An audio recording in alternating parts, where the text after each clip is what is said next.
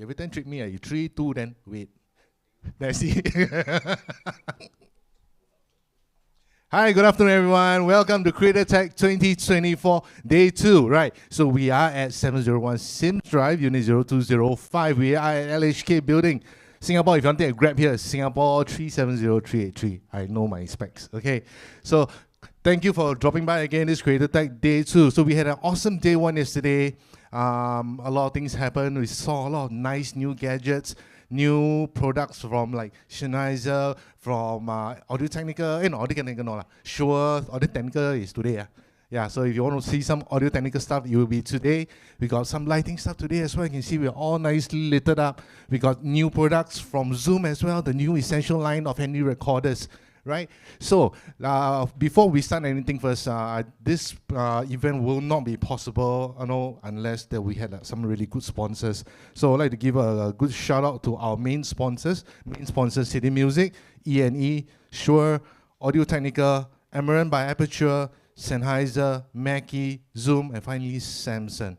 Right? So, okay, so today, I also wanted to give a shout out to those guys who are here and even at home. If you're watching this right now, City Music is having a Creator Tech 2024 sale. So you can get anything. I'm going to say anything, right? Last time used to be certain things can, certain things cannot.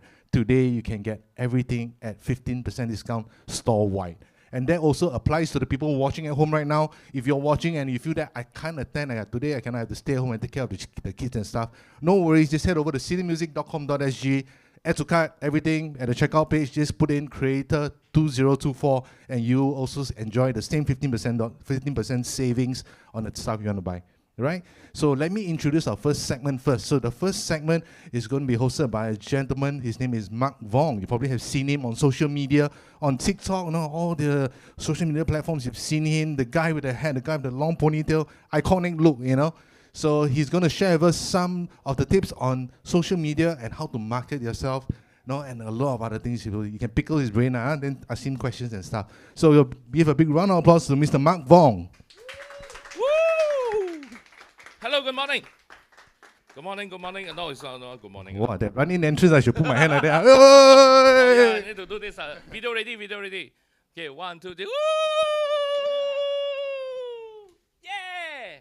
Okay, that's how you do social media. Okay, my slide. Why are you guys here? Okay, good answer. Thank you very much. It's like that lah. Need to get the energy up. It's rainy a bit. It's a little bit gray, and I have only 1 hour, less than 1 hour actually. So I have almost how many slides I have? 58 slides. So we are going to do some racing. This is a race against time. I got a lot to share, and I don't have enough time. But so that's why we are going to race this through. Okay, why are you not viral on social media?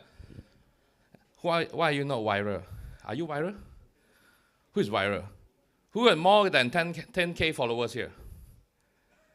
Yay! Why are you viral? You should come up and share.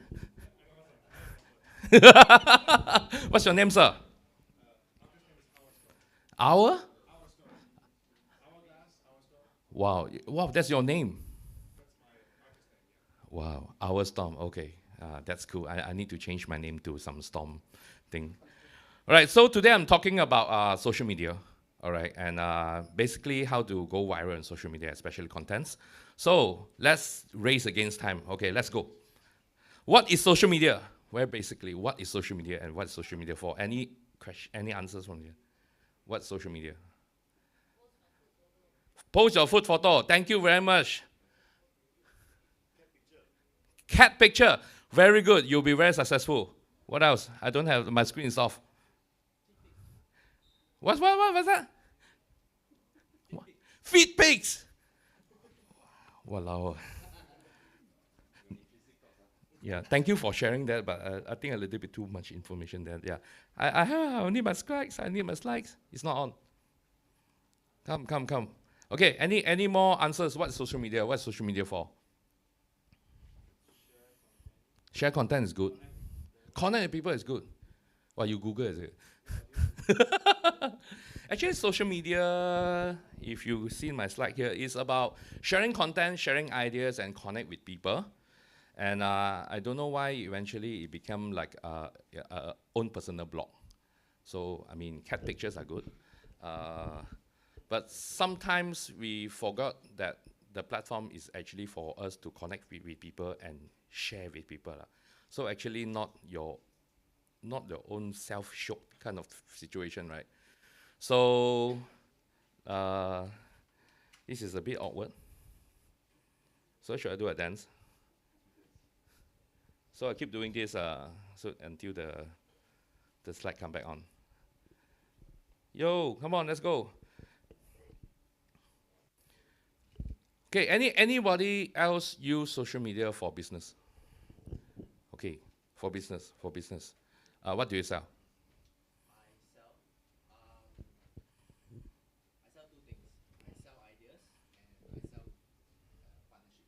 Wow. How do you sell it? Yeah, because it's not a product, it's like.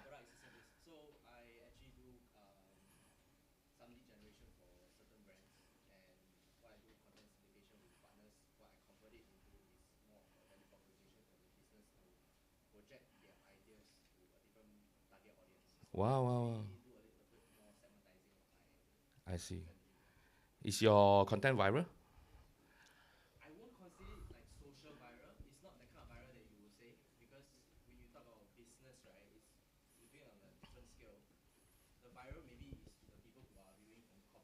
Mm. Mm.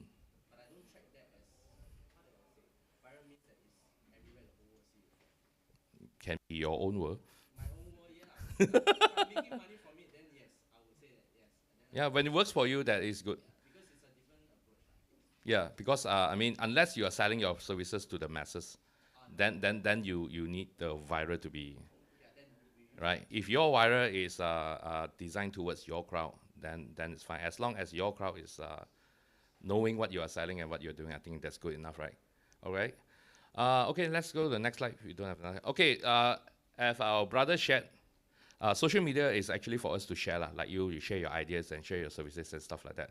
So let's not share what you ate for breakfast today. So, okay, next slide. Why use social media? Now, some of you guys are using it for business. Some of you guys, who else is not using social media for business but for other means? To stalk people? Those are laugh loud one. I know who you are. Okay, let's go. Okay, what's your poison? Means what's your poison? I think social media, we all look at different things because based on our own preference. So what is the topic that you like to watch? Maybe for you, what do you watch on social media?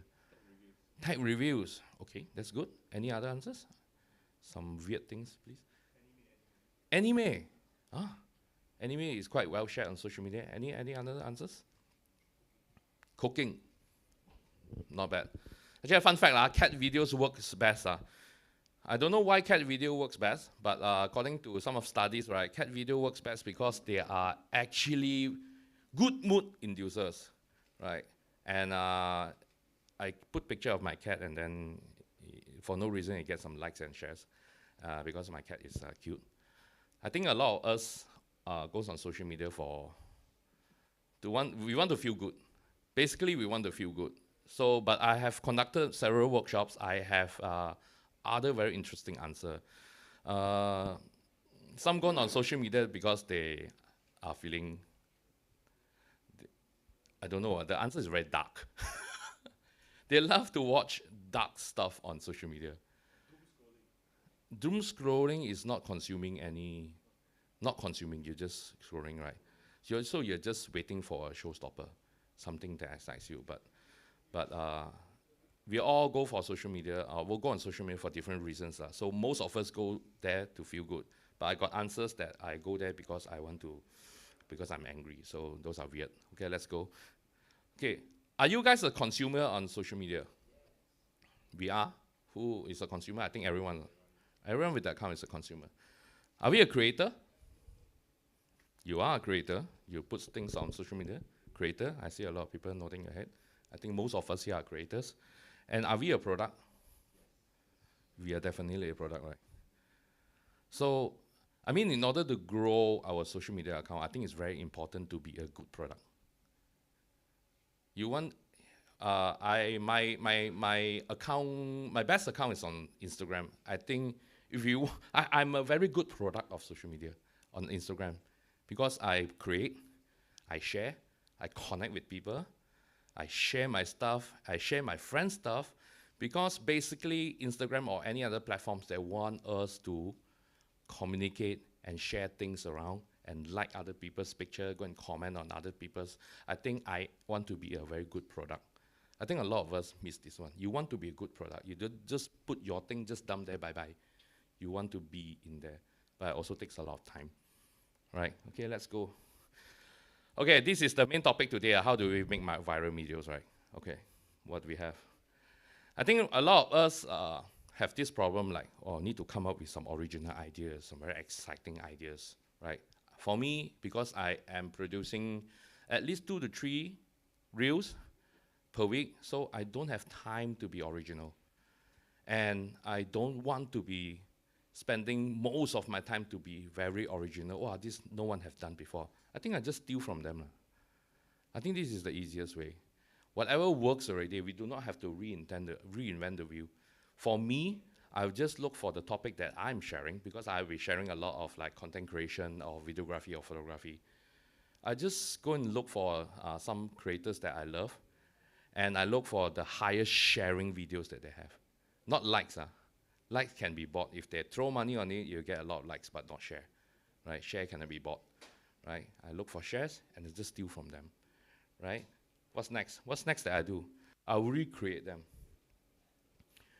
Means I have actually my most top performing videos is actually using slow motion, right? Using slow motion as a stabilizer. Because when we shoot something like that, oh, wow, cannot be stable. But I will shoot something like that. It's one movement and stable. But because I shot it in a high frame rate, it become very stabilized, right? And that video, I stole it from someone. And someone stole it from me. So it's going all around. So I just need to recreate that with my own unique. Re-inject your brand. So my brand is like, hello, here. That's me. So, and then the next one is, and post and expect to fail. I think this is very important. Because a lot of us, we spend so much time and then we post on social media and then we expect like 100,000 views, I expect to be viral. And then that thing doesn't happen. And you become depressed. Then you stop producing.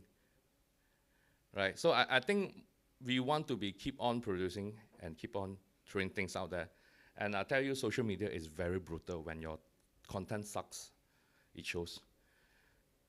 Right? So I think we want to listen to the people. Just post and expect to fail first. I think you want to go on. You don't expect everything of yours can be viral. I don't think that happens. And let's go to the next slide. Okay, this is the formula. Okay, formula. Okay, what's the formula? Can anybody see this? Can someone read that? Social media is about what the people really want. So when you produce, let's say, when you produce something that I want to show people my service, that these people want this service on. Right.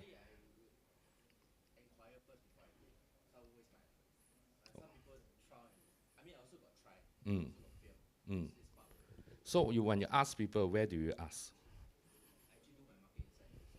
Market insight research. Outside of your platform? But do you look at the platform analytics? Based on statistics right now, and so usually my case is, for example, if it's during a conference or event, and I know my stakeholders are going to be there, they're going to be looking at social media. I target them at that time where it's most strategic and I get that attention at the right time. So it's more purposefully driven, but obviously you got to time it. You got to be a more strategic. It's very deliberate. So you are using social media as a tool for you to do your presentation, right? But I think it will be more efficient if you do social media so that you can go home and sleep and he's working for you, right? So you want to listen to the people on social media. And how do you look at that? How many of us have a social media account that is somewhat a creator account or a pro account that you can see analytics? You do, right? Right. So that is very important. So how does your graph usually looks like? Is it like that? Or is it like that? Like that. That one is view. That one is view. But if you talk about retention, right, means your whole timeline. Let's say your content is 10 seconds long. So it's like from second 1 to second 10, your people, your retention, right? If you have a graph like that, and then cruise all the way to the end, then you do not have a hook. You do not have a hook, and that is a bad content. Usually this kind of content, within the 2 seconds, if within 2 seconds you cannot grab attention, means you drop under the what? Doom scrolling. People seen your account, you have the view, but it's just, within 1 second you are gone. And if your content is categorized under people will scroll away, Instagram or any platform would not push you to any others. I think the max view you have is like 500 max. So you need to get past that. You need to stop people, right? So, and then you need to give the people what they want to listen. Of course, for your case, because you'll be using it deliberately, like, I'll show you are on social media, things like that. But if you want to use this, like, I just post something, I'm not doing anything to it, and it got 10,000 views. And my sponsors are very happy. Sorry? You're using a more proof of concept. But actually, social media for me is a great way to market yourself, right? I mean, you're paying money to boost your contents anyway, right? So for myself, my contents is 100% organic, and I rather spend that money to, hire better people or hire more brains in order for us to produce a better content, and then we post it. So it will grow organically, right? Because also another thing that if your account, you have paid them before, I realized something, if you have paid them before, they will ask for more. So my account, I dare not pay even a single cent, because I realized that, because I got so many accounts, and I accidentally, hey, $5, I don't know $5 how much I can get, right? I pay $5. Oh, okay, $5, so 1,500 views. And from that moment on, no more organic growth from my account. So that is very important. Yeah, they want me to pay. They hook me with the views already. They want me to pay money. Yeah, right. So I think it's very important to listen to your people. Social media is social media. You want to share things that is exciting to other people, right? But there is a format to it. Can I have a next reel? Okay, this is a format for virality. This 15 here means I'm in 15 minutes. Am I late? Okay, still on time. Okay, format for viral, first thing, you want to get your retention. So that's why I say your graph cannot be looking like that. First 2 seconds, zoom, gone. There's no retention. Retention is in every single platform out there, including Douyin, including TikTok, including Instagram, including every short form format falls into retention. They want people to stay and watch. If your retention is less than 20%, you're not going to have a good reach. Means they will literally ask you, right, on analytics, how many % of people finish watching your content, right? We've seen that. You've seen that in your analytics, right? So retention is the first thing to get views. After you got retention, you will have more views. Then you will have, you can reach more people. The second thing you want to focus on is relatable. You want your product to be relatable, but because let's say you're selling something that is very corporate, so it may not be relatable to so many people. So you want to work on scenarios that normal people would relate to. It's very important because I sell products. I sell my services as a photographer, or I sell some gears or something like that. But I cannot. Not everyone is interested to buy a camera. But everyone is interested to go in the cafe and eat food. So I use my camera in a cafe, teach people how to shoot food. Then I'll become relatable all of a sudden. I do not tag review. This camera has 300,000 megapixel or whatsoever, people will scroll away already, right? So if I say, use this, do this, this picture, you get viral. Simple enough. I'm still selling the camera, but it becomes relatable, right? When you're relatable, you have more likes, and that pushes the algorithm as well. And one final thing that is really, really important that I want to share is you need this one. This one cannot be bought.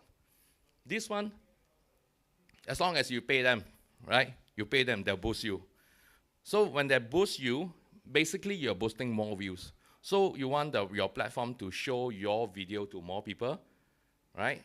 If your video is relatable to the people, then you'll get more likes, right? So this can be bought.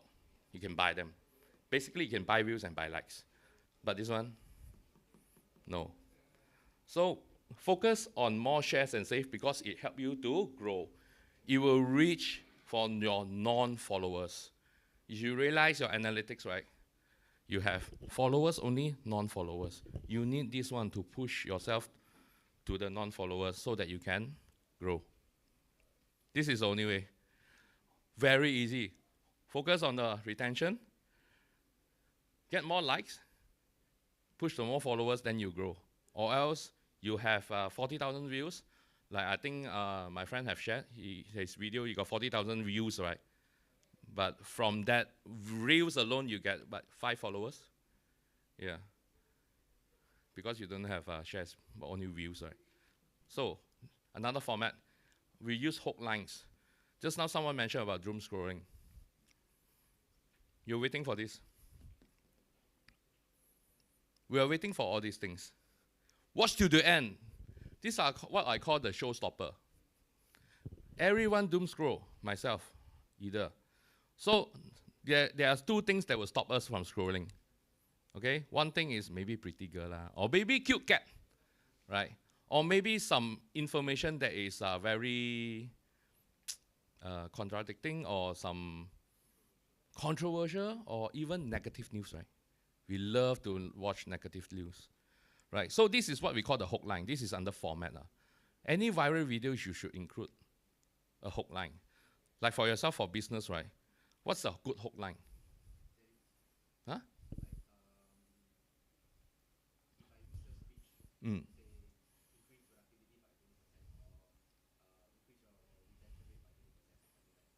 Yeah.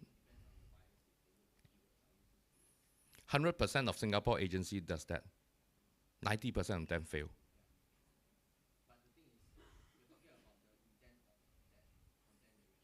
You will lose money if you don't watch this. Follow me, I will show you this money. You give me $10, I'll make $100 for you. Sounds like a scam, right? Yeah. But that don't go viral. That is, I tell you, I don't know why marketing agencies do it all the time. Increase your productivity by 20%. You follow me this step. Everybody says that. Everybody use the same format. But I can tell you, if they don't put in money, that content will not have any views. And they are still doing it. I don't understand. Hook lines only works when it's negative.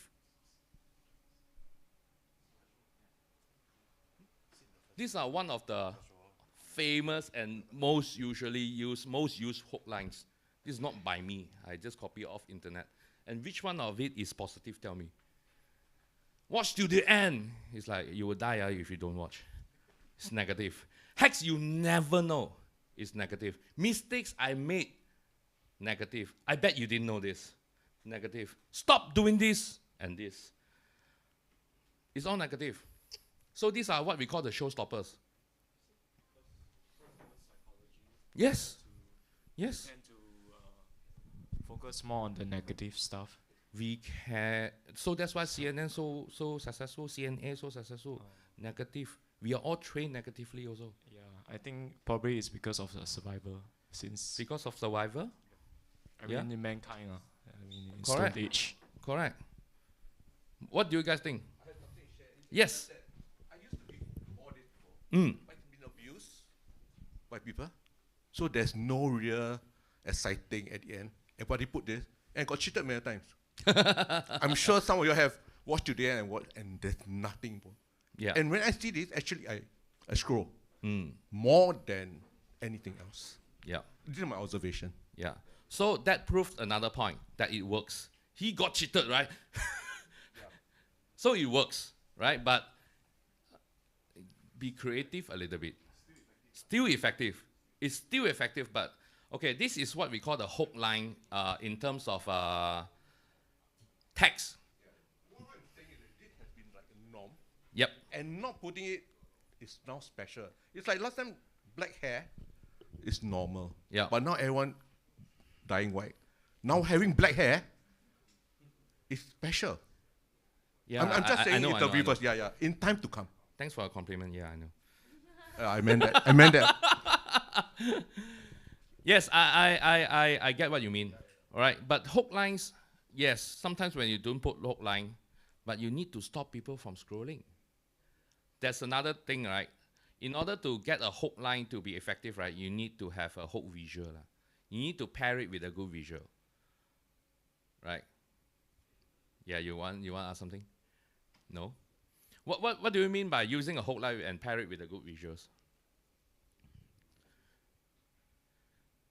Have you guys seen some reels or some contents nowadays that a guy, I mean, has been shared 5 million times already. A guy on I think it's like Mexico where they have the bull racing thing, bull rush thing, and then he got hit by the bull, and then it's transitioned to another guy, and then wow, those are hook visuals. Oh. So now it's a trend of using hook lines together with the hook visuals. And for what you're suggesting just now, they just remove this hook line, they just have the hook visual. Right? It keep on changing. But this is the format. I'm not saying that you must do this, but this is the format that we observe. And most of my content is all like that. A mistake I made, or I bet you didn't know this. This is my favorite. And this one I don't put at the beginning, I put in the middle. If I have a slightly longer video, I will put something in the middle. Right, so make sure your content, you have something happen all the time, and your the gap in between words or gap in between visuals should not be more than 1 second. If you have more than 1 second gap, you can see your analytics that 1 second gap there, zoom, there will be a sharp drop. So that's why my content is very annoying. Because I don't talk, I use Jesse, I use the AI voice. And it keeps on going and going. I bet you didn't know this. Do this instead. Or if Jesse is not talking, I'll be doing something. I mean, don't laugh. It's a sad world. It's a really sad world. People attention span nowadays, they don't even give you 2 second chance. For that 2 second, you don't do anything. Bye-bye. Especially our singer. If you sing normal like that, people know what you're going to sing, know what you're going to think already. So if you're not doing something special, they're probably going to, I've seen it before, good effort, bye-bye. And that will affect your retention because they watch maybe halfway or even not halfway. Right, so, I mean, it's a sad world now, so we are working with the algorithm. What I'm saying that we don't have to do this, but this is the algorithm. Yes, you want to say something? Hook? So instead of visual, you use audio. Is that possible? Very good point. I like that. How many of us watch Instagram or watch our phone without audio? 1, 2, 3, 4, 5, I know. 6. 35% of us watch social media without audio. Especially people on the MRT. 35%. It's slightly higher in Singapore because of public transportation. But it's a good 35%. So if you are using audio only as your hook, you are losing 35% of your crowd. So that's why you have audio, you have subtitles, you have visual, you have everything. You just want to fill things up. You never know what hits. So hook line is good. Shorty wins the game nowadays. How long the content should be now? I need answers. How long? 50 seconds. Wow. Who agree? Any more answers? 15? 15 to 30. You want to sing one song and how? Chorus only, right? Chorus only, right? Not even worse, right? Worse than chorus, 1.5 minutes already. I tried many times. People see that one. Yeah, 20 seconds. I just watched from my favorite social media guy. He said 10 seconds. I'm struggling at 10 seconds. I cannot. I say hello. That also 5 seconds gone already. So it's a sad word, but this is the format. I'm just sharing a format. So for fun contents, right? Just fun contents. You don't have anything to share. You don't have anything to sell. You just want to be entertaining. I think 10 to 15 seconds, right? If more than 15 seconds are really, you need to be really funny, or really something special. Okay. For another thing that this is more important for me, informative contents. So this is the one we want to target on, because we all want to sell our service. We all want to go out there and share something, right? This is, you should not push over. Now my content is getting more towards the 50-second side or 1 minute side. And you can see my, if you're my follower, you can see my retention is dropping. Last time I used to have 15K, 20K, but now because I'm trying to push the boundaries, right? I'm getting 8K, 7K. And recently I got some breakthrough with Amaran, where I do give away at Broadcast Asia. We managed to fetch 12K, 7K, another 12K on another video. Tonight I'm going to post another one, slightly different format, longer. Let's see how. So we are always trying to push boundaries, right? So, but keep to this one. If you had more than 45 seconds, I don't think the platform will welcome. But of course, all platforms says that if you put content that is more than 1 minute, wow, you will get more views. Show me. Doesn't work on me, because when I put 1 minute long, the views are quite bad. So I think this, I think we should stick. All right, let's go. Okay, what do we need? Who create with just a phone? All right. Who create with DSLR? Only DSLR? What works best? Really depends on which platform you're talking about.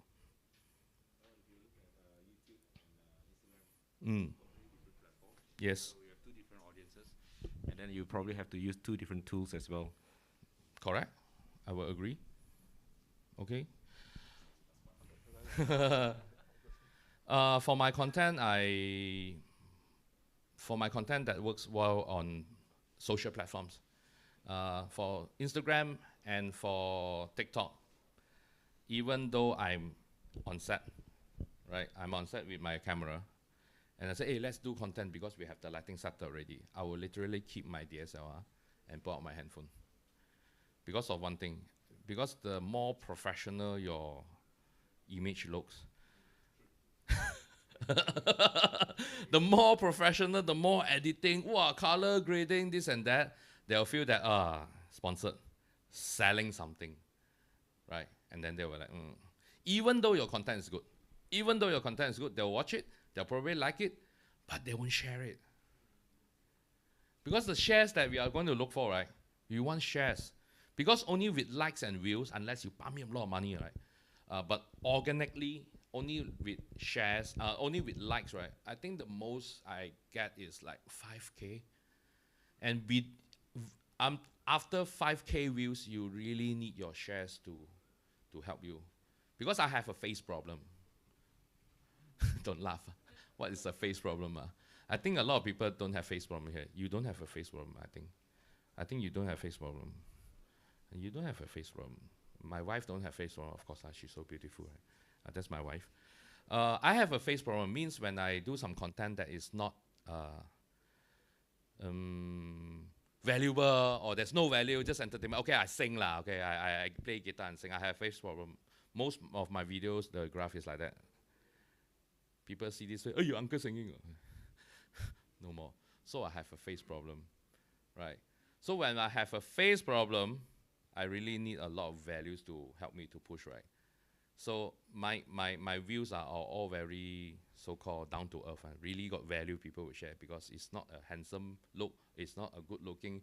Because sometimes when we watch, yes. How to explain the 一剪梅 guy, you know the body with the, then he sang 一剪梅, then he got viral. Yeah, how to explain that type? Do you like it? For me, I'm okay, like ambivalent. Oh, yeah. You like? I think I think on social media you need to be really special. Really pretty is special. Really ugly is also special. Really stupid is special. Really good is special. If you are not fall under those, I don't know why I should share. You know. I mean, we all want to focus on share. When we produce content, my team and I always focus on one thing. Okay, let's do this. Let's talk about this. Because the sponsor wants me to talk about the lighting in this way. And then I'll ask my team, would you share? No, it's not interesting. So what's interesting? Okay, I put the lighting here instead of here when I shoot food. Right, let's say we are doing food photography. So food photography, food in front of me. Where's the light should be? The light should be in front or at the back? Who do food photography? Huh? Back. Okay. Pro. Back or front? Back or front? Debate. Food photography, the light should be at the back or in front? Subjective. Usually you put in front or the back? Put in front. Over top. Good. Okay, seafood, which one? Because it's the real seafood. I mean, ideally, depending, if you want to really bring out the texture, put it at the back, then put a reflector in front, or set up 2 lights, set up minimum, if you want. But, people always talk about 3-point lighting and that. Yeah. So this is a topic we all would want to listen to, right? I just like to eat. Yeah, lah, probably lah. So that's why we want to share this information to people rather than we share the specs of the light. Because when you share specs of the light, so I asked my team, so I say this one will have 3,000 nits of light and we can change to 2,075K.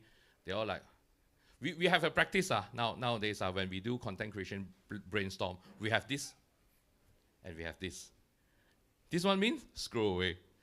So when we have ideation, we have this meeting. Okay, let's say, okay, now I walk out here and then I'm semi-naked. Then they're like, oh, this is a good hook.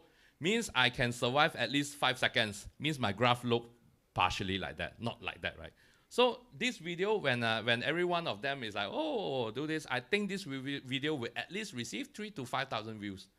And probably you got shares if you got some values. Just being stupid, no value, people don't share. You get a lot of likes, but no sharing, right? So when the idea is not good, we literally go like that. And then when literally go means scroll away, that okay, drop it. We don't even want to talk about it, right? Because in Instagram or anything is brutal, so we want to, okay, what we need? We need a phone or camera. We need light and audio. Okay, why is this so important? We talk about this one. Because we talk about algorithm just now, right? I don't know where you guys, okay, before even going to this, because this one is all for the equipment already, right? So the algorithm wise, any of you got any question? Because this is another segment already. We'll roll back a bit. Any question? Any question? In terms of the format wise, the algorithm wise? No? Can we move on? Okay, this is very important because if this is not important, why are we even here? This is a creator tech showcase. All right, let's go. Actually, phone versus camera, just now we went through already. So I would prefer a phone, but let's say if you want to go for more branding, means I want people to look at me as a more branded, more polished, I will probably go for a camera so that my visuals are better, but I would know that my views are probably be affected a little bit. Because some people will be like, oh, maybe sponsored, right? But more targeted. Yes? Anything? The medium does matter also, because your audience will react differently to Yes. Let's take YouTube out of this equation, because YouTube is totally another platform where you really need to be very pro, right? So if you just use a handphone to shoot YouTube videos, I think if it looks a bit sad. It looks sad. So I would prefer the camera. So we talk about social media, means I want to talk about Instagram, TikTok, and the short form, even YouTube, but YouTube Shorts, right? Because those are more relevant to my topic just now. Because the long form there's another whole different ball game, right? So it all depends, right? Something that I would love to, it all depends also on money lah. So this one is very dependent because if you touch this one means It's a money pit. You will never stop. Right? 10K enough or not, Sifu? Can 10K can. Show me what to buy. My FX3 already. Right? So let's go to the next slide. So this one is the most important. Because from social media, when we produce from a phone, my teammates suffer from this one. All my teammates suffer from it because I'm the one on screen, so they are the one holding camera. So they all have this shaky hand guy. So I just want to make guide this one for you guys. Make sure for you guys. Okay, what we can do when we have a shaky hand. Because handphone is very difficult to handle, right? So this one I will recommend ninjutsu.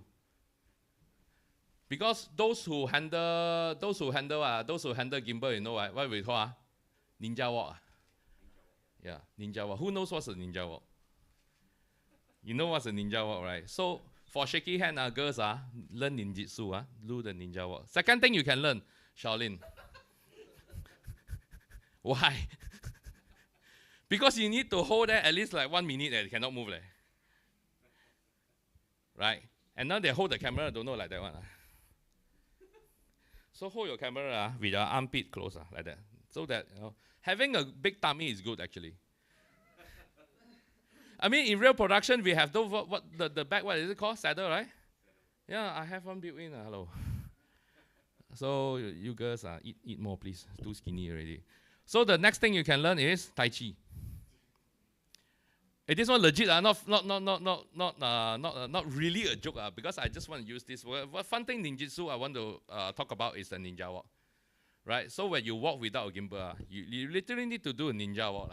So can we have the gimbal users to demonstrate for us? What's a ninja walk? Come, show us. Okay. Show us your ninjutsu. Come, roll back to ninjutsu. Okay, let's show what's a ninja walk. Proper way to hold a camera. Ninja walk. It's not very ninja. Actually, a stabilizer on the phone is very good. Actually, if you walk properly, you literally can get away with a gimbal. So, but the ninja walk, now I cannot ninja walk, knee pain. So the next one is Shaolin. So this one is holding a camera, your armpit close. So having a saddle, your built-in saddle is good. All right. Third thing is Tai Chi. So Tai Chi is what we call a floating cam. So because we human beings, we look at things, we don't look at it like that. Dead fish maybe but because you're sitting down here, you move a bit, you move, right? So actually we want to create this floating feel when we have long form content where we don't have a lot of camera angle. So it's a floating cam. Means you don't do like that. I've seen production house do that deliberately, put on the tripod and then do this. I'm like, what the fuck? Because they want the floating feel, and literally they put it on the tripod and do this. I'm like, oh my god, the footage come out like that. And then because they want the warp feel like that, right? Then they do this some more. Sure, marble cannot fix in post because when you do this, when you try to stabilize in post, the whole thing warp, right? Anyone who works with video software. So be a Tai Chi, like floating cam. This one Tai Chi. Do you want to learn Tai Chi? Okay, next one. You can learn Muay Thai. Muay Thai a bit too fast. Okay, maybe next. I think the best one is still Muay Thai. Okay, be a cat. Cat means very fast movement and very stable and very gentle. You know how cat? Right. So this is some of the movement that you should learn if you hold camera. Girls, this one for you. Learn Muay Thai or use a tag or we can use a tag So that's why the creator tag showcase So I think using a gimbal, for anyone who use a phone to produce, please buy yourself a gimbal. Don't save the money. This is only like I don't know how much it is $100 over bucks only. So I think using a tag will help a lot because I see people struggle with handphones. So that's why my content really people got a lot of shares because I'm like, you don't need gimbal, do this. You don't need gimbal, do this. But in real life, yes, I do use tag. So I think if you want to produce your social media, I think it's very just buy one of these.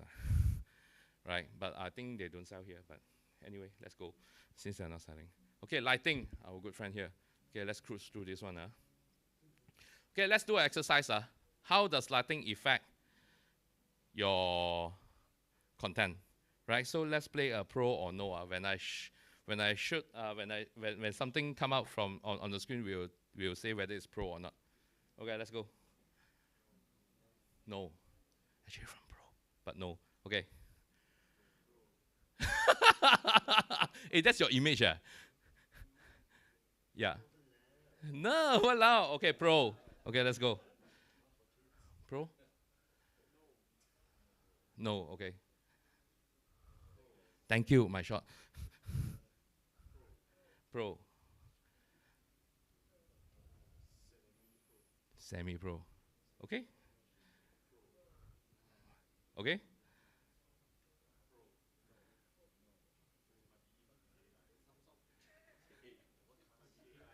You see the confusion? I know this will happen because it's cat. You don't care whether pro or not. You like already.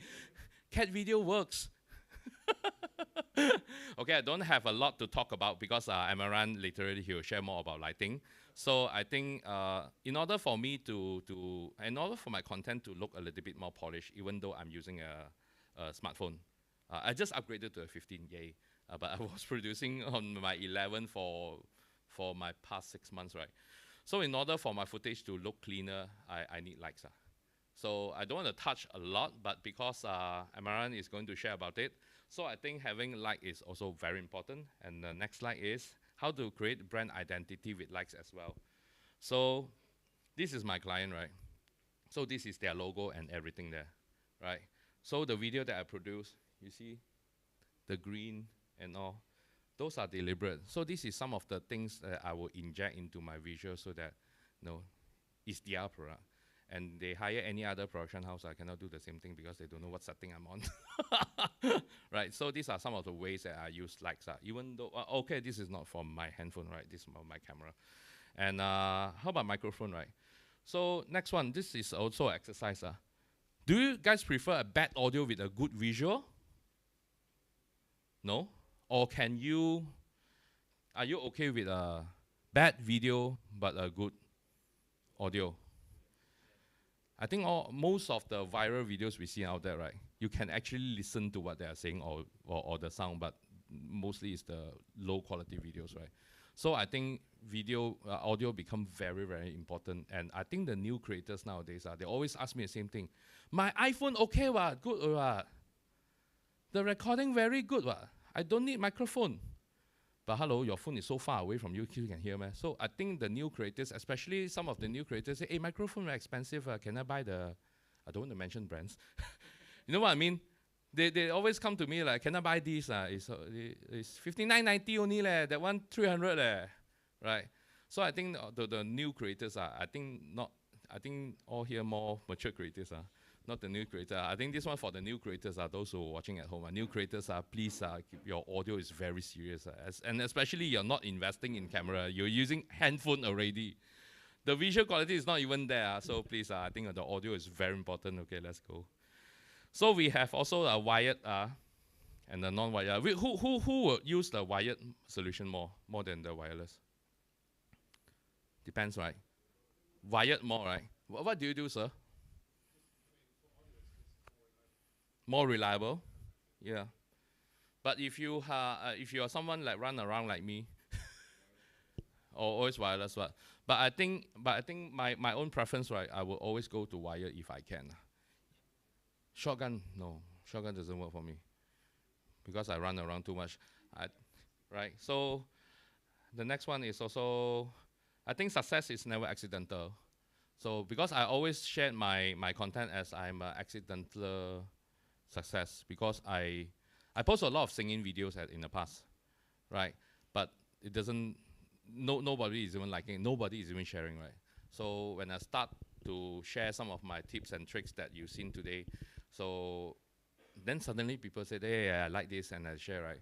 But to me, it's like accidental success. But for me to put an effort to put my video out there, to put my content out there, it's not accidental.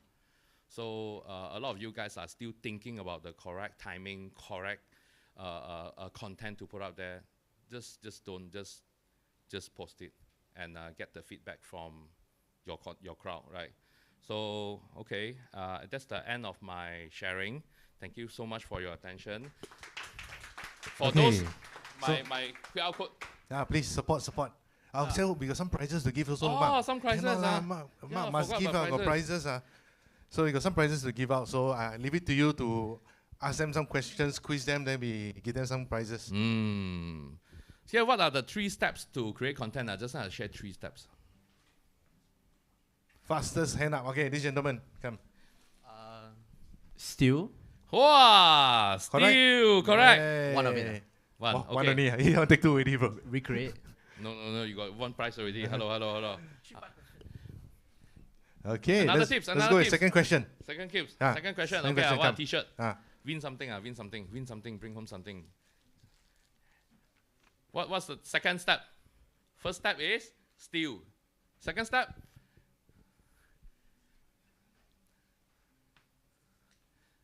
He said the answer already. What? I give you to you. Wow, look at 2 times. I thought, yeah, you give him everything. Yeah. Okay, another question I want to ask. What's the hook line? One of the hook lines. Watch until the end. Very good. Yes. I think you need that. Watch until the end. It works well. We got another 2 more. Another 3 more. 3 more. 2 more. 2 T-shirts and 1 hat. Wow. Okay, this one I don't want to ask question. Any one of you ask me question, I'll give you one. Okay, any question for me? So now it's the other way around. Ask him a question, you get a gift. Yeah. Yeah. Instead of using zipper, use things like tripod and a side handle rather than it. I mean, If your subject is static, I think yes, tripod is always, yeah. But do not put your camera on tripod and try to replicate that floating movement. No, don't do it. Thank you so much for the question. Awesome. Let's got 2 more to give away. There's 2 more. Just ask me Let's anything. ask question. Irrelevant one also can ask. Walao. Irrelevant one. Yeah. Like, What's your opinion on sex cells? Ooh. What? What Bro, is this your one, can I opinion? suggest you give him 2? Controversial. He there, you give him 2. I don't understand the One question. cap and one shirt. What is your opinion on sex cells for virality? See, this type of question I love. Yeah. Actually, I Questions that no one dare to ask. Actually, I use that. Because I have a face problem. So I always have her. Where's my... Yeah. It's either her or my another crew that will be together with me.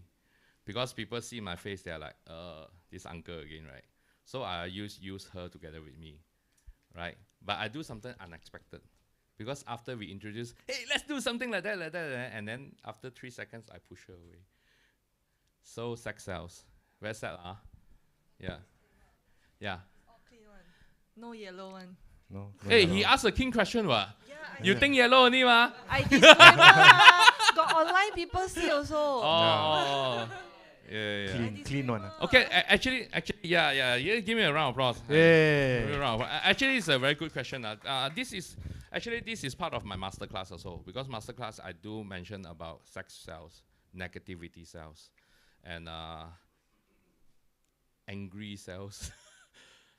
Actually, sometimes, I mean, since you asked already, right? So yes, sex really sells. So of course, we don't want to use it the bad way, lah. Right? We try to. I mean, she's a pretty lady that stands beside me, so there is sex. But I don't want her to wear bikini because that will spoil the brand or mean other stuff, right? So the other thing is negativity really works, because sometimes we deliberately misspell something or mispronounce something, and then all the keyboard warriors will come. Hello, if you want to make content, please get your story right, get the spelling right, and all those things. We love them because they're generating enough engagement for us. It's actually true. So yeah, so that works. And sex sells. Any other weird questions? Okay, last One one. more. Last one before we call the set. Yeah. Yeah. One more question. Anybody? One more. Any question? Richard, you look like you want to ask something. Anybody? Can. Next time, boss, you take off your shirt and try. See hook enough or not. This is not a question. I reject that. Okay, one more question. Come on, let's go. Come on. anyone? Anybody? No. Like. Okay, come. So, we talk about viral videos, right? Yeah. In your opinion, what is truly a viral way to make success for your content? Come again. Because you talk about viral trends, you want to create Yeah. virality for your videos and Yeah. stuff, right? Obviously, you have your formula and you share with us today. Thank you for sharing all these tips. What do you define as success for viral videos in that sense? Because we all look at different metrics across the scale. I mean, I'm from My Republic, so the way we look at metrics is a bit different because we sell on subscribers, right? Yep. So you take that same scenario. I believe everybody here work from different trades. You all got different metrics, right? How do you define your metrics as successful in that sense? I think for me to define what means viral, right, means you do not have to do your marketing so deliberately. Means your content is generally exciting for most people to talk about or to share, right? So for that, I mean, you can go into your niche and all, but if you talk about viral, I mean, right, means you somehow become like a household name where people will know you. Because I think this is very important, especially for us in business. When you have a face, means people recognize this face. You have a voice. So when this face is recognizable, because I am not I don't call myself as a very famous KOL, but I think I go to, let's say I go to Broadcast Asia, I go to some booth and hey, I know you are under my radar. Hey, you finally I get to meet you. Hey, I'm following you. No, so I think that's a good way. I mean, especially when you're in business and people would know you, and whatever you say is like, I don't need to build another relationship. Hey, you should trust me. I do this. I'm good. Right? You don't even need to do that. So it become a very good bridge for you to connect with people and make things easier. I don't think that you can sell immediately, but it makes the relationship a little bit easier and faster. And then you have a relationship, I think you will sell easier rather than the first step is to build a relationship. So that's how I would classify it. Does that answer your question? Right, Hey, thank you very much, Mark Vong. Give a round of applause, guys. So remember you to so follow Mark Vong on his social media platforms. Thank you very much, Mark. Okay, so we're going to move on to our next segment. Now it's no intermission. Very quick. You can see the gentleman behind. See this guy, handsome guy, getting ready. So this is Mr. Mike Mayuni. So Mr. Mike Mayuni, come, Mr. Mayuni. This is our set. So we are gonna do a set. I'm gonna do a set with Mike. Mike, this set, Mike. Yep. This side. This mic. 1, 2, 3, 4, 5, 6, 7, 8. Okay, I just bring up a bit. Okay.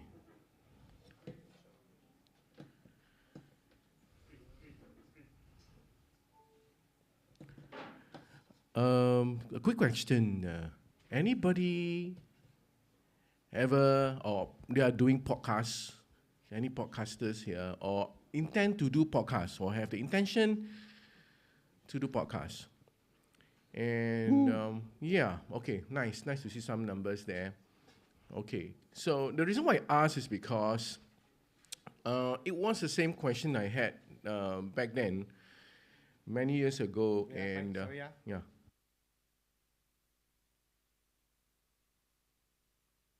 Okay. Okay, what happened was, It still happen. Okay. okay, you know, Sorry, back then, right? We of course, you know that City Music, you know, we are the rock and roll company dealing with True fact. pianos, keyboards, and guitars, and all that.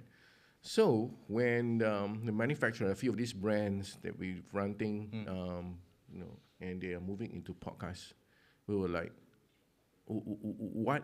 You know? Yeah, and correct. They are like a bit lost after. Podcast. I was like, okay, so I play piano, podcast, and this makes sense, right? Yeah. So what is podcast? So the question is like, you know, So podcast is like, a lot of people say, is it you just sit down and talk and then record? And then record like two friends drinking at a coffee shop, just speaking to each other. Certain topics will vary. You know, topics will really vary. If you sit with old uncles at a coffee shop, they talk to you about politics. Right. You talk with a bunch of NS guys, talk about a bunch of NS guys, then they'll talk about sex sells, bro. Girls. Why do people listen to podcasts where they can, they see, you can just listen to the radio, actually. and then after that, you can listen to music. But why podcasts? Because podcasts, you are gaining another person's perspective in a true conversation on a topic. You know, it's not just coffee shop banter. It's really sit down and talk about a specific topic. That's the magic of podcasts. So I am again, my name is Mike and Lionel. I'm Lionel. Okay, so let's dive into podcasts. This is the reason why, because we want to share this knowledge, this expertise. Not much of a content. We have a lot of the amazing people that going to be sharing with you on the various contents. I think leave it to them. But what I'm going to share with you is how probably you are able to set your own podcast and the things that probably you would need that you can consider, and many more factors that you can think about. I think it's not only just a hardware thing, meaning a product. Yes, product helps, but knowing what to do during the podcast, the application and how to apply to it, right? Right. Yeah. So Mike. Okay, let's do that. Right. Okay. So a little bit of that. I took it out from. Maybe you should share a little bit who, other than we are from Cine Music. And Lionel, he called himself Smash Pop Junkie. So he has his own YouTube channel. Way before he started Cine Music, he's been doing that for many years. How long were you doing that? Wow, I started doing since 2013. Wow. 2013. That's like, I don't know what to do, bro. Oh, literally don't know. Oh, I can put videos up there. How do I merge audio? Then I try to figure out. So for those who love guitars, you should go to his YouTube channel, because he has a lot of nice, very inspiring videos playing different songs, and look at the numbers. You see how when much. I saw this after you did the slide, then I realized something. I have taught 686,000 people how to play a particular song. Exactly. Then the day I remember there was a customer that came here, was playing this song on the guitar. Then I look, flashback. And he was playing exactly how I played it on the thing. So I pretty much, I don't want to say it was me, because unless you can recognize my crouch, then. Wow. But I doubt so. If he that one you are, then I have a problem with it, bro. Wow. I didn't edit the numbers. The numbers is real. This is from when this screenshot. I have never monitored it. Nice. Right. So I've been doing YouTube content since 2013, mainly guitar-related content. I don't show my face on my content. There's a few reasons why. I'm lazy to do my hair When you do content, you need to have expression. And when I find that when guitar players, they play guitars on screen, you need to have the stank face. Okay, what is the stank face? Means you play Oh, they kind of look. Don't want I don't feel it just not me I don't do the stank face thing Then I find that when I have the camera on my face, then I have to do a lot more. I have to style my hair, to comb my hair, make sure I can have to shave. Then I need to look good on camera. Right. So this time I only just need to cut my nails and put on some nice trousers that can appeal my crouch a bit more. But I like the shots. Some of the shots you've done is very nice. And if you guys go to my channel, you can see I only use one camera. One only. Really? One only. Oh, no multicam. Just one camera and multiple angles. Right. So one song, I can play the same song. I'll start learning the song in a space of 2-3 days from scratch by ear. Then I'll film the content. I'll play the songs basically at one session for 3 hours, maybe 20-30 times. Wow. Just one song. Until to the point where I got injured. Wow. Yeah, so then after I kind of no pain, no gain. No pain, no gain. Yeah. So this is how I did it last time, because I wasn't exposed to all these things like what we have here in Cine Music. I wasn't exposed to all these things. I know, okay, go and buy one camera. Can you all guess what kind of lights I use? You know, you go to fruit shop, the big bulb that they hang on top the sell durian one? Yes. I bought a white canvas from IKEA. So what you see in the white canvas, I overexposed the canvas with 4 bulbs, which is not seen on screen. I only bought one soft box that I got from Carousel for super cheap. Wow. Inside also the durian bulb. Wow, nice. So Then you want to know the tips and tricks, better look for him. No, but now things like that, it's like everything is accessible now. Nice. Yeah. Nice Last time I didn't know. There was no one to share with me. They weren't like workshops like this to tell me, hey, you can do it like this. Yeah. So just experiment. I think buy lot any bulb will do and then just try. Oh, this one never flicker. Can this one can use Wow. Yeah, so a lot of trial and error, but good thing is that we're here now, so this is where we share expertise. Yes, yes, Right. we do. Yeah. So let's not talk about me anymore. See this guy, this handsome guy? Music is me. Mike, my uni, 81.5 thousand followers on IG. Wow. Okay, so true story. He has been around in the industry for so long, right? He has Yeah. done so many iconic things, and we're not talking about just simple achievements. We're talking about going to National Stadium, the old National Stadium, packed to the brim with 60,000 people, coming on stage to perform. Yeah. Guys, Wow. that Good is old something you need a lot of nerves to do. Wow, yeah, Really. I can imagine. Woo! Suddenly I flashback, man. Yeah. I remember I was performing for National Day as well. And for those who don't know, I also arranged for National Day. I also arranged for, I compose songs for Youth Olympics. And yeah, some of the TV programs or the dramas is done by me. Also, many others lah. So I arranged for, what you call that, Singapore Idols. Back then under the late Iskandar Ismail and many more. So other than that, I also do judging. I judge in Indonesia, Malaysia, and of course Singapore. Yeah, those competitions. But your demographics are mainly Indonesian. Indonesians You know why I know and, that? yeah. So when I first started working here, I had an Indonesian helper. So I went back, then I said, I was going through my IG and saw your profile. Then I asked my helper, do you know this guy? Oh, my uni, handsome, sir, handsome. Not last time lah, now the tua already.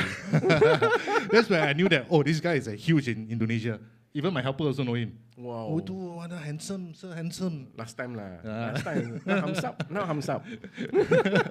So like, I think there are some songs that you probably heard through the years. You may not even realize that he was the guy behind it.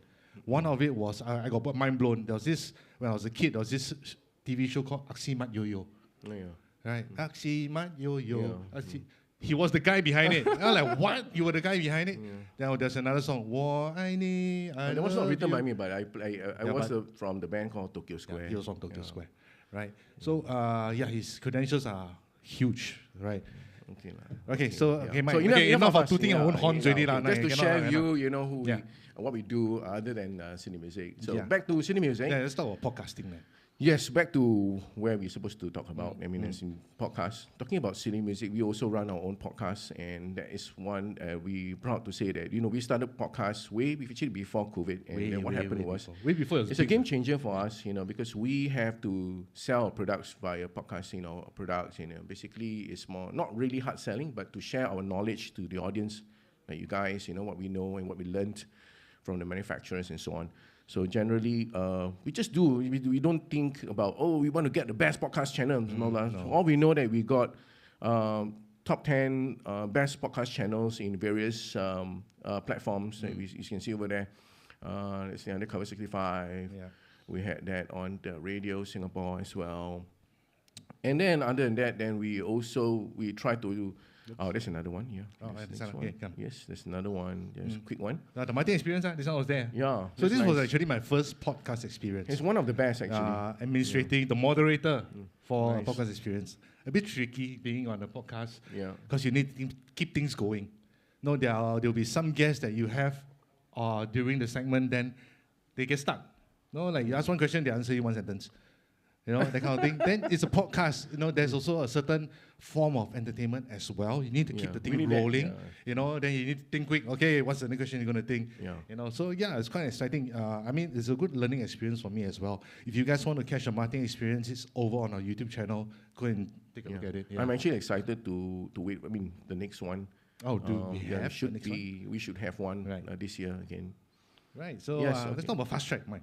Okay, Fast Track is basically we started out the content that we have as well as the products that we have and generate this course. This course basically what we had was I think it was still during COVID. During We COVID have time, our right? first debut online course. And it's a 2 days course that we had via Zoom, and we were very surprised that there are a lot of people who wants to learn about podcasts back then, and we're like, wow, we took about almost a year to put all this content together and putting on into a course. So generally, we have amazing things that we put together, like how to create content, of course, and other than that, how to find the right product for you. and so on. So, and then we have also, we're working closely with the NTUC Income, and that was live with the audience as well. So it's quite interesting. Yeah. So, So I think like when it comes to podcasting, like mentioned, we are all like rock and rollers. So a lot of the knowledge that we took from rock and roll, we put it into podcasting. yeah. Very similar. Very similar, Different but similar. Yeah, but Like it did help the flow. Oh, like that, same. Then, Okay. Yeah. yeah. So it's pretty much the same. So when it comes to hardware, hardware from being a musician, then now we talk about microphones already. Yeah. Right. So That is to me is something different. different.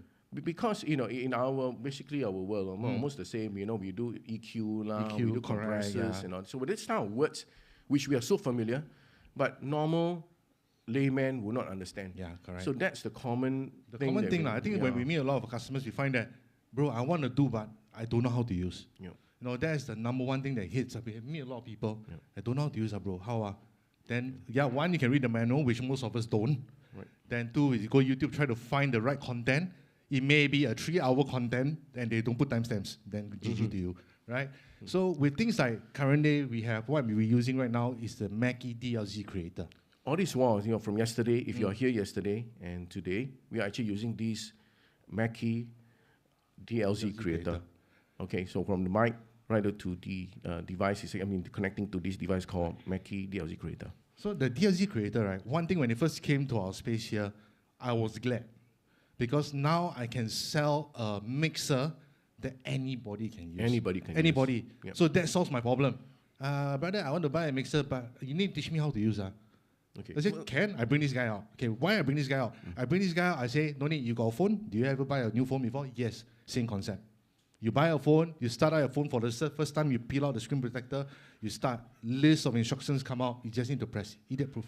Okay, first of all, I need to let everybody understand what is a mixer. So now the thing is, okay, so talk about mixer. Some of you may not understand mixer, so I'm just going to share a bit. So let's say, for example, I have one microphone, and he's using one microphone, and you got several microphones. You need to connect this into a middleman, whereby if not, you can't connect this directly to a computer or a sound system like this, you know. So you need to have a mixer so that you can put all the things that you want together and process it and somehow, and then amplify it. So that's the rule of the thumb, then how you basically put them together. Okay, Right. so that's the mixer. Yeah, so like I was mentioning the DLZ creator, there are 3 modes inside, okay? There is the easy mode, enhanced, and pro, okay? Self-explanatory, easy. I'm someone who don't know anything, but I want to start doing podcasting.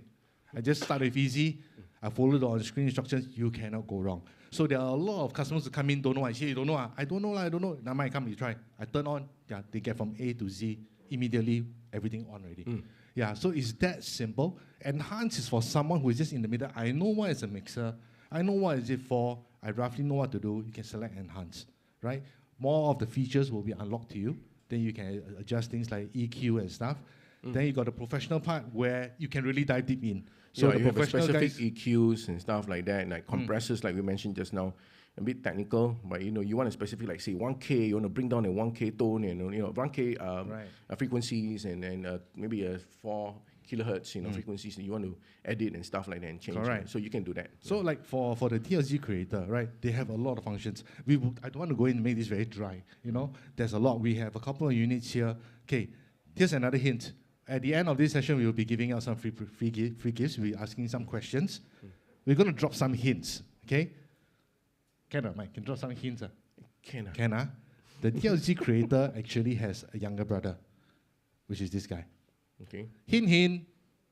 Mackie, DLZ creator, XS. Smaller guy, 2 inputs only. Okay, you don't need something so big, you want something small, portable. Yes, we have this guy here. There's a lot of functions on it. I want to encourage you guys to come and play with it, and then you realize how easy it is. Right, very, very simple to use. They got a ton of functions.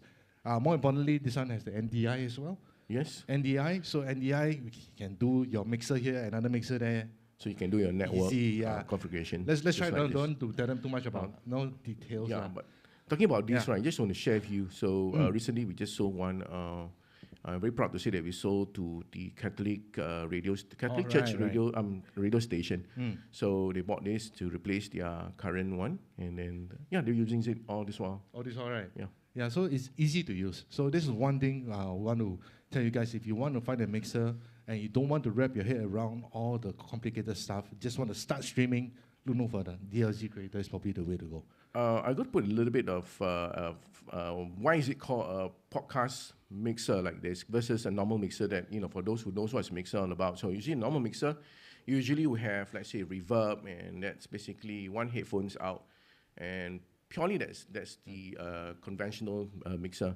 So what is the difference between normal mixer versus these podcast mixers? Usually podcast mixer, right? Usually if I have 4 connectable microphones, usually you have 4 connectable headphones. That means because we usually don't want to amplify it through this PA system. When you do our podcast, we prefer to be a little bit more concise or a bit more, by itself, so that we can hear and we can know what basically we are hearing from what we're explaining. So that's the first thing. Number 2, it has sound effects. So you can put. Hey, I know sex sells, but don't do that, lah, bro. Yeah, that's why I put that. So, yeah. Yeah. So you have sound effects like those, so you can. Hey, this one, bleep this, right? Sex sells, so I think this starting sells. When I press this, right, it overrides my voice. So it's and I'm back. Oh, yeah. So if you have a foul mouth, yeah, so you want to protect your, you don't want to get demonetized and stuff. Yes, stand by. Get someone to stand. So lastly, most of these mixers, right, usually you have an onboard recorder, so you can record via your SD card or USB sticks, or even directly USB to your com to record to your computer. So these are the basic common features that usually you have on a podcast mixer, or specifically you can call it the Mackie DLC Creator. And it has a little brother, hint, the XS. Okay, we have the access. So we have this unit here. We don't go full detail, but I don't want to bore you guys with too much tech specs. Can't play with it, then you realize how easy and how fun is it, right? Okay, Mike, I gonna signal by marketing. Okay, before we do one more product, so just tell people, just share with you that, CD Music, we are proud to say that we have the most range, or the best range, proudly to say we have the most range of microphones and headphones. So please take this advantage to try out. If you want to know and you want to buy microphone, you don't know what to buy, please take this opportunity to ask any of our guys or myself and Lionel, go and try out the microphones, because it's good to try, because different people have different voice. You see, look at me, I have a very nasally voice. Yes. All right? Look at Lionel, I have a very bright, sweet voice. We are totally different. So what mic, basically, you have to try the mics.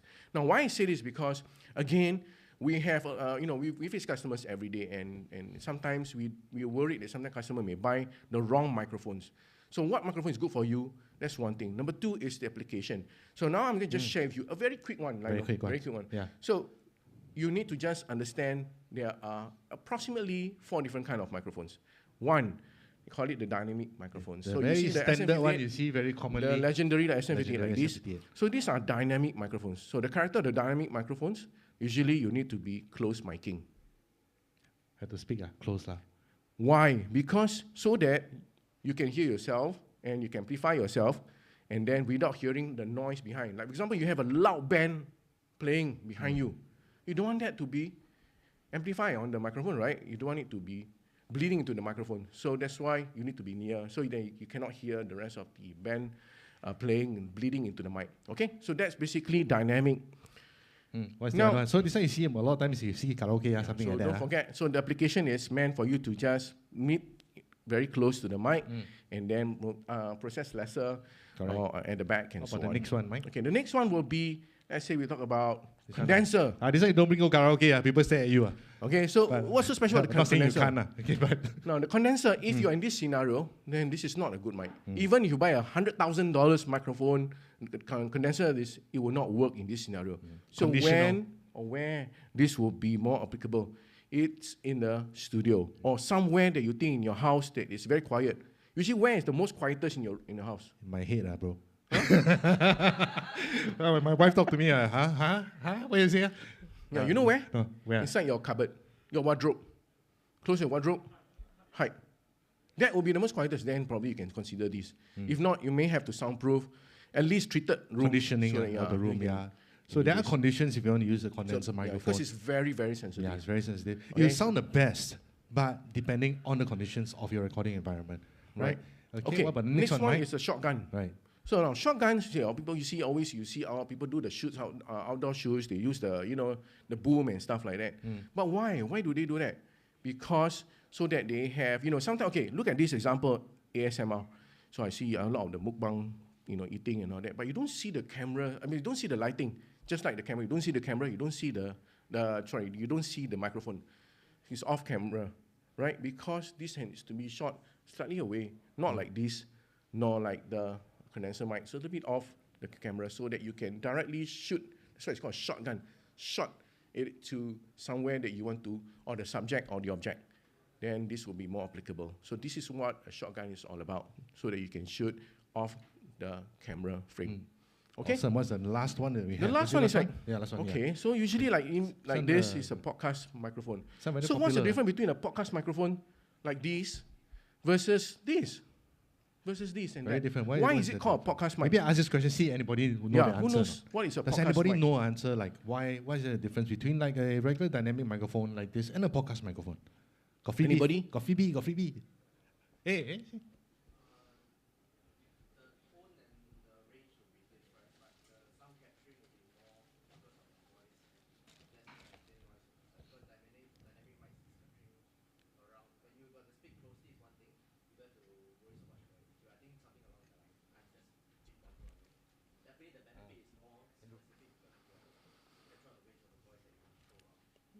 Correct. I like that. Okay. All right, thank you. Okay. Okay. Just to extend, probably 90% correct. So exactly what it means is, now these are dynamic microphones. Exactly the same. But what's the difference is, this dynamic microphone has a slightly smaller diaphragm. This usually podcast microphone has a bigger diaphragm. Why? Because I want to hear this. Testing mic 1, 2, 3, 4, 5, 6, 7, 8. Which usually you don't get this because your diaphragm is very small. So you don't hear that low buffling sound or your fat sounding meaty sound at bass. So that's why you need big diaphragm dynamic microphones. So big diaphragm dynamic microphone usually it's dynamic, and that's why it's called podcast microphone specifically. Right. So there is a difference, huh? Even like condenser microphones, there's a difference as well. Yeah, huge exactly. difference. So there are different microphones for different people, different applications, I would say. So if you're not sure, I want to do a specific thing, and you're not sure what kind of microphones to get, let us know. Yeah. We'll recommend one. You don't have to buy one from us. We can just recommend to you. Yeah. Nice. Right. So the DLZ creator right now is going at, I thought 15% off. This is 20%. Yeah, 20 for 20, DLZ creator with 20%. Right, so now it's only 1064, right? Then of course the younger brother, the XS, is only going at 705.5. Okay, Wow, so this is available right now for those watching at home right now. It is available online as well. So head over to citymusic.com.sg. Okay, anybody have done recording before? Nice. Yeah. Okay, just to share you a little bit the challenges. Okay, the challenges. Let's go to the next one. Let's go to the challenges. Yeah. Now, challenges: how to record a whisper. Wow. Second, how to record an explosion. Right? So this is usually the most challenging. Mike, we're gonna wave. We got 1 minute 42 seconds. Okay, then we have a bit more time. Can we just finish up this and then we just yeah. So that's the challenge. So Lionel, why don't we? Let's just show them. Show them. We just show them. Okay, so what we have here, this is the new Zoom H6 Essential. So they just came out with this new line of handy recorders. This line of recorders has been around for a super long time, but they just revamped it with a very special function, 32-bit float. Hint, hint, hint. Okay, 32-bit float. So, Mike, can you tell us more? What is 32-bit float? Okay, now I understand many of you have done recording. Now, we know the challenges because when, it's always the gain structure. Too loud, then you got to bring down. The moment you bring down, too late already. Not too loud, but too late. The problem is when you record soft. The moment you bring up, also too late. Why? Because you have that incline of that soft to the loud level too late already. Because that's why you need a sound check, right? You need a line check and you need a sound check. But what if you don't have the time when you need to just go to the location and record? Okay, so time is not on our side. So this will be a solution. Why? Because this 32-bit recording is a floating 32-bit. So meaning you can just record whether be it's too soft until you cannot hear or too loud like explosion. No worries because let this recorder do their job. Okay, so let's go to the next. So let's see, like for example, things like this. If you're filmmakers, especially, let's say you're recording a scene of a couple fighting, then soundman like that, then you can't scream. Like, hey, you cannot scream so loud because my microphone clipping. Then you need to express the emotion. You need to scream. How? Okay, example, I Right. want to record inside a club, which is like so loud, noisy, right? Noisy, yeah. And then it's like too loud and you get clipping. Yeah, correct. So this is a solution. So this is Example, definitely so a these are, solution. or if not, I want to record, let's say, the building want to collapse. Correct. So you don't have to worry about, because it's only one thing, right? You cannot make the building go up again, and you can't, right? So One this thing, will be, repeat again. yeah, this will be the best solution. Okay, what we want to show you right now, we're going to record some clips into the H6 Essential. Let you hear a loud recording. That means any normal circumstances, when you record this in normal recorder, you bring back and edit, you can't do anything about it already. Okay? So Mike, can you do me the honor? Okay. So loud scream incoming very soon. So I'm going to do loudest. You do the loudest lah. I do the soft one lah. So I record, Yeah, I must give them warning first. They scared. You scare them. Oh, okay, can I? Okay, ready? 3, 2, 1. Bro, I feel that Very anger in loud, you, yeah. bro. Did that come from me? Of course, bro. The inner demon. Okay. Now I'm going to record you very soft. Okay, very soft, huh? Wait. Oh, yeah. Someone. Okay. Do you even hear So what now I you said? no, we're doing it live, so you We're can doing it live hear right the now, right? loudest and the most softest. So once we have these two clips, what we need to do next is transfer the files from the H6 into our Logic, our DAW, right? So my DAW has a 32-bit settings in already. So all I need to do is now to transfer the files over. We're just going to do it real quick. Then let you all see how does a waveform look like in a DAW. So once we have the files in, we can set it to a transfer mode. File transfer mode, it should appear anytime soon. Once you open up, we will have two files. Okay, this is the first one.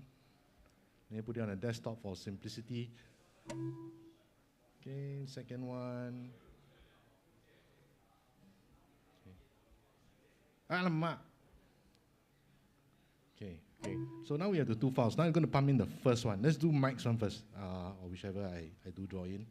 Add audio file. Let's do the first one here. Okay, so this is Mike's one. So this is how the waveform is going to look like. You see the front part? This part is already like pretty much already. cannot use already. This one, your post-production guy will like, alamak, how? Cannot turn back the clock cannot already. Jialat. So how is it going to sound like? So you lost a lot of data in the top area here. So you have to zoom in a little bit. This area we lost a lot of data. Okay. So 32-bit, even at a cracking volume, right? You can't use this already. You can bring down the gain. It captures so much data that you can post it later on. So definitely this piece of data you still can use. So I can just bring down the gain. So look down. I can actually bring it down. Magic. Somewhere here. Usable already. See, bring it down. So vice versa, from a loud clip that is not usable when you pass it to the post-processing engineer, they'll look at you, what have you done, right? To usable. So you don't have to worry about gain levels when you're recording. Okay, let's do for the other one. Yes. ASMR, guys. You always wonder how they do ASMR. So with recorders like this, 32-bit float makes it even easier. So this is the one that I recorded very soft. Look at the wave, the wave file. Basically, you don't even see much. How to use. Very soft. Normal circumstances, you put this in DAW, you push up the gain. When you push up the gain, you're going to introduce noise, right? So how are you going to use it? So right now, if I play back, Hardly hear. how to process this? Cannot, right? So let's play it again now. If I were to push it, About. where's my gain? You have to bring the top panel. Bigger. Yeah. Okay, let's push it out. Look at the wave file. This much gain. Let's push it out. Ta-dam, that's magic. Oh yeah. Please. Sex cells, bro. I got goosebumps. Oh already. yeah. You. Oh yeah.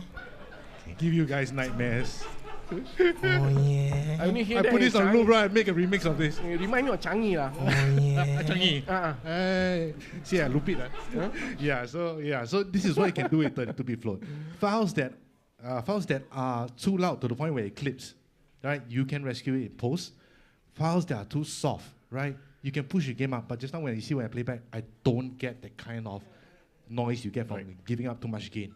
So that's the good thing about the H6. 32-bit float. Hang on, let me put this up. 32-bit float will be something I will think in the filming industry. Yep. This is probably the way to go, right? Like I mentioned, if there's going to film a couple quarreling, screaming, anything. In fact, for those who then 你好，我错了。 So much drastic difference, right? Drama. Yeah, so much drastic difference. So it's something like this, 32-bit float. Okay. So Zoom has already released this. This is the H6 Essentials. They have the H1.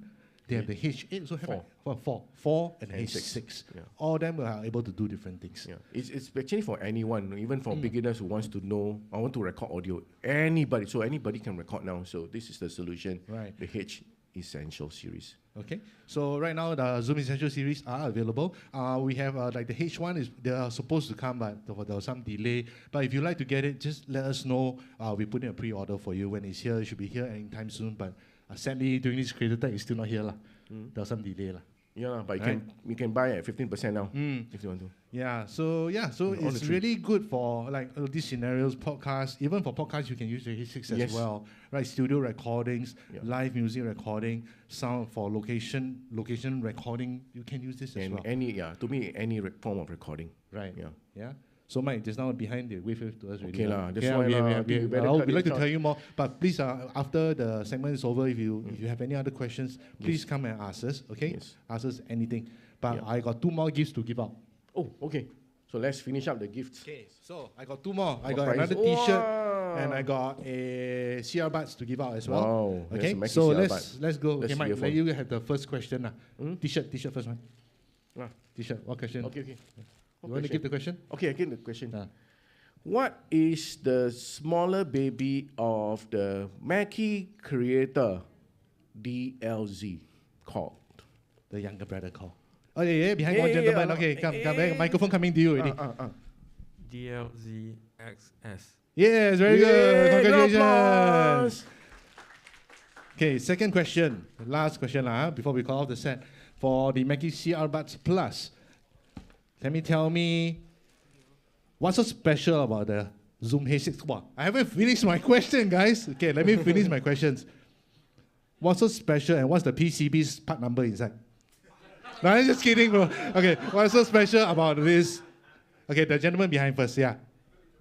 Sorry? Yeah, 32 bit. Very good, 32. awesome. Big round of applause. Hey, you got with the part number, Any more? Don't have. No, that's all. Okay, So on behalf of Cine Music, thank you guys for listening to us.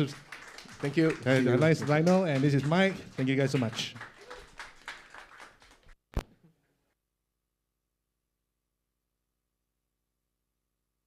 So just hang in there while we prepare for our next one. Our next presenter will be Amaran, right? Correct? We're going to show some nice lighting.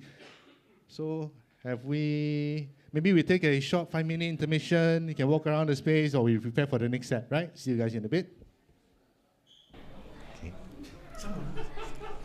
Oh yeah.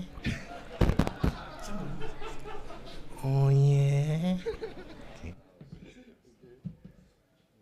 This to you.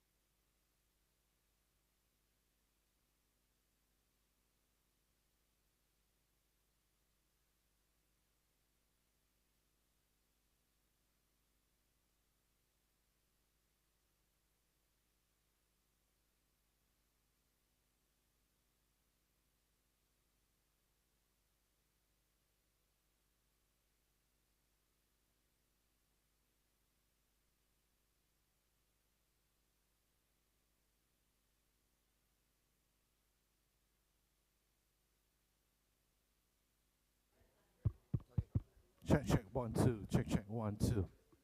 Check, check, 1, 2. Check, check, 1, 2.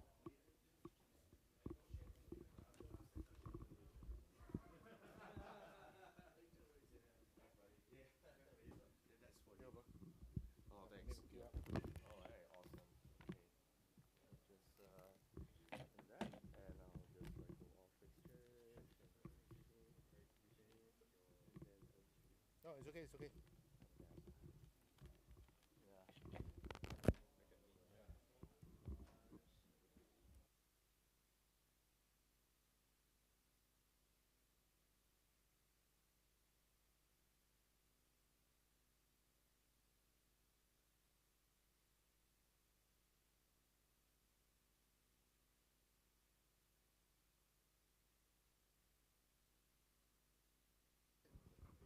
Hello, hello, hello, hello. Hello. Ah, okay. Does it work like that? Yeah, that works. And just put, yeah. Oh, man. Oh, just sound like this. Okay, cool. Yeah, it'll sound a little bit more basic than usual, but yeah, it's like 4 days, but you add a month before that. Yeah, so you add like an entire month across a few countries, and yeah, that's the case. And yeah, totally relatable, right? Yeah, right. Okay. So Okay, ladies and gentlemen, we will start probably in about like 3 to 5 minutes time for the next segment. yeah. Next segment is going to be really interesting. You're going to have a light show. You're gonna have a light. So if you want to Yeah, see exactly. some really nice light action, please come back to the live area. Yeah, I'm basically doing Bluetooth reset. Yes. Whoa. Okay. Bluetooth reset. Yes. All right. And just do that. Yes. Bluetooth reset. Yes. Well, I'm just commandeering the lights. Just need to.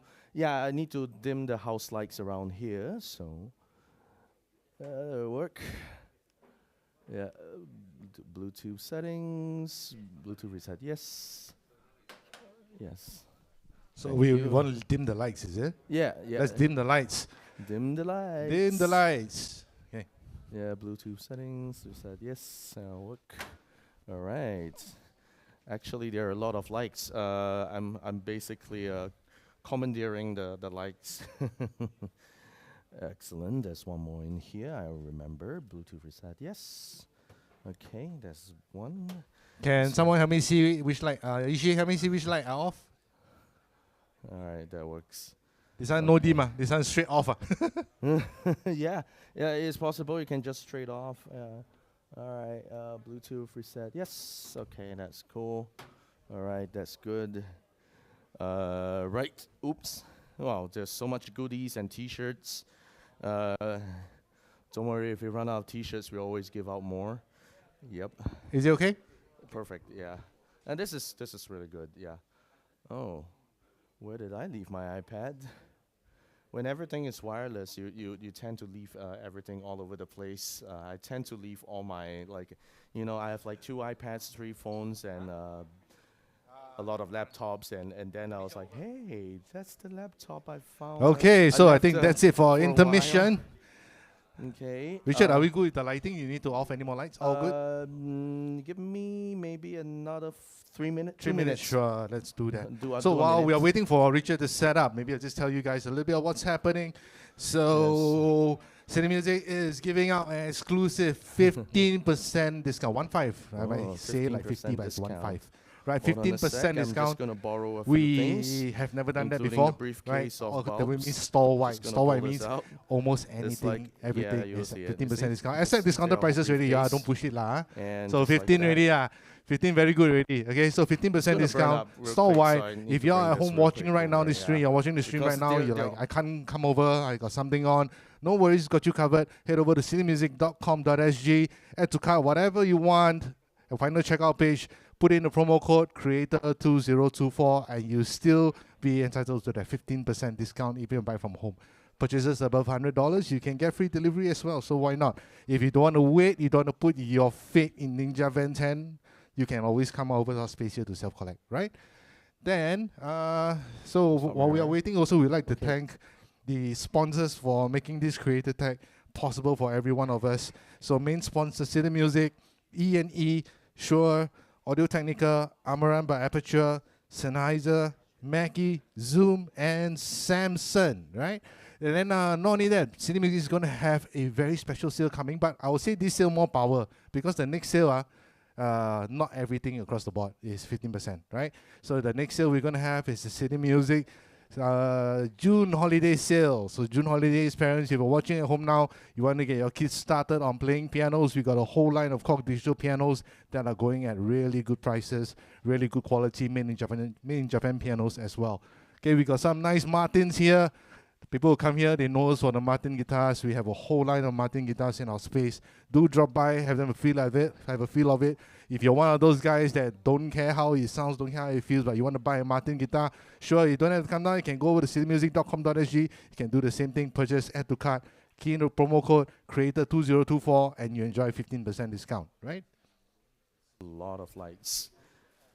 Yeah, I kind of regret bringing a lot of lights here. So But with this setup, you can see, guys, Richard has spared no expense.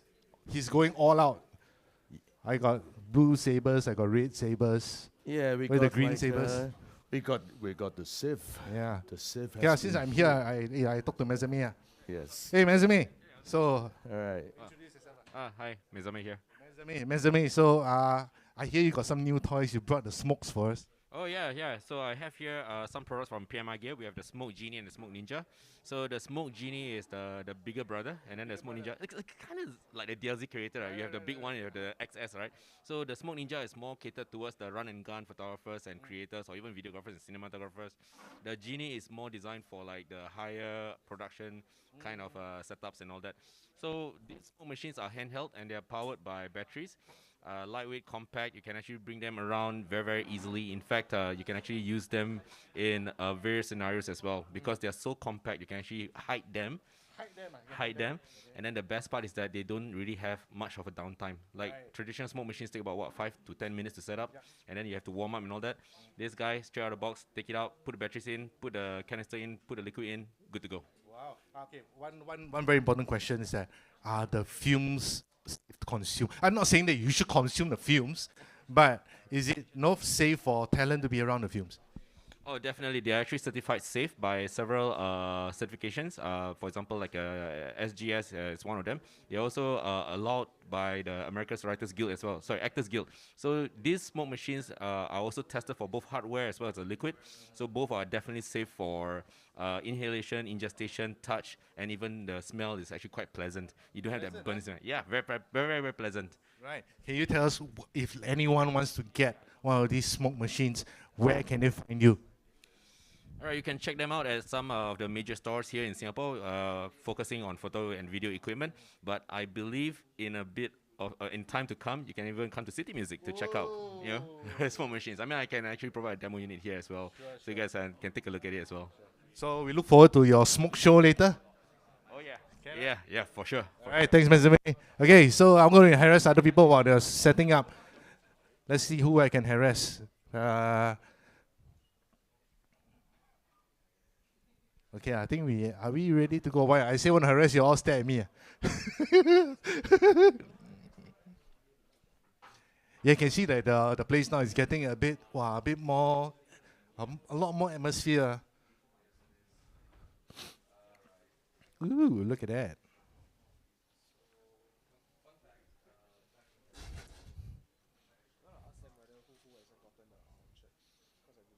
You gave already? Right. So you're giving now. So you can see hey guys, can you give it a round of applause for all the guys who are behind the scenes right now? Right. We got our interns moving about. We got Marlon, we got Kai Jie, we got Yishi. No, we got at the counter even. We got Timothy over there. We got Zahira over there. We got Kat over there. All these guys put in so much effort for the Creative Tech these 2 days. Right, so without them, none of this is possible. So right now, the Arif is giving away some t-shirts. So Amaran is giving everybody a t-shirt. Everyone. You don't need to answer any question straight away. Immediately qualify already, got free t-shirt. Yeah. So just let him know your size. I got behind the scene. Actually, at home I got 5 already. No, just kidding. Yeah, so Arif is going around giving away free t-shirts. All I need to do is tell him what size you're wearing, okay? Then he will try to get a close one, okay? Well, sizes are limited. Everyone got their t-shirts already? Have Anybody don't have a t-shirt yet? You are the gentleman behind. Yeah, there's Ikwan behind there as well, doing sound for us. He's our ex-intern. Now he's always back doing shows for us. Yeah, so if you have any friends who want to become interns here, it is possible. If you have passion, you like sound, you like music, you like all this stuff, lights, and soon smoke as well. Not that you have to smoke here lah. Yeah, yesterday I felt like I could smoke in the shop because I all smoke over, no one would know. Are we ready? Can, no problem. I'll keep that entertained. So far, I think I've seen a few faces that was here yesterday as well. I want to ask what's your favorite product so far? Start with this gentleman because you win a lot of prizes. Sure. Sure, which product for sure? Sure, the wireless mic. You say that because Gordon's sitting beside you, right? I'm actually in the market for looking one for my own. So I actually been saving up and I've been looking at different brands. Form factor to me is very important. And also lossless. I mean, honestly, personally for me, right, form factor can last long and is portable. Those are the key factors. As a consumer, you would think about it, but you never really will get up in personal. So come for this event, you can try and hear from the expert. So yeah, I think it's very good. Awesome. So am I guessing you're referring to the Move mic? I'm also very impressed with the Move mic. So a lot of times when we do content here at our space, we always scramble. Marlon will be, hey guys, let's do a content, blah, blah, blah, blah, blah, like that. I say, okay, go, hook us up. Then we start to struggle with a lot of products. Then when the Move mic came in, everything went away. So solve all our problems. Plug in, I know it's recording, I know it's on, and I can just do what I do. Yeah. So like the guys who do content here, yeah, it's a blessing that we have something like the Move mic that's here, that's helping us with our content. So definitely check it out if you want to find a small little microphone, clip on. It sounds really good. That's one thing for sure. Something small, it sounds really good. And for content creators, this is something I would highly recommend. Yeah. Okay, Mesame, how about you? What's your favorite product here so far? Besides the smoke machine. I'm very interested in Mackie DLZ Creator Access because I think it does satisfy some of my needs for audio, especially now that I'm considering doing podcasting as well. Ooh, really? Yeah, for sure. And of course, I'm very, very interested in some of the infini bars that I'm seeing Richard here setting up. All the lights by Amaran, and I think to see them in action with Sidesling, I think I'm looking forward to that. No pressure. You see, Richard is pulling out all the stops. You can see he's really pulling out the stops. From yesterday to today, look at the setup. This guy over the top, but definitely you guys will enjoy it. Definitely will enjoy it. Yeah, so like Mesame was saying, like the DLZ creator, he has really helped a lot of my customers when they come into the store. And no, we mean a lot of them. You bring them a traditional mixer, say, bro, what am I supposed to do with this? And yeah, we understand from a creator standpoint, you don't want to have to struggle with dealing with the back-end stuff. I want to be able to plug and go, because if someone's a creator, that thing is their personality and not a tech guy. Yeah, so with something like the DLZ creator, it helps them a lot. Plug in, follow on screen instructions, ready to record. Touchscreen, yeah, touchscreen. And this has probably in the market, probably the biggest touchscreen for the DLZ creator, 10.2 inches. So in the market, it's probably one of the biggest touchscreens in the market. So definitely check it out. We got 2 units here. Some of the newer products also we have that are on display are also the Amaran lights. Not a new product, but these products really are really good. Really sets the mood when you're creating content as well. Like what Mark Vong said, we would look at the picture, professional or not, a lot of it is down to, okay, photographer is one thing, okay, but the lightings, right? Lightings play a big difference. Then if you want to add smoke into your content, you know who to find. All right, focus. How, Richard? Are we good? Done. Good, done. Yeah, I'm good. Okay, so without further ado, guys, this is Richard, and he's from Amaran by Aputure. Yep. He's going to give us a light show. So take it away, All Richard. right, thanks. All right. Oh, yes. How are you guys doing? Good. Yeah, 1 phone, 2, 3. and one more iPad, second iPad. That's my life for a while. Yeah, pardon me if my voice sounds a little husky, because I've been traveling the region for the last almost 1.5 months and been talking nonstop in the region. So I'm losing my voice actually. Yeah, I've been like going on every day. I am Richard. I'm from Aputure, and Amaran is actually my main brand. But because we don't have a lot of people to go around, so I actually do both brands. So actually, you do see that Aputure. This is the main factory that we actually do all this. So all the lights that you see right here are actually from the same company. So as Aputure becomes more and more entrenched in Netflix, Hollywood, Bollywood, Tollywood, like whatever wood, like it pretty much rose above affordability for most novice creators, anybody who wants to start, small companies, small productions. So that is why we came out with Amaran.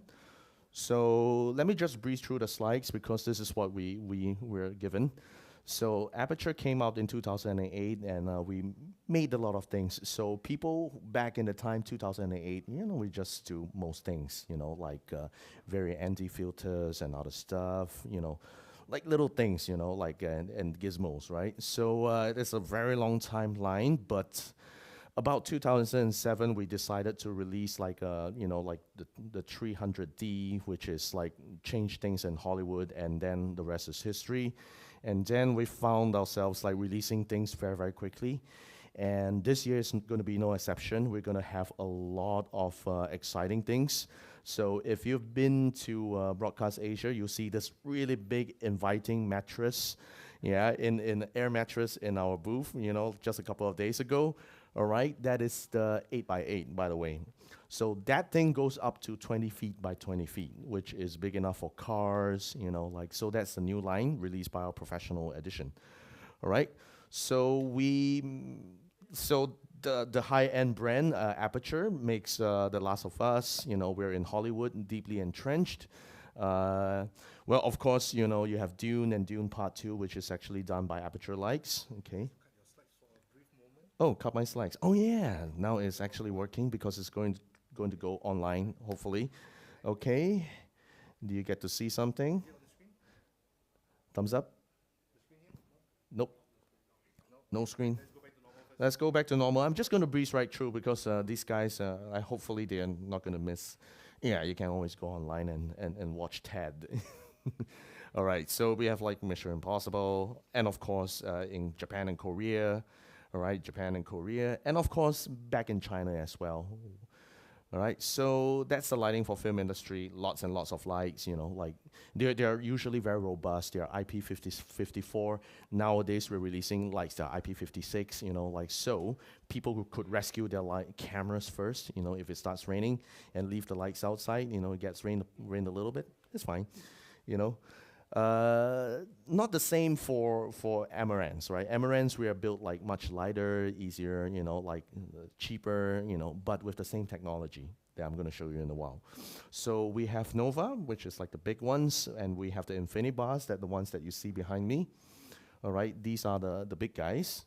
All right, and then we have modifiers, and also we have a brand called Deity in terms of microphones. So we have things like time code jammers, like allow you to have multiple cameras and sync them together. And we have high-end microphones and also power distributors nowadays. So we have a Sidus ecosystem that we're going to show you, which runs on all the phones and iPads. All right. So eventually we will have something for Amaran, right, which is much simpler. Right, it is more user-friendly. It is going to be good for desktop creators. It's going to be good for like studio creators, because we're going to simplify it. We're going to add like preset shops where you can actually download presets and just add them to your lights. And of course, we're going to have something down the road. There'll be something that looks like an Elgato, Stream Deck, where when you press a button, all the lights turn on. Yeah, that's going to be fun. You know, like when you do something, you know, when you take first blood, you know, in a game, you know, hit all the lights turn red, you know, and when you win something, you know, you turn the light, it becomes royal blue, right? So it's a lot of fun. Okay, so this is what the app looks like. You know, later on we're gonna show a lot more, but now this is Amaran, right? So Amaran has recently been rebranded following NAB. So now we have this nice little blue logo. All right, so eventually this tag over here on my chest would change into blue. All right, this is the big A, right? Aputure is the big A. All right, Amaran is the little A, right? And the little A is going to become blue, right? So this is our new brand identity. All right, we're going to focus on creators. All right, and it's going to go seamlessly for any type of creators. All right.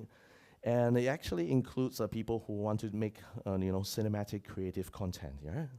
So that's one of it. Okay. All right, we have a product line that includes, well, pretty much all the things that you see here. All right, we do have this thing called single source lights. All right, they're called COBs, right?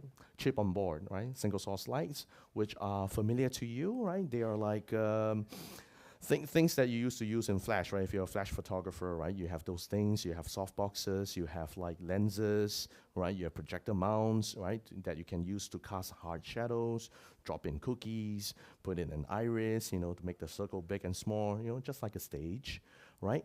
And then you have things like panels and flexible lights, right? We call them panels and flexible lights. So this is our overhead F21, right? So this guy is for places like your home with a really short ceiling, right? If your ceiling is not too high, you need something that's very compact, very lightweight. You can fly it across your room, you know, like without this thing toppling over, without a lot of sandbagging, you know. So it's gonna clean up your room, right? Because some people do live in where they shoot. All right, so if you want to have the place livable, you want to have something that's lightweight, you know, you do not want the stands to be very big, so this is a good choice. And I do have my own production bag, which is this guy, all right? And later on, you guys can come forward and take a look. I do have this big boy. It contains an eye-watering amount of lights. You have 6 of these guys, and this is what we call the panel lights. They are the P60s, right? Panel, 60 watts, and C, color, so it's easy. 300 C. That means it's a single source light, 300 watts, color, easy, right? So, and finally, last but not least, we have our tubes, which are self-explanatory. The tubes are compatible with our bars, and of course, we have our minis, which is like this, right? We pull them out. This is our B7Cs, right? 7 watts, color, B is for bulb, right? Simple to understand, right? Okay, and these things are wireless, and they run about an hour plus, right? Okay. Whew. Sorry, guys, I had to go really, really fast because our product line is pretty extensive, so I have to like... Okay, for the demonstration, all right, okay, this is our mini MC, right? Mini color, right? So MC is the very first product that comes out that natively supports the app. Okay, I'm just gonna gloss over all these things right now, and I am going to do, all right, screen mirroring, okay. And basically, hopefully it shows up. I know what to do. All right, I have to put this on the Philips TV so that you guys get to see. All right, so this one is the application that we have. This is called Sidus Link. Which one of you guys have a Sidus Link installed in your phone? Yeah, you? All right. You have it. Anybody else? All right, no bad, no problem. Well, congratulations. You have it installed. So that's a little gift for you. We have a little nice water bottle from Aputure. All right, so this is for you. There we go. Yep. Very, very nice. All right, there you go, sir. Okay, and question, who is going to New Zealand soon? Australia? You're going to Australia soon? Okay, yeah, well, that's something for you. We have Amaran branded likes. I know this is a pointed question, all right? This is for you, Mesame. Yeah, it's like, yeah, we have a lot of swag, so everybody gets like a T-shirt, you know, like we're just giving reasons to give out things, you know, like that's cool. You know, I just overheard that he's traveling to the Southern Hemisphere, you know, it's like, okay, that's the only place with like winter right now, so fantastic. We have a reason to give out like warm, you know, gloves, okay. So this is what we have right now, right? Do you see that there are 30 likes in there? Okay. So a fun fact about this is that every email account that every account that you register with your email, all right, it doesn't take any other credentials, right? It just has like a username, right? So every username you can have 10 concurrent scenes. That's the first thing, right? And the second thing is that every scene you can have 100 likes attached, all right? So this technology that we have back in 2019 with the introduction of this guy, all right? So the market for this is super crowded right now. You have maybe like 20 or 30 of these guys, you know, every single one of them more cheaper, more powerful, you know, like lighter, bigger battery. It's made of like, aircraft aluminum, you know, could be made of neodymium, you know, all this kind of stuff like unobtainium, you know, things like those, all right? But the thing about this, all right, this is the very first thing to have what we call a Sidus chip in there, right? This Sidus chip is actually made of Bluetooth mesh, right? So what happens is that it is kind of like, you know, the Google Nest Home Wi-Fi that you have, you know.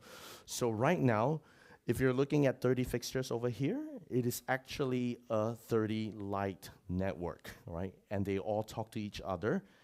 And one of them becomes the master, all right? So it becomes a very powerful network, okay? I would normally say that in a place that is as crowded as Singapore, you know, you're gonna get like a good, you're gonna get some interference every now and then, okay? So a good recommendation, okay, is to have maybe 3 to 4 likes, right? Because they're gonna form a little network amongst themselves, right? And the one with the strongest signal will talk to your phone. And as a little bonus, right, what happens is this, you can share it with your friend, right? So what happens is, right, let me just jump the gun a little bit, okay? So I could actually collaborate this and say, okay, couldn't connect to my server, don't worry, I'll just go here, search for my Wi-Fi, go to Wi-Fi settings, and then tap to my phone, and then go back in there. Oh, nice picture. Okay, cool. Right, go to the city and collaborate. Go there. Still couldn't connect. Well, whatever, doesn't matter. Okay, so once it's connected, right, you can have another device from another friend, or maybe just yours, okay, and then you can connect simultaneously. Yes, that's the whole idea. Connect simultaneously. So let's see if it's connected. Still searching. Wi-Fi settings. Yeah, it's connected. Now it is connected. All right, let's see. There we go. Collaborate. Press OK. And then, should be this phone. This is an Android, by the way. So, yeah, I think it's done. Okay, I'll just put it here. All right, I'll just, if you look at the list over here, oh, right there, just automatically appears as city, right? So it's right there. I can go in here. Okay, it's going to look for the closest light out here. And there we go. Okay. All right. It's going to look for the closest light. And very good. Okay, let's go back. Okay, let's look for all the lights on the left. There we go. Oh, it's a little bit messed up. I see. Okay, all the T2s. What are you doing? There we go. This is all the T2s. I want all the 2-feet tubes to change color. That works. Okay. Let's go to the bulbs. Okay, let's hit the bulbs. All right, I want all my bulbs to be red. Oh, looks interesting. Okay, console. Oh, okay. How about you? There we go. Yeah, there we go. Now you guys are listening to me. There we go. Some of them. There we go. Excellent. Yeah.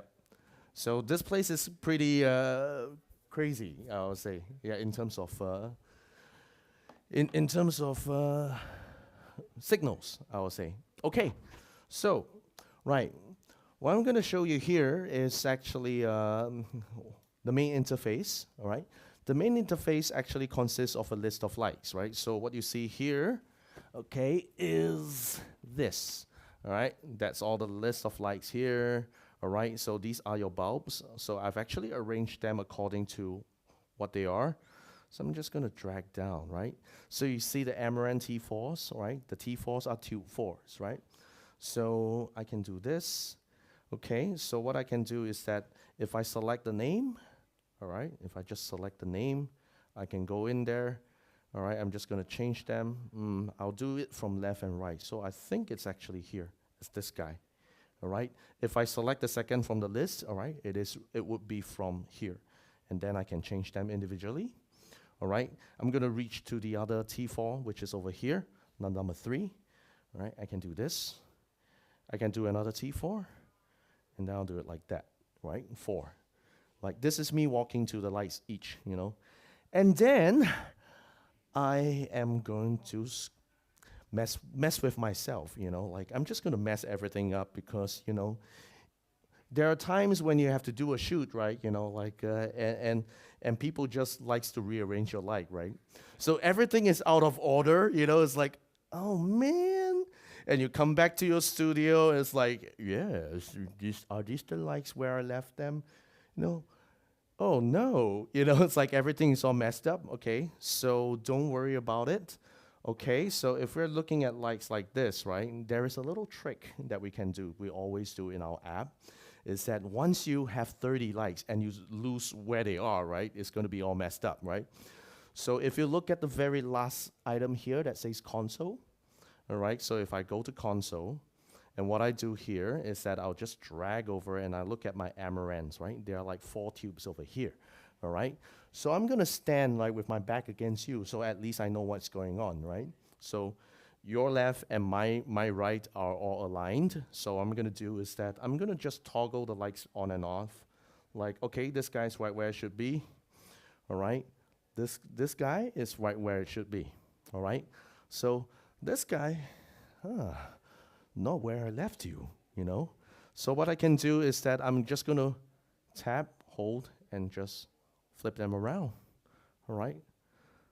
So this is the very fundamental of what we do, right? Because when you have a set, right? So imagine, right, if you have your key light, and then your fill light, and then your hair light, right? They're usually where it should be, right?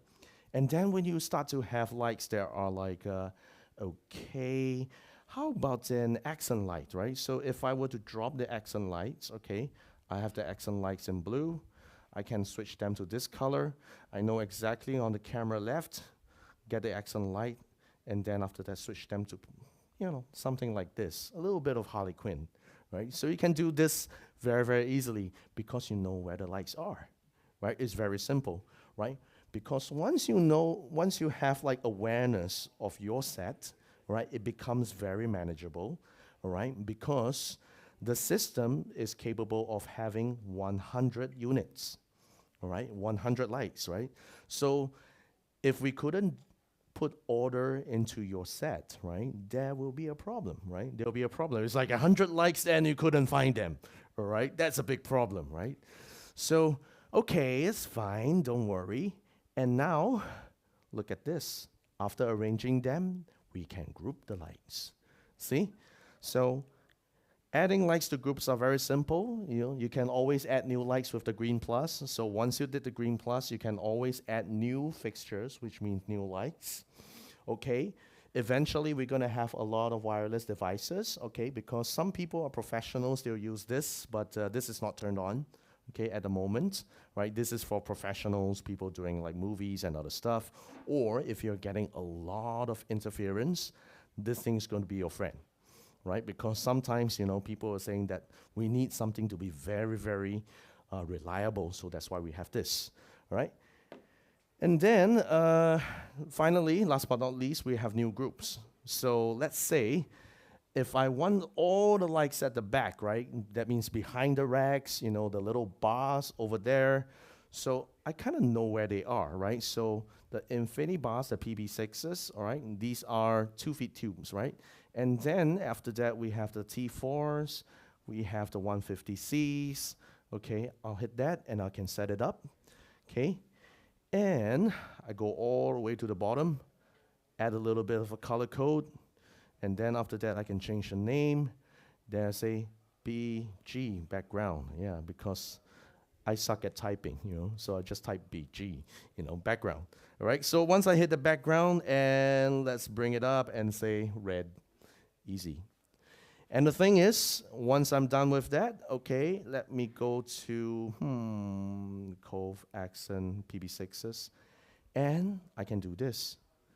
Can separate them. See, I can separate them this way. And I can go to the PB6s, the bars, I can edit them.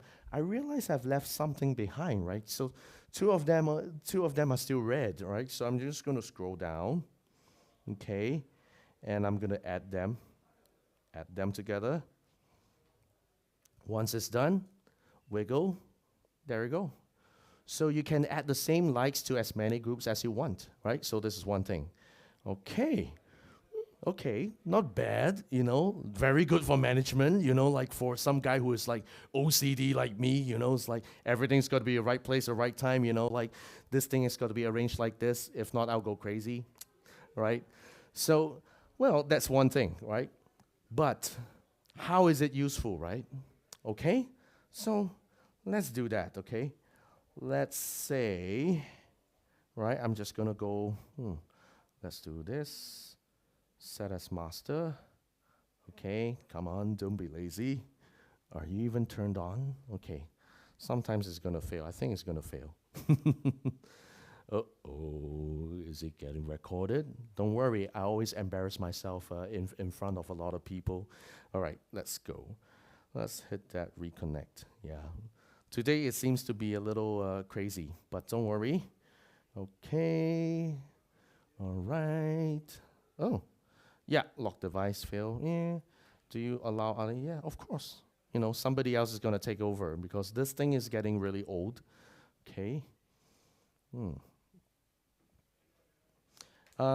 Yeah, sometimes it just happens. I think one of my devices is getting a little old. Ah, yes.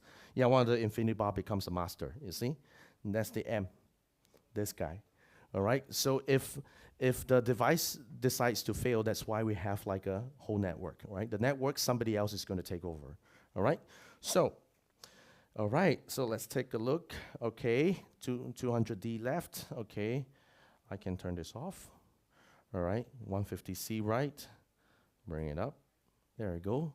It's very easy. So this is the first step, right?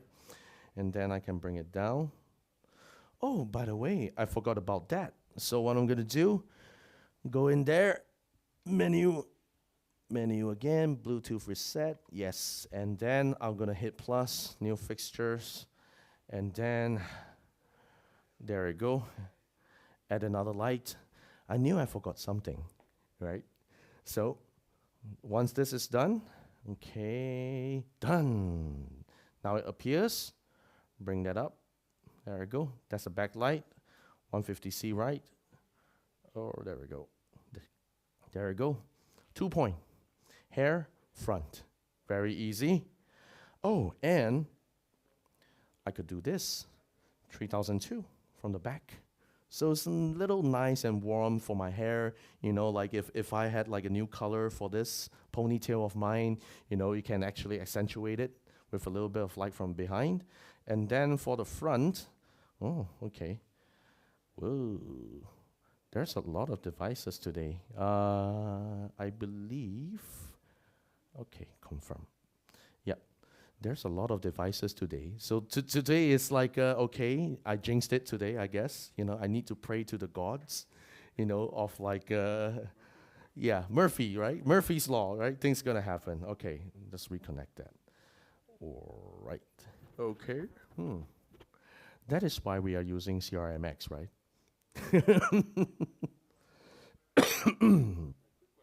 Yeah. Currently, it's connected by Bluetooth. Yeah. No Wi-Fi. Yeah, actually. Yeah, it's actually, okay, Bluetooth, right, is actually using about Bluetooth 5, right? Bluetooth 5, high-powered, and is using about 5 channels. So I think that there are a lot of, like, devices here. So that is why when we are doing something like this, I'm still using Bluetooth. However, in the presence of units that are very powerful, I will use something like this. Yeah, something like this, I wouldn't have as many interruptions as I have right now. And the reason why I'm having interruption is the control box of the F-22 is on the floor. All right, that's not going to do any favors for you, okay? So when you want to do something, it's like that, okay? So we're using this as a living example, right? Because things are not going to be perfect, right? So we've got guys like Indian or Bollywood guys, they're asking us about like interruptions. So I actually give them like tips. So one of them is actually to keep a master device very close to your unit, right? But since this device is not going on, I'm just letting things happen, right? So, okay, so this is one of them, right? Okay, so continuing, okay, what we can do here is that 200D left, okay, this is kept off.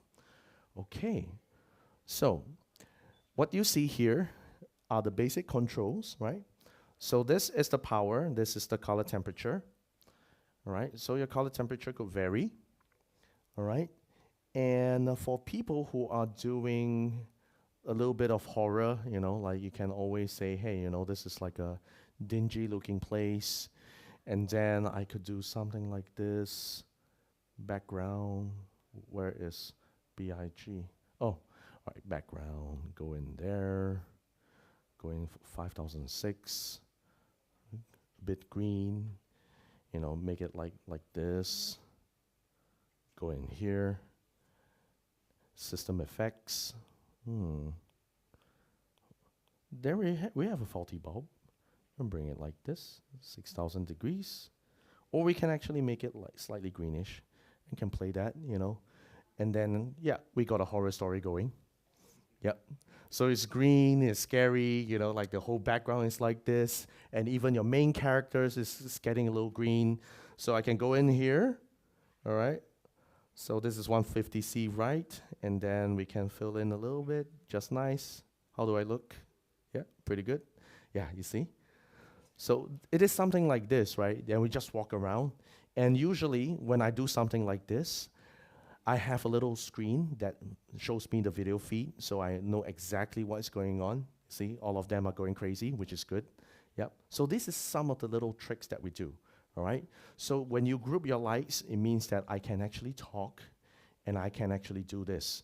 So some of the times, the director just stick to me and they say, hey, can we do a little bit of this, a little bit of that? And then he's just gonna walk me through, and then I'm gonna talk to him, and then I'm going to show him how is it like, and then he shows me on the screen, and then everything's good. Okay, so that's one. Okay, and, all right, so these are the basic controls, all right? However, there is a little trick that we can do here. Okay, so if you see this, right, this is the main categories, all right? And this is the subcategory, right? You can change what kind of light it is, you know. You can change according to like overcast or tungsten, so this thing becomes a tungsten, or we can do source matching. So this is what we call source matching. Source matching uses the camera, and what we do is that I'll look for something that is white, so probably this guy. All right, I'm just gonna go here and match, right? Yeah, yeah. It's going to match. So it's going to see, okay, this color is going to be like that, but best is to do it with a gray card, okay? If you have a gray card, that works, okay? So this is one of the camera options, right? However, I'm going to show you something else.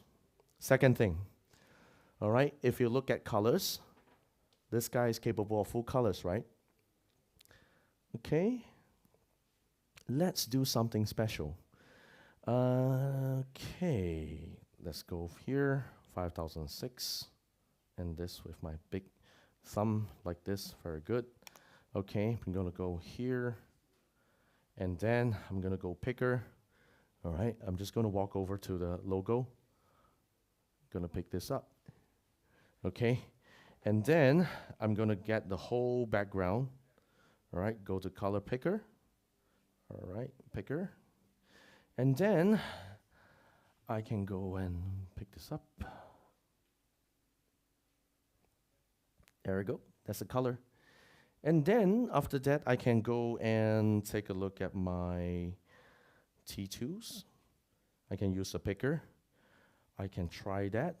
And I'm gonna look for something that is blue. There we go. There you go, that's blue.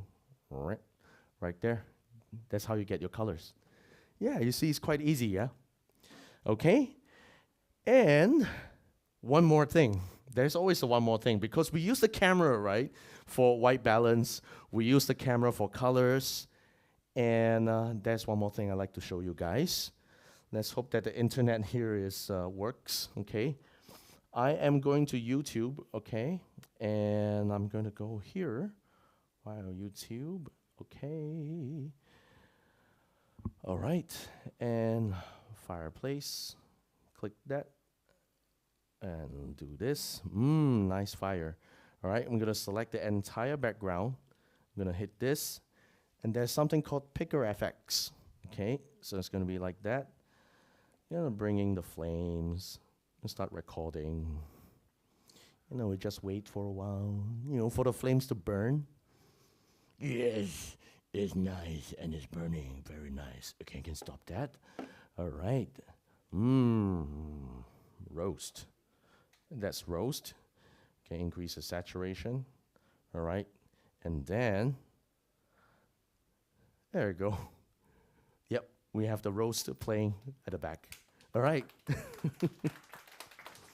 Right, thank you. Okay. And of course, like this seems to be like the expensive stuff, right? All these things. But I can tell you, all right, this guy, okay, I can go to this guy. Let's look for the MC. All right, this guy is only $100, right? So you're not expecting this guy to do this, right? But let me show you something. Okay, Picker FX. I can go to store. I can select the rows. I can press OK. Yeah, this is gonna work. All right. Yeah. This is our first light, right? We had it for 5 years and we're still selling it, right? We're still selling this, right? We're saying that, okay, the light that you have today is not going to end up in your drawer, all right? Because we are going to schools in Indonesia, we're going to schools in Cambodia, we're teaching kids how to light, and the very important thing is that, okay, they could probably only afford one of this, right, for their final year, right? When they go out for work, maybe they could buy one of that, right? So one light, two lights, right? One at the front, one at the back, right? When they are students, this is the key light, right? When they are graduating, that's the backlight, right? You have a new key light, right? Right? And when they're when they got their first job, right? Hey, yo, I got paid, I got paid. Maybe I can buy one of this. All right, so we're talking about an ecosystem that you can build, right? We're not gonna have like, hey, we released this one, okay, then a couple of years later we release another one and this thing becomes useless, right? Because we don't update them.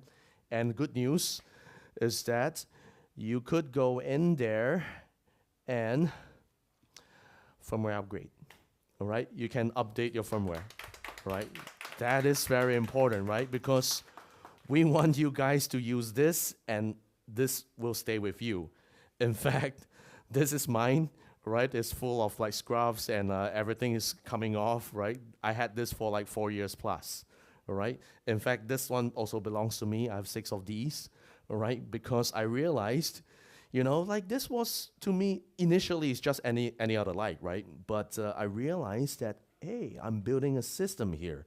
I'm still shooting So I'm gonna build like a 6 light kit. So if I go to a restaurant, you know, like I could leave 3 of them in the kitchen. I could put another 3 in the restaurant itself, so I can cover the guy doing a little bit of cooking. And then after that, when his dish is ready, I don't have to move the lights and just whoop, yep. And I'll just do 2 shoots like that, right? So it becomes very efficient, and you can do it by yourself. Well, with 1 or 2 partners, hopefully. But yeah, that's what it is. Okay, and I'm gonna show you one last thing, right? Okay, one last thing, okay? So, if you look at this guy, this is called program, right? Program, okay? This is my superstar. I'm gonna leave him here, all right? Because this is very important, because I'm always making statements with this, you know? We've gone to Hollywood, okay? But we're not in Hollywood, we're in Singapore, all right? We're in Singapore. This kind of thing is in our budget, right? Right? Our budget is like, okay, keep it simple, keep it light, you know, don't go bankrupt yourself over a few lights, you know, just buy ours. Okay? This thing is called program, right? Program. Okay?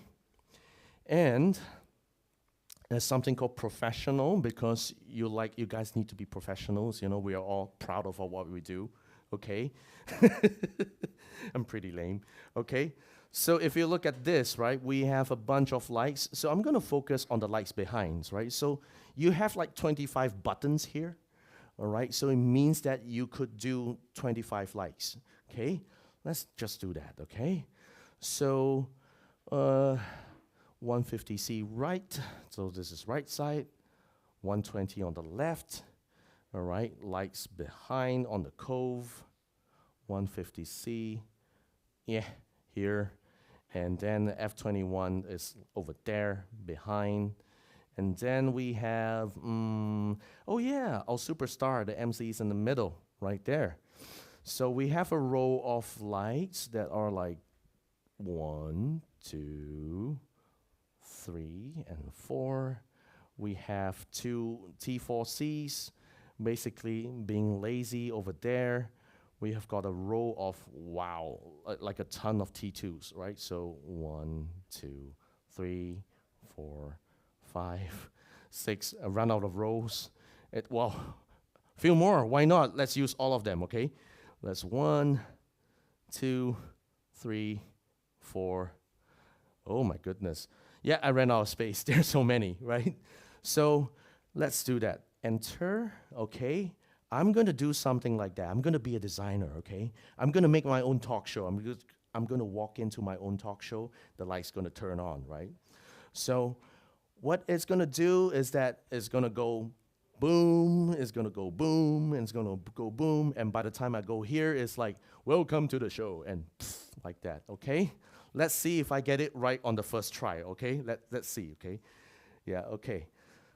So the first thing I'm gonna do is to try and find the lights there. Wow, I need reading glasses. I need reading glasses. Yeah.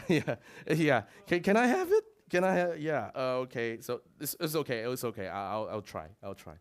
All right. So I want all the T4s to light up together. Oh, why not? I'll look here. Okay, 1, 2, 3, 4, link them together so they light up together, right? And then I have the little short T2s, all right? The T2s are gonna light up together, all right? I want my 150s, the cove lights, to light up together, so it's a little bit of a relish, all right? And then I'll have my T4s, the big sticks, they all light up together. Fantastic. So the others are like, on its own, all right? So I'm just going to press OK, all right? Okay, I'm not sure if this is going to run, but let's see, because this place is pretty, we say the signal is not very clean, right? This place is very, very messy, right? Because there's a lot of very strong signals with very big antennas, but our lights, the antennas are little chips, right? The chips in your small devices, so it's in there. So there's a tendency for it that might not work, right? So that is why we have the big guys, but I'm not using it today, right? It's because I'm pretty stubborn. I just want to use the little things and make it work, right? It doesn't matter if it doesn't work, I'll just go to the engineers and beg for help. Okay, let's do that. All right, first thing, let's have an off signal. So we're gonna make the whole set turn off the lights. Okay, turn off the lights. Count for 4 seconds because I'm old. I need some time to start walking. Okay, and then the first light. Okay, I'm gonna bring it to maybe about 35%. Right, so 35% is good. 30%. All right. This is red. We'll start with red. Okay, set as default. This is the little MC. I'm gonna get this guy light up. All right. A second later, all right, I go in there. I change. Look for blue. Yeah. Okay, that's good. And then I will say group 1 starts. Go in here. Go in there. Change color. Yeah, red, blue, green, and then number 2, go in there. Yellow. Yellow is nice. I like the color. Number 3. And then go here. Go to this time. I like purple. Purple is my color. All right. 4. And then, I need to see where my lights are. So it'll be, bum, bum, bum. Okay, I'll just do this, bum, bum, bum. Okay, all right. What I'm gonna do is go back here, CCT, warm, warm, white. Okay, warm, warm, white. Okay. Warm, warm, okay. Oh, cancel. All right. So it's bump, bump, and here. Wow, I'm losing my voice again. Okay, cool. 5006, 3002. Oh, go in there. CCT, 5006, confirm. Go in here. All right. Let's continue. Okay, confirm. Go in there. 3006. Confirm. Okay. I think I'm ready. Are you guys ready? Yeah. Yes, I'm increasingly getting older, so hold on a second. Let me have a sip. Water for life, my friends. Water for life. Okay. So I'm gonna... Yeah, are you ready to follow me? Okay, so let's start a little bit further. Yeah, okay. I'm gonna have my little talk show. Okay, so let's hope this runs. Let's hope this runs. Okay. All right. So I'm gonna press. Go here. All right. Change my timeline. I'm gonna go and action. 3, 2, 1. Likes. 2, 3, 4. 5 and there we go. Thank you, guys. All right, thank you very much. If there's any questions, feel free to approach me after this. All right, so yeah, this is the end of my demonstration. I do hope that we have more time, but don't worry about it. I'll still hang around. So just talk to me and yeah. So whoever hasn't got a T-shirt, just just come on by and just pass you a T-shirt, okay? All right, thank you very much, guys. Thank you very much, Richard. Whoa. Bro, impressive, man. Woo. Woo. Woo. Yeah. Right, thank you, All right, thank you, thank Richard. you. Thank you so much. So if you have any questions for Richard, please feel free to approach him later. So right now we're just gonna turn it on and prepare for the next set. If you guys are thinking of leaving, let me tell you this. Where is Shenton Wei? Shenton Wei, Mr. Shenton Wei. Yesterday he was here the whole day, but suddenly, lucky draw, he was nowhere to be found, and his name was called up. So same thing today as well, because he thought that the lucky draw was only today. So yeah, but anyway, there's a lucky draw again this at the end of the segment. end of the day lah. Okay, so we'll call out. If you haven't registered your name yet, please remember to register. If not, your name will not be in the wheel. Or like for you yesterday, register but the name not in the wheel, but he went at the grand prize. So remember to register your name. From me seeing what's going to happen next, we have a lot of prizes that will be given out. The next few segments, the prizes are a bit crazy. I'm a bit envious, right? So I'm not going to tell you what the prizes are, okay? So you have to stay tuned. So we'll take a short 5-minute intermission to strip down here and prepare for the next set. So I'll see you guys in about 5 minutes, okay?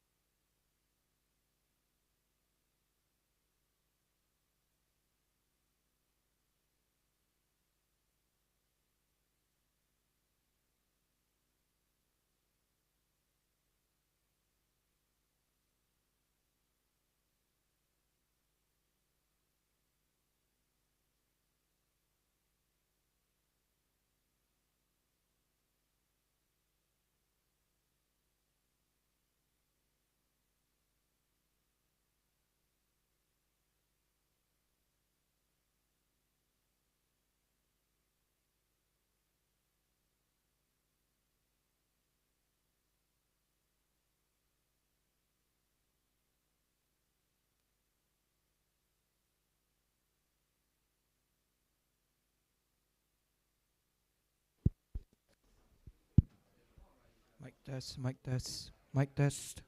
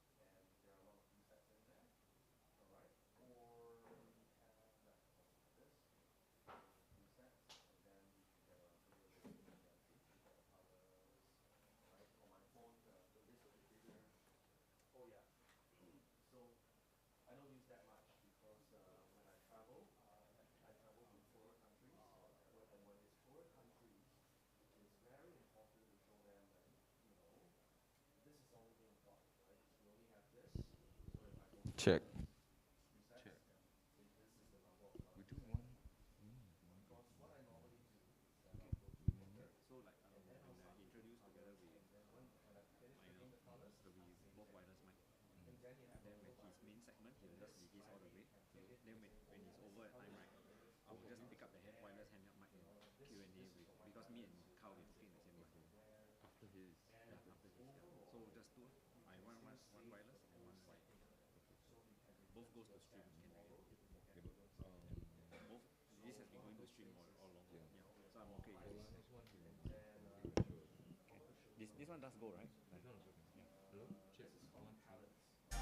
Check, check.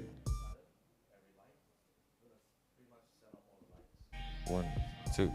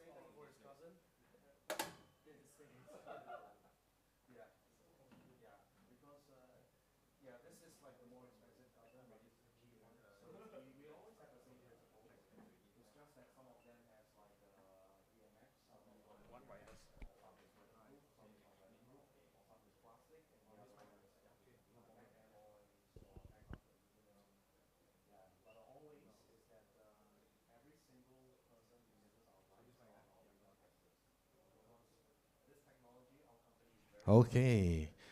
So sorry to disturb the little huddle, but we have the next segment is ready, almost ready.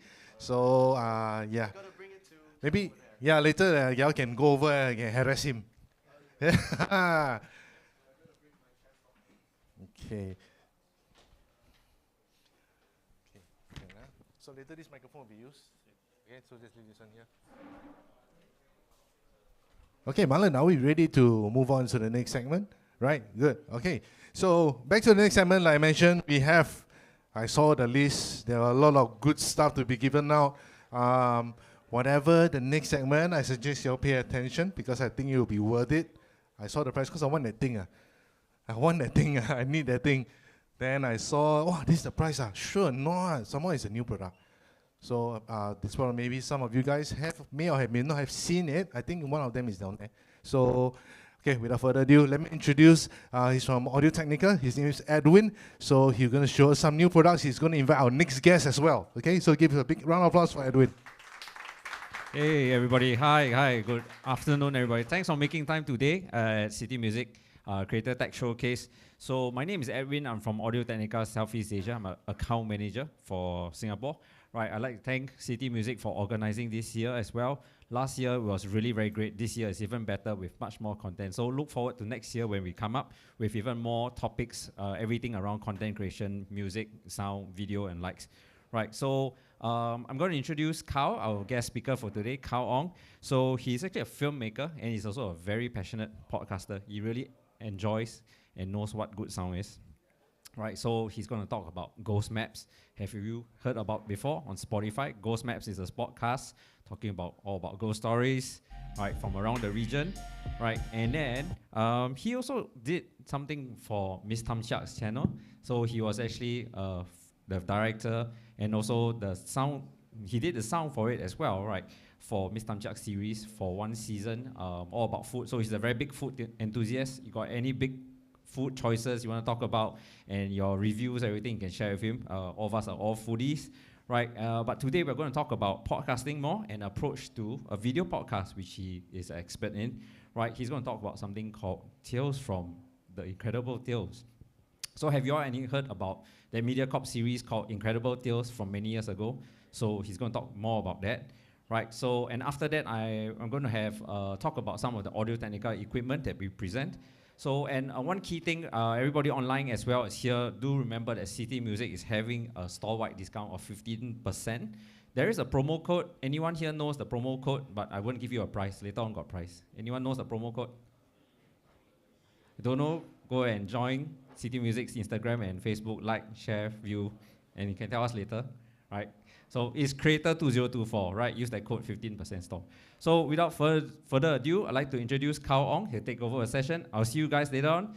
Do remember we are going to have, Carl, you can come forward. Right, we're going to have a giveaway later on. All right, so this is UMX3.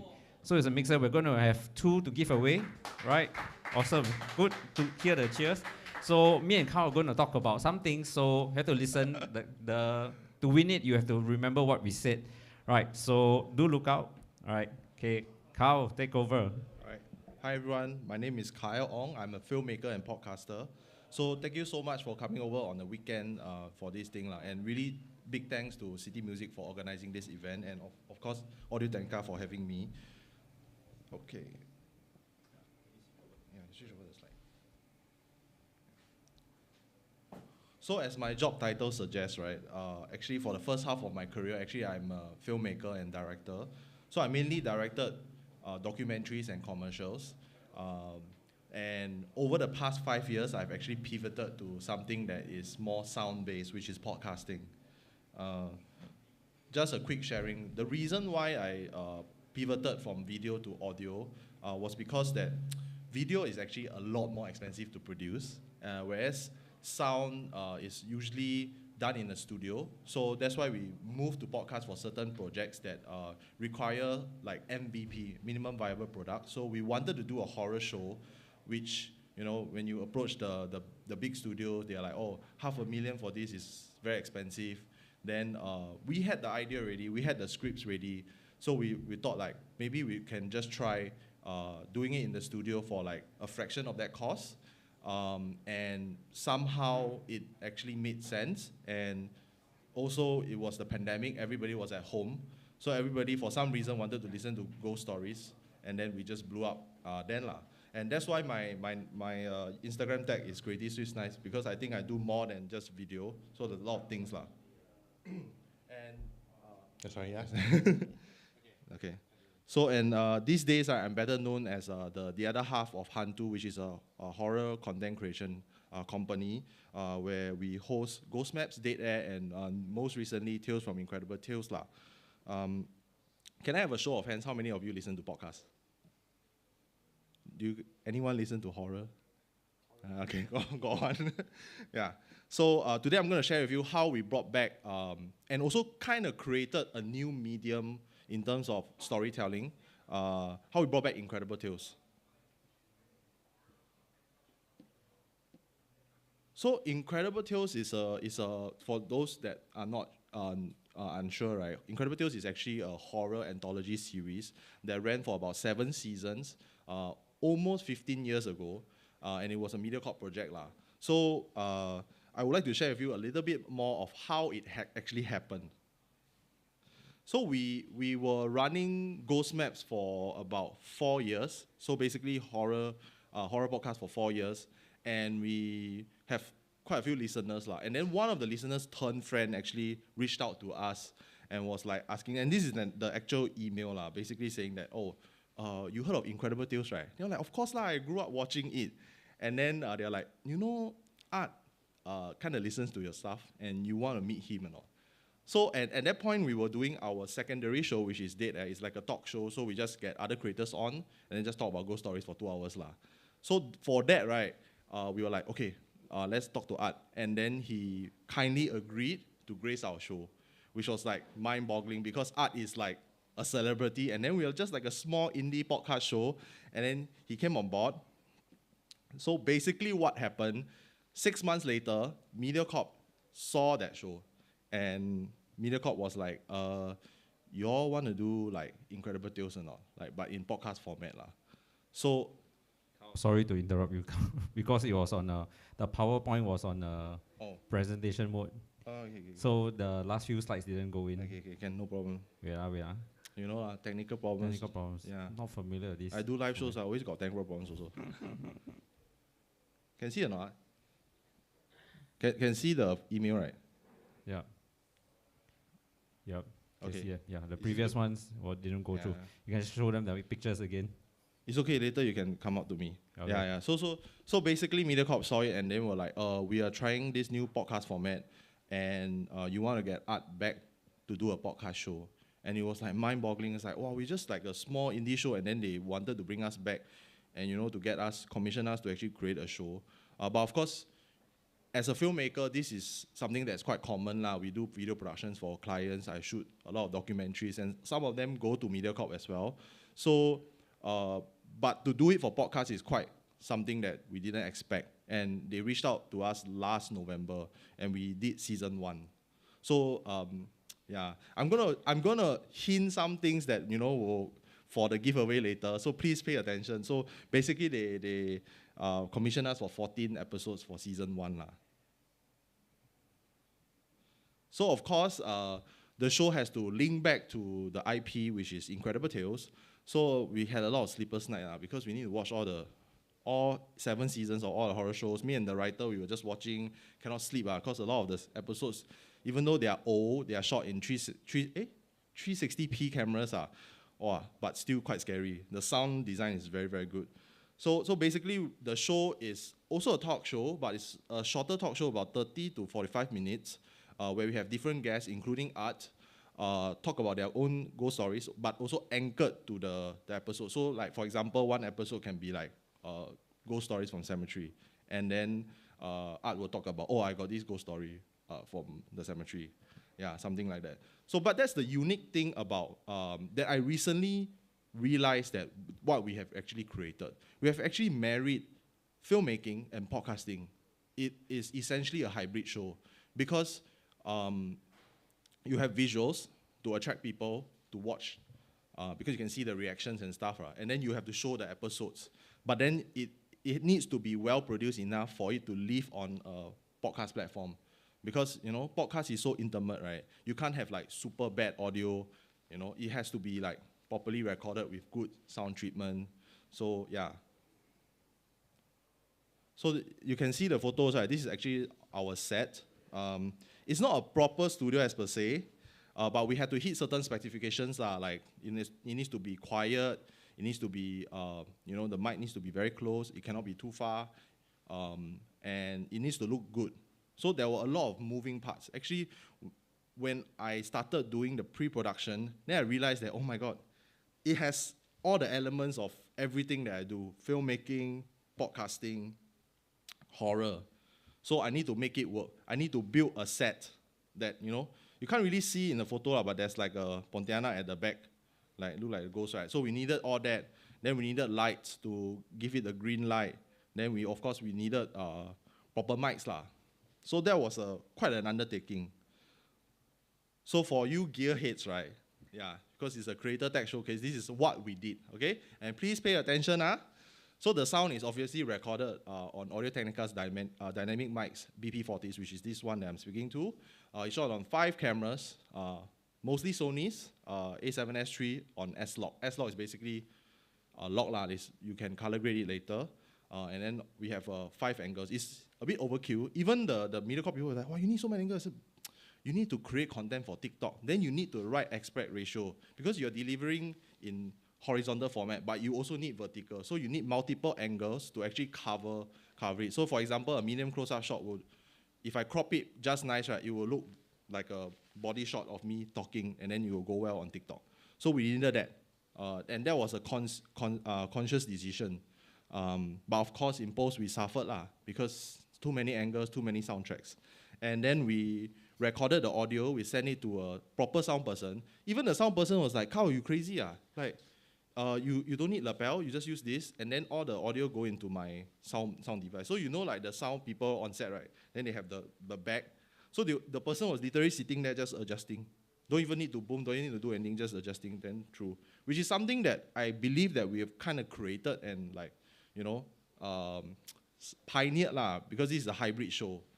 Then of course we lit the scene with a few Aputure lights. The main key light was the 600D because we need a big light with the dome to showcase everything. And then we had like a bit of a smoke between each set. But of course we talked very long, we talked like 1 hour, right? So by then you see the start of the show, right, the smoke a lot. Then after that, slowly fade out. Yeah, so that was essentially the scene that we were doing.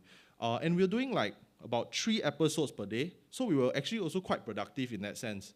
So it was almost a full day. And then we had like makeup. So like, if you think about it, right, when you produce podcasts, right, nobody thinks of makeup. But actually, when you actually spend that budget, if you have for makeup, actually makes you and your guests look good. And it actually gives your guests that confidence. Yes, wow, I got makeup. Now I look very, very different. Then I can talk more. So I think that had like an effect on the content that we delivered also. Yeah. So speaking of suffering, because we had so many things, right? So this is the post-production timeline. So my production company, separate from Hantu, actually handled the post-production. So my editors, they were crying. They were like, Carl, why you do this to us? Because first of all, we need to hit the video specs, which is very similar to broadcast standard. So we had 5 cameras shot in 4K S-Log, which is crazy already. And then we had like individual tracks, including master tracks, for all the feeds of the 4 people. So that we have 5 audio tracks. One is the master mix down, which is basically everything from all the 4 mics, and then the 4 individual mics, in case we clipped, which we didn't, which was really good because we had the resources to actually hire a sound person to really mix. But sometimes, as a podcaster, I feel like smacking my guests because they will talk like this. They like talk 10 minutes. Then my sound person was like, come on. So I had to put like a paper on set, like, please speak into the mic, like at least 3 fingers into the mic, please. If not, the sound person will have a very tough time. So that was the challenge that we had to negate over the post-production, which was why we were quite happy that for us, we were quite bleeding edge in terms of our adoption of technology. So even like 1-2 years ago, we started using certain AI technology to help us in the post-production, like AI transcripts, AI cutting techniques, AI sound like balancing. So also for gearheads, please pay attention. So the entire post-production was edited on one 16-inch M2 Max MacBook Pro. Mostly 70% I would say, which is quite impressive, the MacBooks.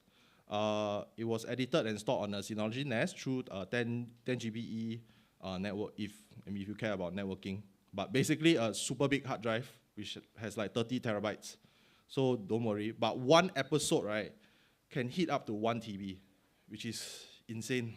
The wrangling process was also quite tough because we needed to wait for the cards to be filled. Because there's only this much SD card you can bring on set. You bring 30, you still finish 30. Yeah, then the editing of choice is Premiere Pro. I know a lot of people are with DaVinci these days. There's a reason why we are still on Premiere Pro. Not because we like it. It crashes a lot, even with the MacBooks. But we spend way too much money on the plugins. It's like, I think sound engineers will understand. Like if you pay like over a few $1,000s of plugins over your career, right, it's very hard for you to just throw it away and then use another editing software. So, but the new thing that we use was Autopod.fm. Guys, this is really, really good. So basically what it does, it analyzes your entire timeline, and then it will look at the waveform. Whoever's talking, you will cut to that camera. Of course, you need to do the tagging. Yeah, that is like insane. Like a lot of podcasters also use it.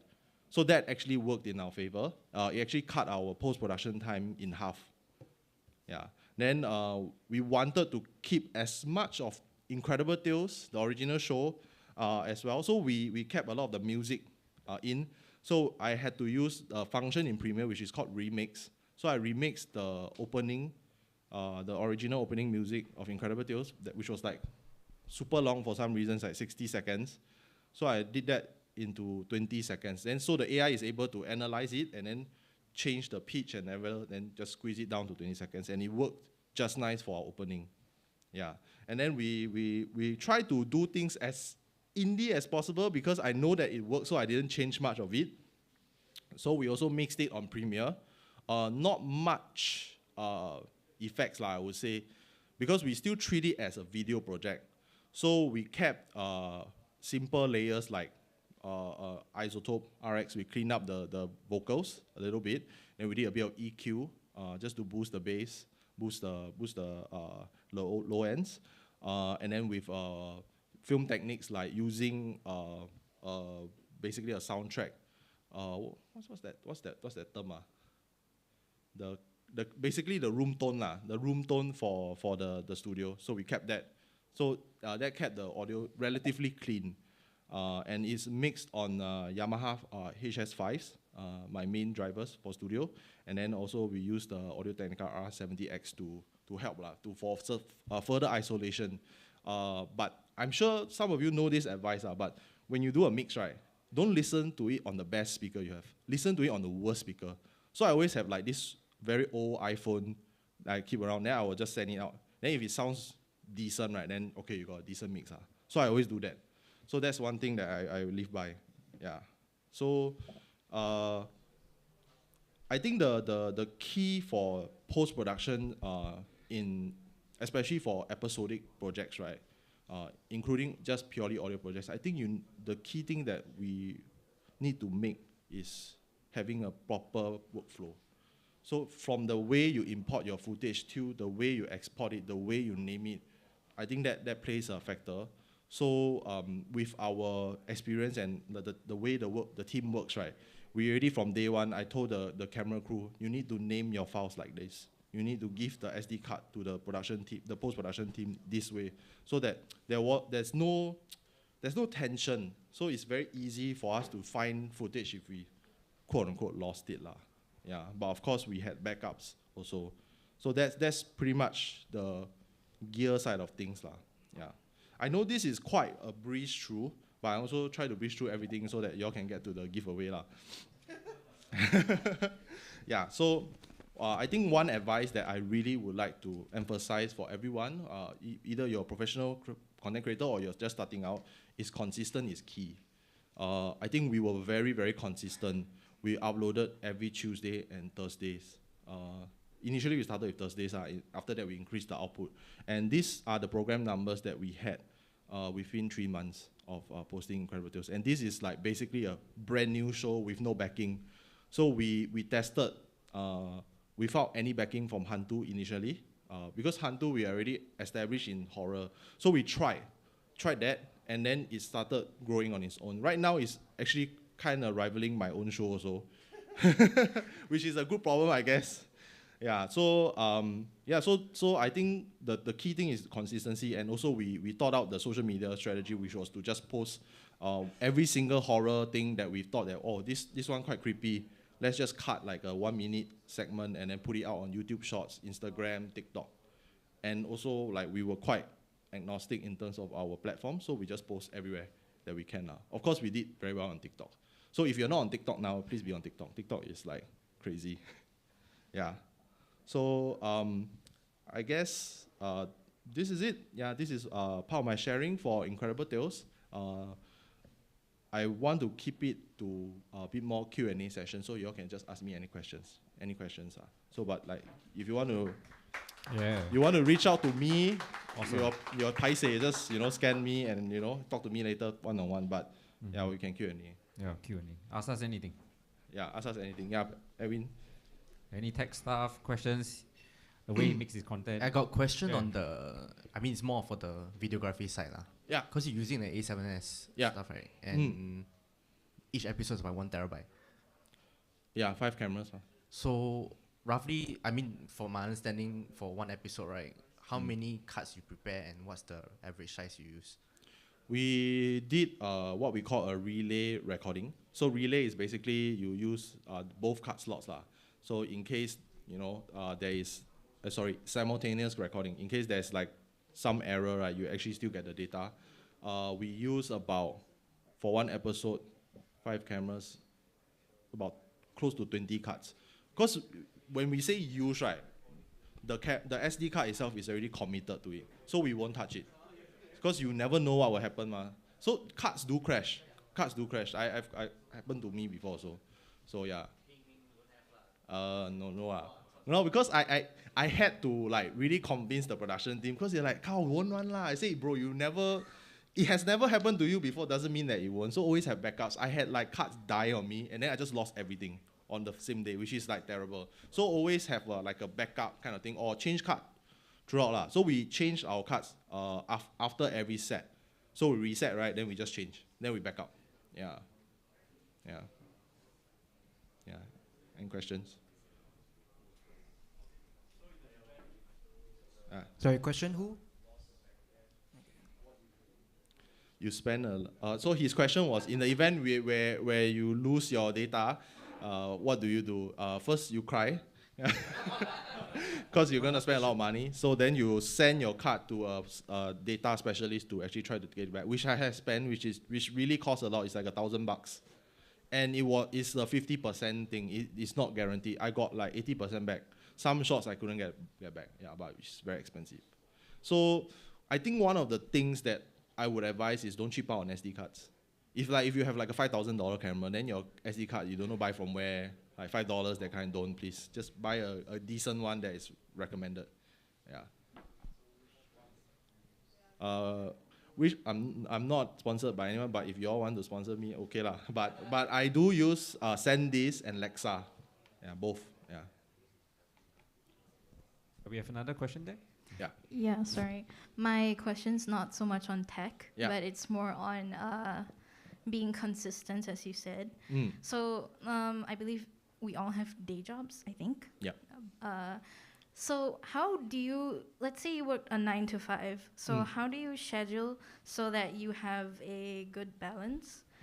And like, still find time in like, I heard of like scheduling as well, but sometimes it's kind of hard to schedule when you're more of a, let's say, artist content or,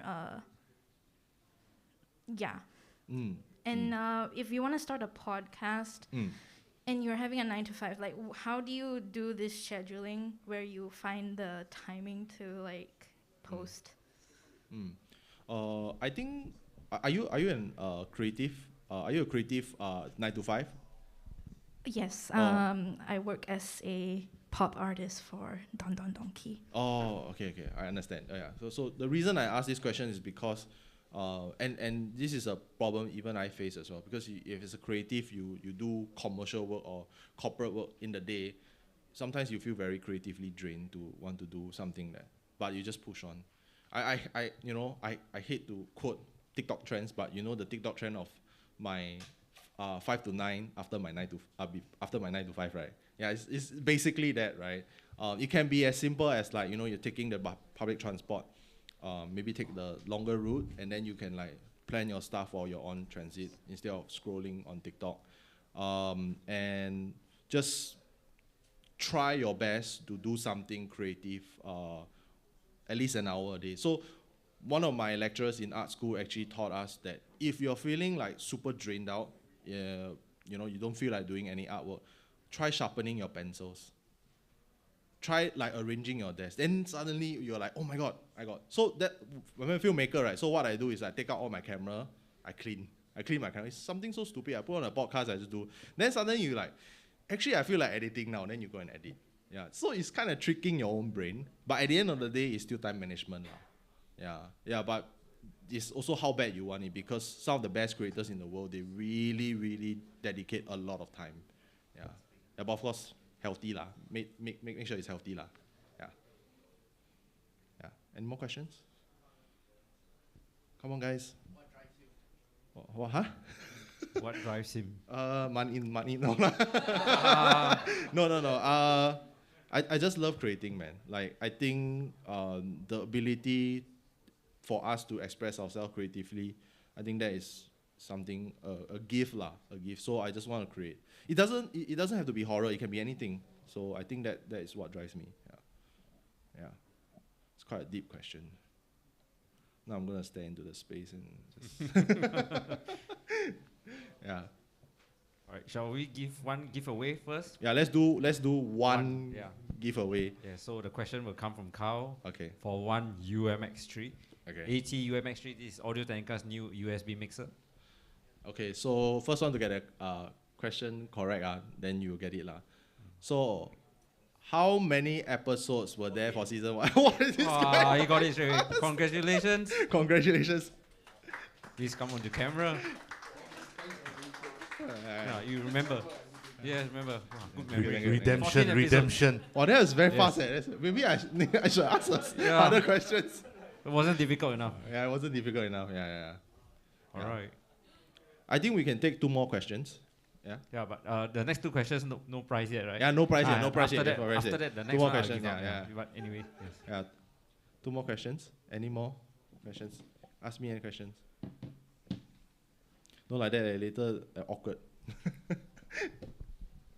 Got one question regarding the episodes itself, because they brought back the series, right? Were there some certain considerations to talk about? You know, because Art probably did his own personal story. Did he reshare and input like new stuff on top of older episodes, like clarification and stuff? Were there any considerations? Yeah, there were considerations because Art wasn't really sharing on the original shows. He was more of a host, so he was very scripted. But for this one, it's scripted, but in a sense where we script the questions, but we don't show him before that. It's just the style of directing lah. I asked him straight, so he did share a lot of his ghost stories lah, which quite a lot lah. Another question behind? Yeah. Yes. How do I what? Recharge yourself. So how do I recharge myself? Stop doing any creative thing. So you know, like when you're creative, everything revolves about creations, like content creation. You just go out, right? Go buy cai peng or something, right? You can think of creation also. So it's really draining and tiring. So I do something that's non-creative. Like it can be as simple as cleaning the house. Yeah, like it's just mundane, just as far as from my career as possible. Yeah, cooking also. Cooking helps me. Exercising also lah. Yeah. I try. Sorry, I have another question. Yeah. Because you do horror content, and I'm very inspired by Hantu, and Thank you. I listen to roadmaps during work. I'm sorry. Thank you. but you know, stories for horror kind of run out after a while. Like, how do you refresh and keep it, fresh? I mean, the ghosts come to me with more story. No, I'm just kidding. I think it's a natural progression. Initially, when we started Ghost Maps, it's a lot of my own experiences or people around me. And then as we grew, our community grew as well. So that's the other aspect of as a creator, you build a community. Then the community people, they start sharing the stories. And then now we have way too many stories. So if we haven't replied you through the email, sorry, because our inbox is always a lot. So we try our best. So that's the good part lah. And I think at the end of the day, it's all about building the community. I think when you create content, it's not just me. You need to surround yourself with the people that is like-minded with you lah. Yeah. But really great question. Yeah. I think good. Right. You good? Thank you, Carl. Thank you. Over to me. Yeah, over to you. A short one, guys. Just want to share some products from Audio-Technica. So what we have right now, just to check whether is it presenting out. Is it show? Creator Tech Show, right? Creator Tech Show, thanks. All right. So Audio-Technica, so 62 years of excellence, right? So we do microphones, headphones, turntables, styluses. That gold thing there is a cartridge and stylus that picks up the vinyl, as well as the new Soundburger, the one in red. So there's like an open portable turntable, battery operated. All these are available at City Music as well. Please look for them. Except for the acrylic one, sorry, there's a limited edition from 2 years back. There's no more around. Right, so more about it would be the sound in your content, which is what we're here today. It's like what makes your content sound good, right? So it's very important. Have you ever heard people who say things like got sound can already, kind of thing? So we're here to actually make sound good. Everyone has been using Zoom and Teams. Have you gone to meetings where the sound is horrible and you cannot make up what they're saying? Finally, we understand good sound, right? So we all take it for granted because broadcasting TV started back in the day. Sound has always been good. So AT, we do firmly believe that we have different applications, right? Every different application requires a different mic. Right? This will give you the best audio experience, right? So of course, we respect sound and believe good audio heighten connections between humans. That's why we need to have good sound. So AT does have a very huge range of products, right? More than just one or two that does everything. So do visit our website, visit City Music website. filter to Audio-Technica and you will see all the various products available. Right, so picking the ideal mic, just a surface of it. If you do ever want to have a deep workshop about audio, do reach out to us. Let us know, we can organize something. But today we're just going to just scratch the surface. So some microphone types that has been around, dynamic and condensers, right? This is generally the two type of microphones everywhere. So there are some differences between them, right? A dynamic mic is something like what Carl has been using. Right, condenser mic, I don't have it here, but we do have a booth at the site. Please visit. You can, I have a AT2020 there, can hear the condenser sound. So generally, dynamic mics make you sound very intimate. It sounds like it's very close to your ear. Right, it sounds a bit smaller, but it sounds very solid as well. Condensers do bring a lot much more air, a lot much more breath and nuances to the voice. So it's usually the go-to choice for singers. Right, yeah, but for speech, condensers might pick up a bit too much sibilance depending on how trained the people are. Lots of other things between the two. Condensers are a lot much more sensitive generally. They pick up the room sound, but with that, you can actually use it for your good advantage, right? So, next slide. Some of the basic gear that you actually need. So we have the microphone, right? Then you have a desktop or smartphone or laptop to record it. That's where your software is located. Right, then we need a headphone for yourself to hear, right? This is a basic setup, before expanding to something bigger, you can explore, right? And the recording software, lots around, but some starting out, going to something like Pro Tools or Logic is too much, right? So you can check out stuff like Audacity, Anchor, GarageBand. I've used something called NCH WavePad. It does multi-track and it's very simple. You can try all this kind of software out. Many around, but do ask your friends and people been playing which is the one, because if you go and explore on Google, you explore until the cows come home. There's too many everywhere, you get confused. Right, so recording 2 or more persons is something we have to think about, like what Carl does. You have this, the photo on the right there is Carl with his group of podcasters. There's like 1, 2, 3, 4, 5, 6 persons there, all using a microphone. So along with daily catch-up, they have like 5 to 6 people. Right, so they have many mics all connected there. So what happens if you have something, it results in something called mic bleed, where you have 4 mics, each of the microphone will cross over into each other's microphone. Right, so when you do editing and cleaning, it's like this microphone is picking up too much sound of the other guy because he's like super damn noisy and talks damn loud. Right, if you're going to have a clean recording, it's going to be hard. So many ways around it, like dynamic mics, right, spacing them apart, getting the room to sound good. Lots of methods, right? Or if not, just lower the microphone sensitivity, the microphone gain, or the microphone volume, and the same thing, right? And you'll pick up less of the environment, right? So some of the simple ways to connect by recording, you have an XLR cable, right? We have 3 microphones, for example, using a microphone cable, right? Connect it to something to capture the sound, multi-channels or multi-mic at one go. So something like the Mackie USB audio interface, the Zoom P4 port track, as well as the port track P8 for even more microphone channels.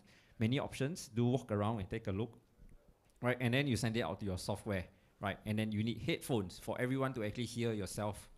Right, so there are a lot of podcasts nowadays you see, they don't have headphones, they take it like an interview, but what happens is that they don't realize that they are sometimes too close to a microphone, something like this microphone's off now anyway, it's too close and then you get this sound, and then they laugh and they sit back and then the voice is like that.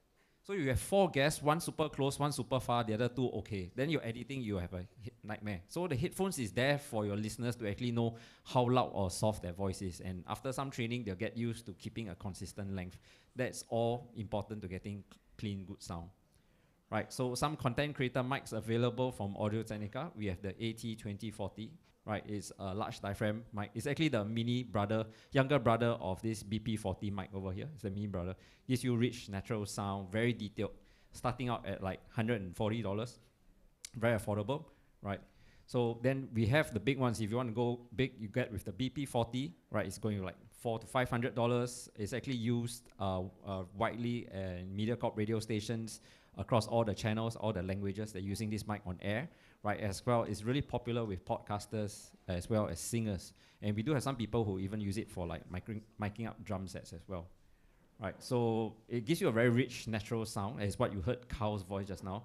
Right, it gives you something like a condenser-like mic sound. So not many dynamic mics can achieve the condenser sound, right? Ideal for voice, singing, instrument sound effects, right? So moving on to condenser, you have something like the AT2035. It's a large diaphragm condenser, so sensitive, gives you very natural crisp sound, great for singing, and some people also use it for ASMR. Right, so we have different headphones to choose from, right? So after all the recording and miking up, you got to monitor and you got to do some post-production, mixing, right, and editing. How do you choose? You look out for something that you want. Is really preference, right? So you want something with more bass or less bass. You want something with more mids so you can hear the voice clarity more. There are some headphones with a very scooped mid-tone. So they get you this, I don't know how to use English to describe, you have to hear it for yourself. Gives you this sound that is scooped up, right? You have something with higher mids and brightness, right? You want something with pure clarity with very little bass, which that comes about as well. Or you want something with very voice emphasis. So every headphone in the market is all have a different kind of tuning style, right? And then of course comfort is very, very important as well, right? So sorry, you want to take one more photo of this? Yeah. So many different headphones. So I'll introduce you the various models we have. Try them out, you know the difference. It's very hard to describe. Lots of them. Starting from the left, R70X is an open back headphone. This is a really great sounding headphone for very good details. M70X is closed back. So there are two terms, closed back, open back. Very critical monitoring for mastering and editing. M50X, you probably tried it before. M40X is like a toned down version of M50X. And then M30X and 20X are like the starter kits. Much better than a standard off-the-shelf headphones from a consumer shop. Right, and then you love the sound of that, you want to go Bluetooth. Something like the ice blue one, which is, you want to take a look, is at the back there. This is a Bluetooth version of the M50X in a special limited edition color. So it gives you lots of exactly what you want an M50X but wireless. So, and then you want something more affordable, you have like M20X Bluetooth, right? It's also as good as sounds, right? And of course the black one's available there, right? Lastly, we have the stream set as well. With the stream set, this is something combining both a condenser mic together with the popular M50X, right? So this is used for Twitch gaming. It's a professional headset because traditionally a lot of headsets don't have very good sound. So AT wanted to make a very good sounding sound with the best products that we have, right? Give you the comfort, right? And the clarity of the iconic M20 series. Right, lots of features over there. You can try them out. XLR version. This is the XLR version, right? So gives you lots of quality, good cardioid pattern, right? The cool thing is you can actually push up the boom arm mic and it mutes the mic. So when you're on air and you suddenly want to swear at somebody, just click it up and then you can self-mute yourself, right? With an XLR, remember you need an audio interface, right? You can fold it up. Okay, and then if you don't want to get an audio interface, quick go on travels, on the go, on work. Get it in USB format with the exact same features. Yeah, so all the high quality sound and everything. Try it out, you actually understand the difference in the good sound. And then we have today the UMX3, which one of you already won just now. So this is a very cool new product that we have that introduces, it's the very first USB mic. That's actually filled with easy to use features, with perfect for those new to live streaming. So these new features are important for someone who is starting out. They might be a bit afraid to jump into a very full technical mixer. This is something to start up on the go for you to live stream, right? So many features, right? Who is it for? Musicians with a simple setup, live streamers, content creators, which is what we all coming today, PC gamers with a streaming setup, right? The key feature about it is actually a USB loop back from the PC, right? So before we go USB, it's like I want to connect my voice in, my mic, connect a guitar in, right? And then I want to live stream straight away. However, I have something like a percussion track from my PC. I want to play a percussion together with my guitar. How do I get that into the mixer before it goes in live stream? That's where you use the USB loopback. So the sound, the percussion track is on your PC. You send it by USB back into the mixer. You can mix it how loud you want, right? And then you'll be able to send it out. So in-game music sounds, people use it for streaming. They are like going to Twitch stream, they're playing Dota, or any kind of gaming games, and then send the sound in, and then blend it, and then can do their own game reviews. Right, some connections at the back, do visit my booth, you can go through of them, connect the mic, connect a keyboard, connect a guitar, right, and then you can power it mobile on the go. Use a power bank, you can charge it as well, right, you can connect it to your phone, your PC or Mac. So 2 USB cables. And then that version, the purpose of that second USB cable is to do that device audio loop back, the one that we just talked about, sending the sounds from your PC back, right, to send to the live stream. So some of the quick features on that, microphone inputs, we've got the mic gain, right, which is actually designed to work well with the AT20 series mics. Send the sound to USB, mute the mic, monitor your headphones, and then connect the headphones. Right, and then we have another more inputs. Connect your guitar and inputs. Very simple. There's a switch there to let you switch between guitar or a keyboard. Send the levels to the USB, and then add in your in-game music. Turn the knob up. There's a loopback switch. Click it there, and then turn up the sound. And you send all of this mix to the USB live stream. Very straight. Nothing else. Right. So thank you for this. Today we're going to do the second Q&A. Do stay tuned for Reggie's segment coming up next. And after Reggie's segment, we're going to do the grand prize lucky draw. So do stay for that. So for the second USB, second mixer, AT-UMX3, first to raise the hand. What is the microphone that Carl uses for his podcast? I saw your hand first. BP40. Can I have the brand? Audio-Technica BP40. Thank you. Can you come forward? The camera.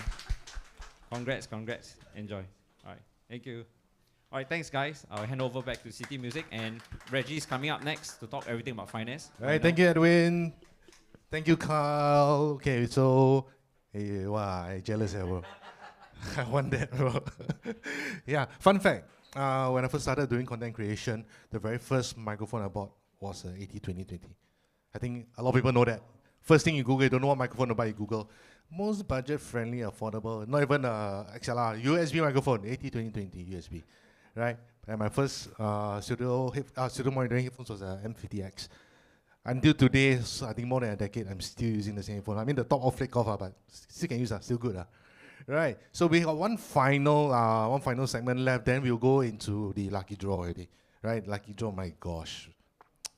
The boxes are huge. Cannot see from here. Okay. The boxes are huge, right? So I would like to invite our next speaker. Our next speaker is the Chief Financial Coconut, your Chief Financial Coconut, right? Mr. Reggie Cole. Let's give a round of applause, please.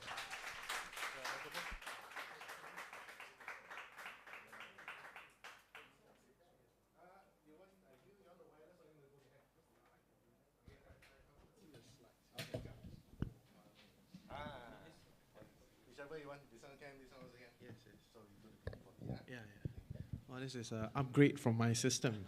Yeah. I started with ATR 2005. Yeah, even cheaper. Now out of no more in production, right? I think the series has been retired. Yeah.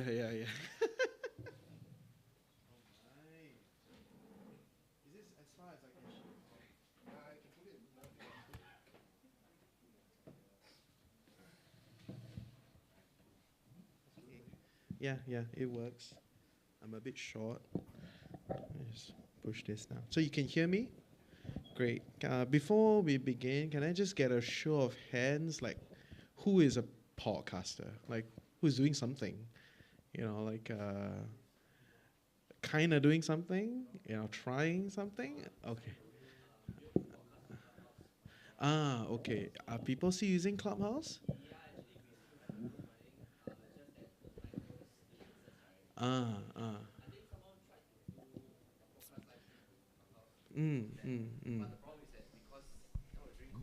Yeah, that was the thing. Everyone was on Clubhouse.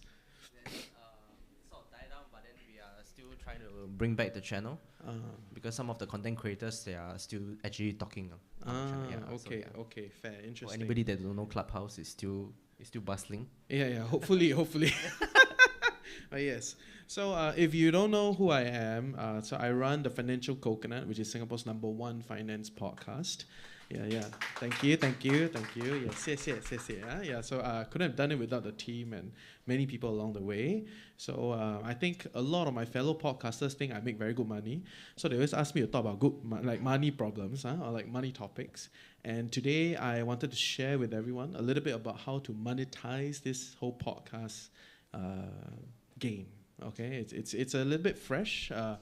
Not podcasting is not new, but I think in the Singapore space, it's still a little bit nascent. And in terms of monetization, many people have no clue. Right? So I believe I have the most clue amongst all of them. Right? So I will share with you a way to think about this thing, okay? So the basis of my discussion is not to be yourself and do not do what you love, right? If you want to make money out of this thing, yeah. Because I believe, I'm not sure if anybody before me said something like that, but probably if you go to 101 Creator Conference, right, everybody say, do what you love, be yourself, rubbish, okay? Those things cannot sell, it does not work, and it's a very bubbly, and it's like you just believe in it, and then you hope that it works, right? There are some objective parameters that you need to think about if you want to monetize and create a podcast that works, you know, from a structured process, okay? So, yeah, this kind of fluff don't sit with me, but okay, that being said, I think you gotta find a lane that you do not hate, right? And I think most people do things that they don't hate, right? I think that's the baseline, right? I fundamentally find it very weird when people say things that you must do what you love. It's like, I mean, every other day I do things that I don't hate, right? I may not love it all the way, but I will not do things that I don't like, right? So to me, this is what I'm thinking of as a baseline. As to where the money is, that depends on the lane, and that's for me to share with you more. So I have decided to go through this thing with how TFC does it, right? So the financial coconut. And I will share with you how we create and how we price, why we decide on this price, and a little bit on the overall market. How does money flow in the media advertising space, okay? And then you can have a better sense of how to position and price yourself. At the end, you can ask me questions, okay? So yes, the financial coconut, I think for us, we have moved into a lot of vodcasts, which is on YouTube video, and we have done a lot of social shorts. Our social shorts has been, kind of in a discovery phase. We do perform quite well relative to our competitors, which are the finfluencers. I don't know, you all know this term. Finance influencer, kill influencers. Okay, so yeah, so whatever. Okay, there's a name for everything. So this is how we do it. Okay, so we record everything with audio, video, and then we cut the audio. We cut the long form, publish as a video. We extract the audio, publish as a podcast. We may add some B-rolls front and back just to optimize for the audience experience for the audio platform. And then, we cut up all the shorts for podcasts. What I've experienced over the year is that the audio platforms have horrible discovery. Okay, the word is horrible. Till date is horrible. If you do not rank on the audio platform, you are essentially not discoverable. Okay, so the hack is the first 24 hours, right? I'm sure you've heard this. Get as many followers in the first 24 hours, do a big email drop, blah, blah, blah, and then you can try to rank, right? So when you rank, then people can see you, then you kind of grow from there, right? So in other words, it's very hard to do a podcast and make it work. But from the YouTube algorithm and also from socials, I think discovery process is a lot better, for the audience to find you. Right, so if you ask me today, I think any pure breed podcast, just do audio, it's very hard. Okay, so of course the people that can't tell you very easy because they really make it. Okay, but if you want to start from ground zero today, I think it's a little bit crazy, right? You want to be on the different platforms and also kind of entertain this visual element of the podcast. Okay. So I have success metrics, in my team. This is the juice. I hate it when people do talks and don't tell you the real juice, all the fluffy. So I'll give you the real juice. The listen-through rate that I expect of all successful podcasts is at least 50%. Okay, if my producers in reporting tell me this episode not 50%, they have to tell me why is it not 50% at least. Okay, and this is the baseline for interview type podcast. So we primarily do interview podcast. Okay.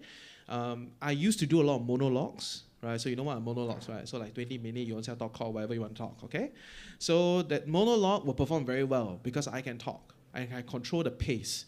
So my monologues will perform at 80%, okay? So my monologues are very good, but they're not sellable. That's why I stopped, okay? You can ask me questions as we go along. So 50% is what I expect for audio platforms.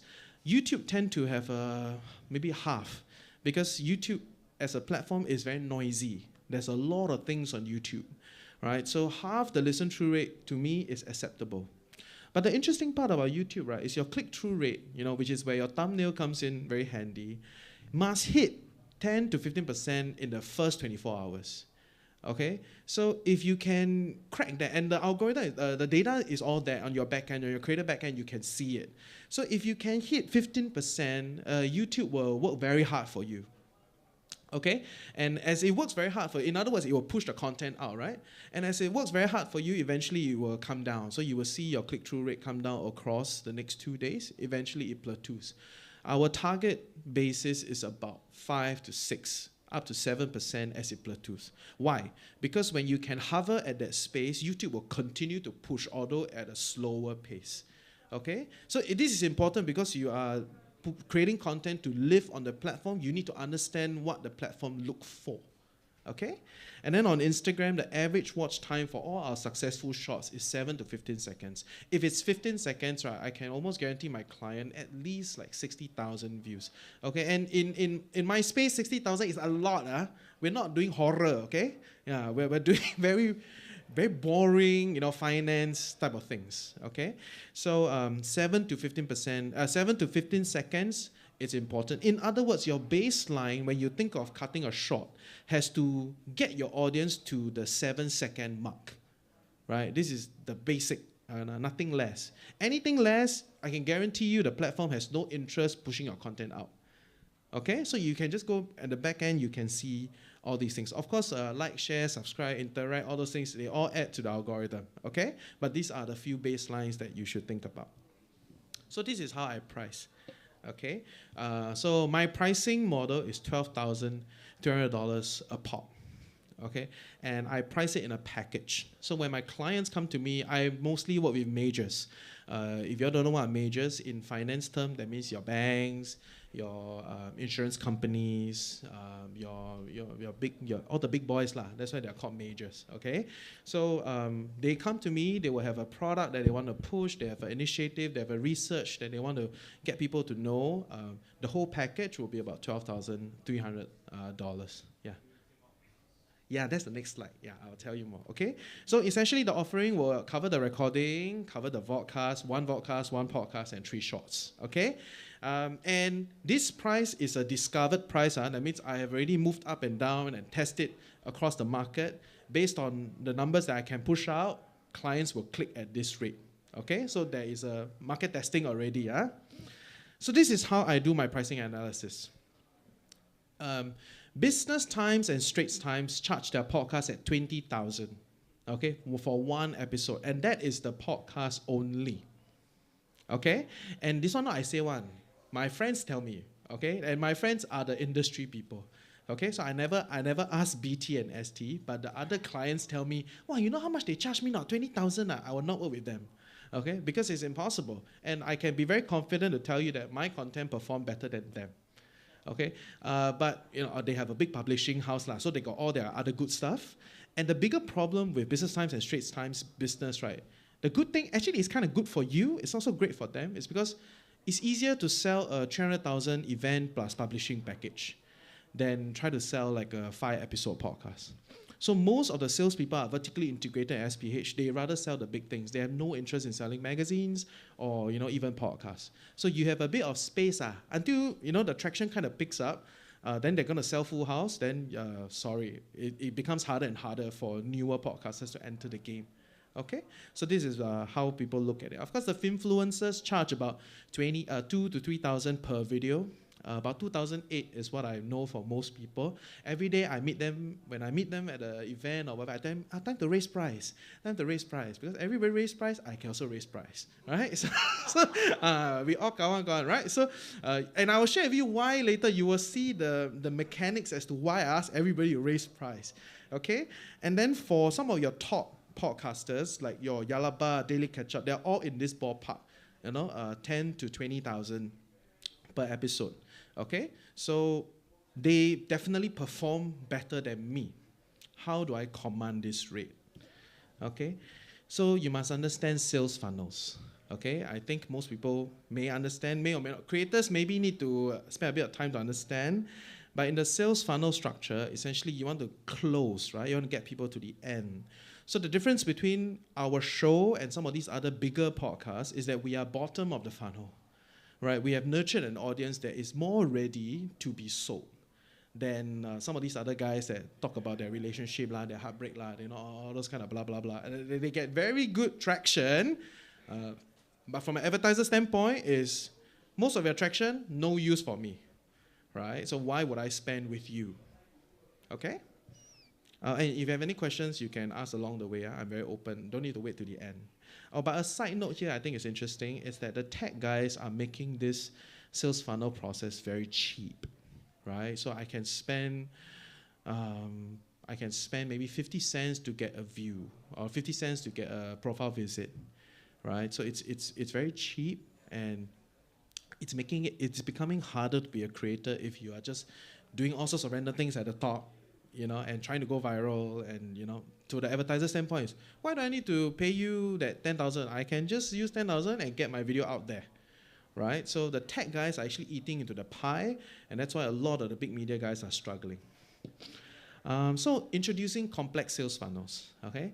Why you need to think of this way? Because this will depend on your client profiles. Any client product that has a very simple sales funnel, things like credit card, very simple. They have a promotion, they ask some influencer to push it out there, they give you a discount code, you'll be like, wow, I got free luggage, plus $300, okay, I'll sign up.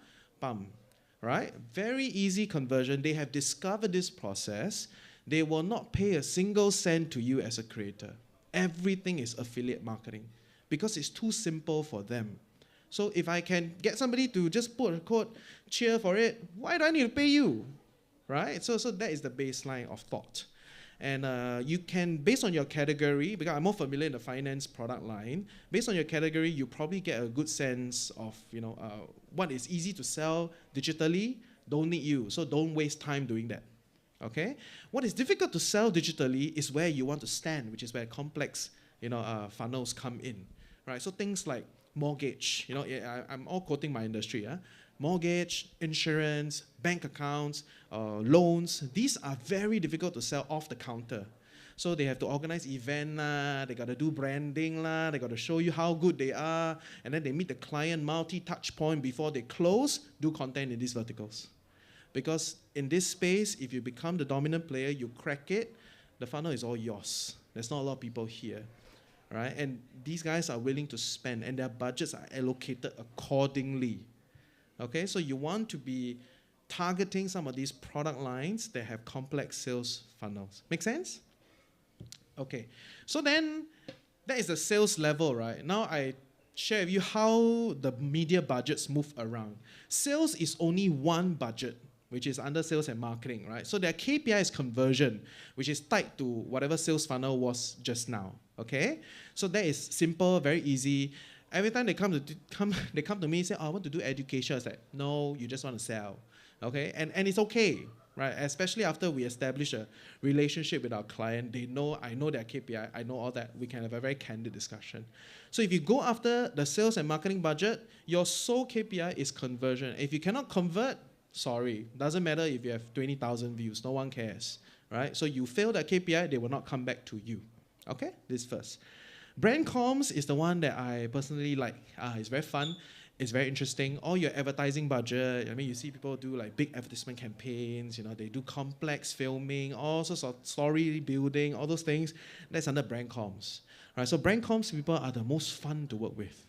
Yeah, because they have all the ideas and all the things. And their KPI usually, reach, impression, being associated with people that wants to accentuate their brands, right? So that is good. And of course, CSR, simple, similar to brand comms, but you must have the feel-good factor. One thing about CSR is that it's seasonal.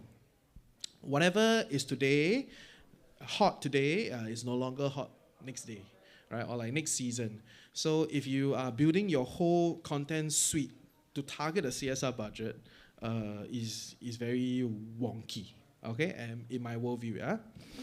Okay, so what is considered a valuable brand? Okay, I didn't go to brand school or anything. I just try to use the most layman term to share with people. Okay, the first line that you will always hear when you talk to brand comms people is brand safe or not. Okay, so brand safe is the first line. You must not be seen as vulgar. Okay, and to be fair, whether you are seen as brand safe actually changes over time. Okay, like even in the US, they always say they're very like freedom of speech, but they censor all the shit, right? But in the UK, the FFF word just flies everywhere, right? So it depends on who you're targeting, where they are, where is the brand coming from. They have different tolerance for what is considered safe and what is not safe. Okay? But that is the first line. You cannot be seen as dangerous. So that's why if you do things like, I know I keep saying this, if you do things like horror, you do things like crime, nobody's going to sponsor you. Okay? Carl is a good friend. But it's very hard because to the brand, this one not safe. Not safe, we cannot do. Okay? So brand safe is first line. Yeah, and now of course after brand safe, then we talk about association, authority, reach, and that is quite easy to understand. So that is depending on your positioning and whether the brand likes you and wants to work with you. Okay. Next, now we talk about how budgets are distributed. Now that you understand, okay, these are the different type of budgets, what they look for, their KPI. These are how budgets are distributed. Okay. Usually there's two types of budget distribution. First is through the agencies. Second is a direct relationship with the brand. Okay, so if you work with the agencies, of course there's the PR agency, which to me is a waste of time, no money one. Okay, you must understand their business model. I'll share with you more later. Okay, and then there are the other agencies which they usually come in with a very clear brief, right? And they'll tell you, okay, this is our campaign, this is what we want to go for, this is what you're looking for. Can you fulfill? The only thing you need to say is, yes, I can fulfill if you want that money. Okay, you don't try to go in and counter pitch, So I have a better idea. No, they don't care. Because the decision is already done at the top. By the time it comes to you, it's the working level. The agency just need to know you can fulfill or not. If you cannot fulfill, next. Okay, and I've lost a few deals doing the counter pitch. So after what I learned. Yeah, and I'll share with you more later. The other thing that's more interesting is the direct. When you build a direct relationship with the brand owner, with the company, with the comms team, or the marketing team, then they'll be more open to more fancy things, more built to order, whether is it run an event, co-create a series, all those things are there. And of course, once again, it's a sales team and a marcoms team. Right, so sales and marketing is all KPI, conversion driven. Brand and comms is the feel good, reach. Okay, very clear, right? You see where I'm going with this? Okay, good. So let me share with you the media agency business of the day. So this is a very, very, very, very slimmed down idea of the media agency business. They go around bidding. Right, so they do a lot of bidding, 6 to 12 months, they bid, and then they will secure the client. So they have a budget and they have a set of KPIs. Why these days all of them want to work with creators? All of them want to work with creators because got money. Simple as that. Social media ad buy, essentially what the brand does is they will tell you, okay, you go and help me buy the social media ad. And your margins are 5 to 10%. And most people will cut their margins at that level so that they can try to close the deal. Understand? And then, of course, in the mainstream media, we call it MSM, the margins have came down over time because it's no longer as exclusive. Everybody has access to mainstream media these days, right? The sales agents are everywhere. They're willing to work with you. So from a pitching standpoint, you cannot press them because they are big, right? So you have limited margins. So it's the online media, the creator economy that can allow these agencies to make that 20-30% markup. In other words, every time when they inbound, they tell you, oh, I want to do 1 episode. I will ask them, you want to do 2? Right? Yeah. And you ask them, I want to do 2? Because your brief says this, I cannot just do this, I can also do this. So I can counter pitch within their brief and ask them to do more. They have very strong incentive to go back to client and say, I want to do 2. Cannot. Sometimes it hits, sometimes it doesn't. But you understand the incentive structure, right? Because they make more money selling you. So they will sell you harder if you can try to sell yourself within the parameter of the brief. Okay? A PR agency, yes, I had a whole slide, but they don't really make any, you expect to make zero sum out of them. You must understand their business model. They go to the brand owners and they say, give me 10,000, I will give you 5 free features at, tier 1 media or something like that. So they have this sort of structures where they charge the brand and they are here to sell you the angle, right? They want you to pick it up for free so that they can hit their KPI. Okay? Yes, something like that, right? And based on that, I don't waste time with them, right? So whatever they try to pitch, many rounds, they're always pitching, right? So when the email comes in, you must be glad, firstly, when the email comes in, because that means your media house or your content creation or your show, your podcast, meets some sort of a tier 2 media that they can strike off and say, yeah, you see, we hit the KPI. Oh, they cannot hit their KPI, right? So you get the idea. But I don't always just write them off. If let's say I want to work with this brand, right? Because finance, sometimes all these big brands takes a long time to connect with them, right? So if let's say there is a project that comes in, I was like, okay, I will take it and I will route out of the PR agency. So immediately the guests come on the show, they'll bring their comms guys, they'll bring whoever. Make sure you make friend, right? And you can route out from them, and then you counter pitch for a paid project next round with the brand directly. Okay? So that's kind of how TFC does it. So we have, sometimes you see the big CEOs come, they don't pay money, right? But immediately I make friend with their internal comms so that we can pitch other things. Okay? And this is the sexy part, which is you work direct with the brand. Okay, so when you work direct with the brand, there's always a champion inside for you. This person will probably be your, fan of some sort, right? They listen to you, say, wow, this is quite interesting, maybe we can, do something with them, right? So there is a champion inside, and this champion sometimes is not too high up the corporate chain, okay? They may be senior sales manager or like head of marketing or something, but on top of them, there's a director or CMO, right? So they have to fight the rounds, right? You must cheer them and support them. Okay, because they always like going there, fight, kena punch, they come back to you, then they sian. You must motivate them. Okay, so your champion is very important when you're working directly with the brand. Okay, and of course, if you can enter as high as possible, very easy, right? So if the boss is your champion, very easy. This thing just flies, right? Or you're a very good friend with the boss, and then when the next tier people sell to the boss, it just moves very quickly. Right? In other words, you can expect zero inbound from something like that. You must work for it. Okay? So maybe they will inbound through an agency, they do something. Sometimes the brands will come to you, but very unlikely. You have to nurture this lead. You have to go for events and make friends with them. You get it? Okay? So I hope you get the overall idea of who is spending what, where do they spend, how do they think of everything. Yeah? And if you want the slides, I'm sure the guys can give you the slides. Okay, you don't need to keep taking photo but please, up to you. And this is important, media sales cycles. Okay, and I think this goes beyond finance. It runs through every other major industries. Yeah, so media sales cycles happen in March and September, right? So March and September, if you are a content creator or you do something, you have a lot of inbounds. Right? They will ask you for pitch they ask you for that and then they will ask you to send tomorrow one. Oh, this is urgent. We need it by tomorrow. It's never urgent. Okay, so but don't wait 2 weeks Okay, you can wait 2 days. You send back. It's fine, right? But because they say that to everybody, so they collate, then they can send to client. Yeah, so that is where most of the media pitches come in. In other words, if in March and September you don't see a lot of inbound, you this year jia cao.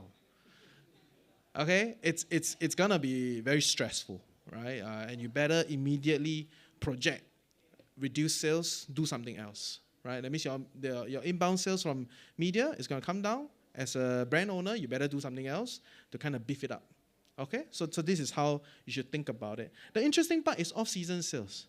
Right, that means they are not pitching. For some reason, the brand comes in to you, say, hey, we want to do this, blah blah blah, and these type of projects usually clear super fast. Because this is what we call money on the table, whatever that's remaining, right? So let's say they budget 200,000 for this launch, and then they spend. At the end, they realize they still have 50,000, and then they come to you and say, hey, bro, you want to do this? I give you 20, you do lah, right? So those projects are very quick turnaround. It's very stressful, but let's be real, the money is very easy to make. They rarely negotiate with you because they're not at the budgeting level, they're at the whatever is on the table left, okay? Yeah, so this is the interesting type of business cycles in the media space. Okay, and then year end, start of the year, there'll be a lot of events.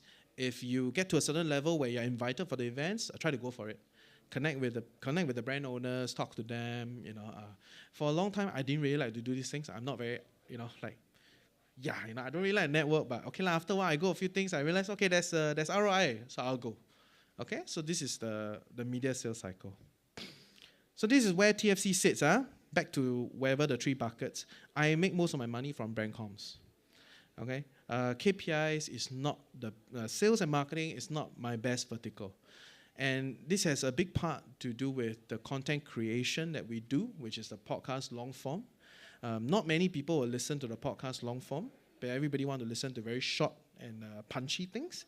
And when you are looking at conversion, there are only certain type of content that work, right? So I will get some budgets, but not the most. I make most from brand comms, okay? Just to give you context. So after you understand this whole thing, this is how you think of monetizing a podcast. Okay, you have to do 3 things. First, you got to define the audience, and then you got to define the sponsor that want to reach this audience. And how do you define them is based on the complex sales cycle at the front that I've established. Okay, and then you set up a stage to try to bring both of them together. And of course, setting up a stage is very easy. A lot of people have already said it. You can be more refined over time, but this is the parameter of how to think of building a show that works, that can make money. Okay? And this will be your best case scenario. Okay, you will burn, and then for some reason, 12 months in, you have an inbound. Suddenly, you're very excited. Wow, this one can do. Right? You will take that project, you do it. Then after that, you go through like a slow burn again. Right? So, but it is important to spot the inbound. It's important to have inbound. It's one of the biggest parameter of success in running a business in media or running a podcast specifically. If you have no inbounds, that means no one cares about you. Right? So from an advertiser standpoint, you got to go back to 0 and get your things together. Okay? So to me, this is the best case. Right? I'm not drawing a very fluffy type of situation. I hope it gives you a bit more context on how this thing works. Thank you. Ooh, thank you. Do you have any questions for the financial coconut? Yeah. Anybody got any questions? Can shoot him some questions. Come again? My burn rate today is about 20,000 a month. Yeah, so it was very low back then. When I first started, I took a salary about 1,500 after I have a few clients. And then the first thing I outsource is editing. Yeah, because I cannot, I hate it. It's long, sorry to the editors in the house. It's respect for your work. I just cannot do it. Okay, so I love my editors. I really take care of them. Yeah. But eventually it grows. Because we are now a more serious brand. We're not just like one show per se. So you got to hire ops, all those things. So my current burn rate is about 20. Yeah. Anyone else? Yes. Okay, this one's, if you don't mind, just roll back to the slide about the first one about the funnel. One more? That's it. Yes. Yeah. So there's that tier about being convinced, right? Or be convinced. Nowadays, there are so many newer, cheaper, more accessible ways to convince people, especially like Gen AI, right? Or ChatGPT, something like that. How do you see that actually as a threat, or do you actually think that as something that can be incorporated into future? A great question, and this is a different question from what I set out for today, but my whole team is using AI. Okay, so from ideation of content, we receive a lot of brief, we throw the PDF into GPT, ask them give us, 10 points that fits our brand goals, so we use it end to end, Descript, transcribing, everything you can think of in the podcast space, I think we all use it. Yeah, so we are quite front and center in this. So every time there's something interesting, we'll throw it. When we want to research a guest, we put in their profiles, tell them give us interesting insights about them. Let's say we recently interviewed the Singtel CFO. The episode is coming out. Where I just take their quarterly earnings, throw it into GPT, tell me what is interesting in this quarterly earnings based on this. Right? So the parameters, what we call tuning, right? That one takes some time. Right, it's not that difficult anymore these days, right? And that's why it's challenging, right? It's kind of affecting everyone. But when you think of it, that every process can include some of these things, then actually it changes your hiring thoughts, like who you hire and all that. So the baseline is still how well you know your audience. Because if you know your audience very well, then you can prompt the AI very well. Yeah, that's kind of how I think about it. Yes, yes. But it also affects how I allocate capital to content, right? Yeah, because I was like, oh, this one, no money to be made, already move on, right? That's why I close some shows, I open new shows. There is a thought process around this, and I hope you see it. Yeah, yeah. Cool. Anyone else? Do you have any more questions for Reggie? No? No, okay. Specific to money? No? Money, I need more. I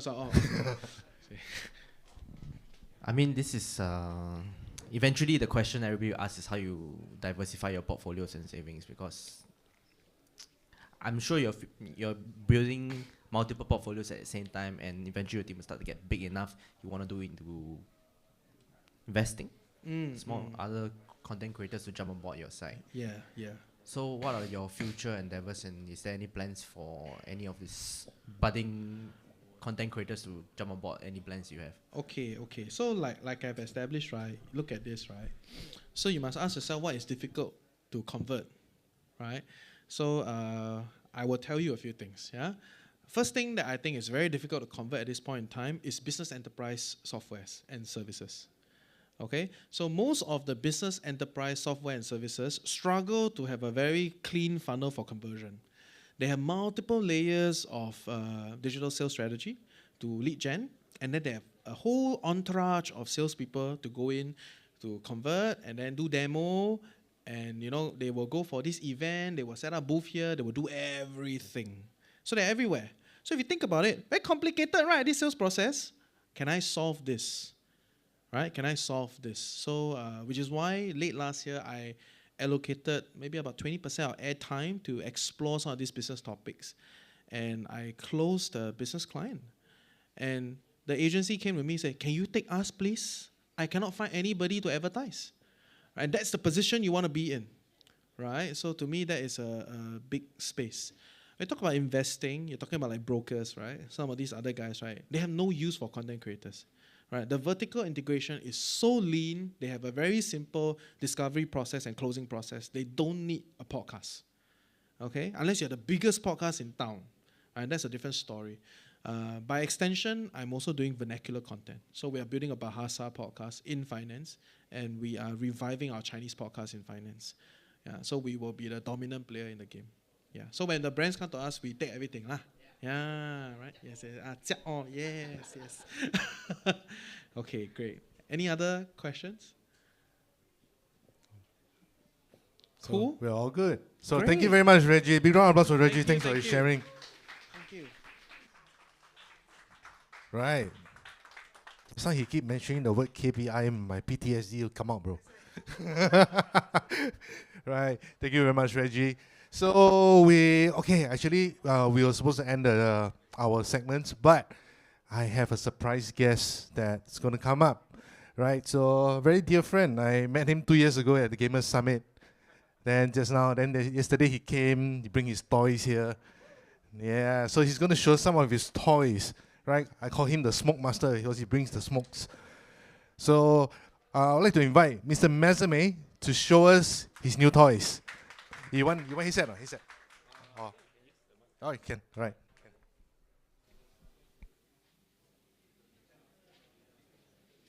So is there a way to connect the iPhone to this USB-C or screen mirroring or something? I'm not sure if iPhone. This is USB-C lah. Might work. I can try. First time I'm doing it like this also. So this one. So they're setting up just the last time I say this for the past 2 days. So this is definitely day 2. We have 15% discount across all our brands. Okay, so that means even like Shure, Sennheiser, Audio-Technica, Zoom, everything is going at 15% discount store wide. Okay, so for those watching at home right now on Facebook and YouTube, you can cash in on that as well. Just head over to citymusic.com.sg, add to cart whatever products you want. At the checkout page, just key in the promo code Creator2024 and you enjoy the same 15% discount. Okay, and of course after this we'll be having our lucky draw. Okay, very important. The prizes are awesomely great.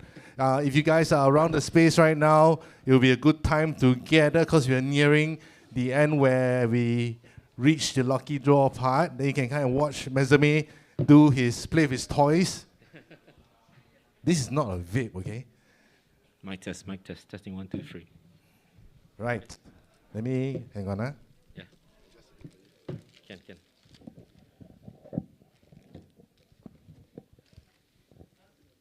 Test. Okay, cool. All right, take it away, Mesame. All right. Good evening, everybody. Sorry to delay you guys for a bit, but we do have a special segment right now because I was invited by the City Music guys to actually do a quick presentation on something that's really, really cool. Now, I'm also a content creator like most of you guys here. I do see some familiar faces here. I see some Twitch streamers. I see some YouTubers. I see my friends from the industry as well. We've got friends from Aputure, friends from Audio-Technica and things like that. You all can hear me clearly, yeah? Because this feels weird. It's just that I got a very bad cough now. It's not COVID, don't worry. Even though I know there's a resurgence in COVID, it's popular again in 2024, don't know why. We never asked for it to come back, but here it is. So I'm Mezami, I'm a regional marketing executive from DC Pro Private Limited. Actually, I wasn't prepared to do a presentation, but luckily, because of technology, I have my iPhone 15 Pro Max here. Shout out to Apple. We have a PowerPoint slide here, so I just briefly go through it. At the same time, I think you guys are more interested to see this thing in action. So these are the PMI Gear, Smoke Genie, and Smoke Ninja. Now, why is this relevant to content creation? Well, first of all, when it comes to live streaming, for example, sometimes we need to try and experiment and even try to one-up our previous broadcasts. Because sometimes we just want to see how we can differentiate ourselves from the other competitors. You mean, your friends in the streaming space. Or if you are doing vlogging or you're doing filmmaking, you're doing photography. How many of you guys are into photography here? 1. Everybody else? 2. Yes. 3. Oh, the rest of you all bluff 1 because everybody got camera phone. So you all take photos. Every time I eat a burger, I also take a photo and things like that. So we are, by nature now content creators one way or another. We don't realize it, but we all are. So when it comes to content creation, sometimes we also do things like food photography, product photography, portrait photography. I do recognize some people here in the cosplay scene. Not going to call you out because you guys have your own personality. Yeah, but I think today we actually have some very, very interesting insights into content creation. We have Kyle, who does some Hantu stories, sharing ghost stories and all that. So sometimes when we do content creation like this, or even do portrait photography and all this, how do we actually generate that kind of atmosphere to actually take the content creation to the next level? We set the mood. So just now, Richard actually shared how lighting can actually introduce settings, even how right now it's all white, right? 6500K or 5600K daylight, so it looks really, really normal. But we've got color, RGB, and all that, so it does set the mood. But if we actually elevate that to the next level, how do we do that? We add texture. So that's what smoke machines can do. Okay, so right now. Okay, everything is fantastic except the cable shot. Okay, I'm just going to move over here. So introducing, first of all, the Smoke Genie, all right? So the Smoke Genie is actually a handheld device. You can see that it is actually really, really small. Before I continue, how many of you guys are familiar with smoke machines? How many of you, you know what, I'm going to take this off. I'm quite a distance away from you guys. How many of you guys have actually used smoke machines before? Whether it's for fun or maybe it's for project work or production work, I do see some hands up. So you guys are very familiar with smoke machines, which are really big, right? They're massive, and they take about, 15 minutes to warm up, and then you can start firing up. So this is straight out of the box. I haven't even turned it on yet. Just want to show you guys what this thing can do. So I just turn it on, and it's good to go. I don't even have to wait, okay? And the best part is the smoke is actually pretty safe, okay? Now, of course, if you guys are not convinced, you'll be like, but smoke machine normally got this burn smell, right? Those of you guys, unfortunately, the lady in front is wearing a mask, so we can't really smell it. But as the smoke travels to that side, do you smell anything burning? No.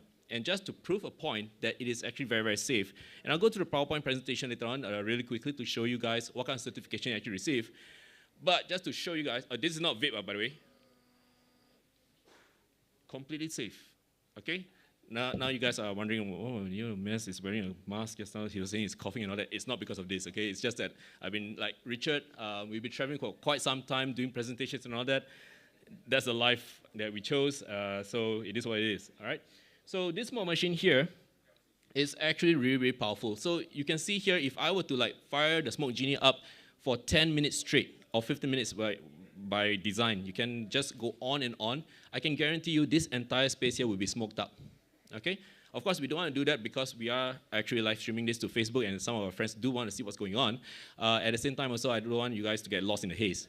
And also because there's also aircon here, so we do want to make sure that, by right, if you want to haze out the whole space, you have to turn off the aircon. So we want to be in comfort. So this thing here can actually smoke up half of this entire room if I just pump it up for 5 minutes straight. And the smoke time, hang time, that means it stays put for half an hour. Yesterday we actually tried. Later on we can actually try again in center. You can actually explore what you can do with this. But this is the big boy, this is the big brother, and it comes together with this kit here. This is the professional kit.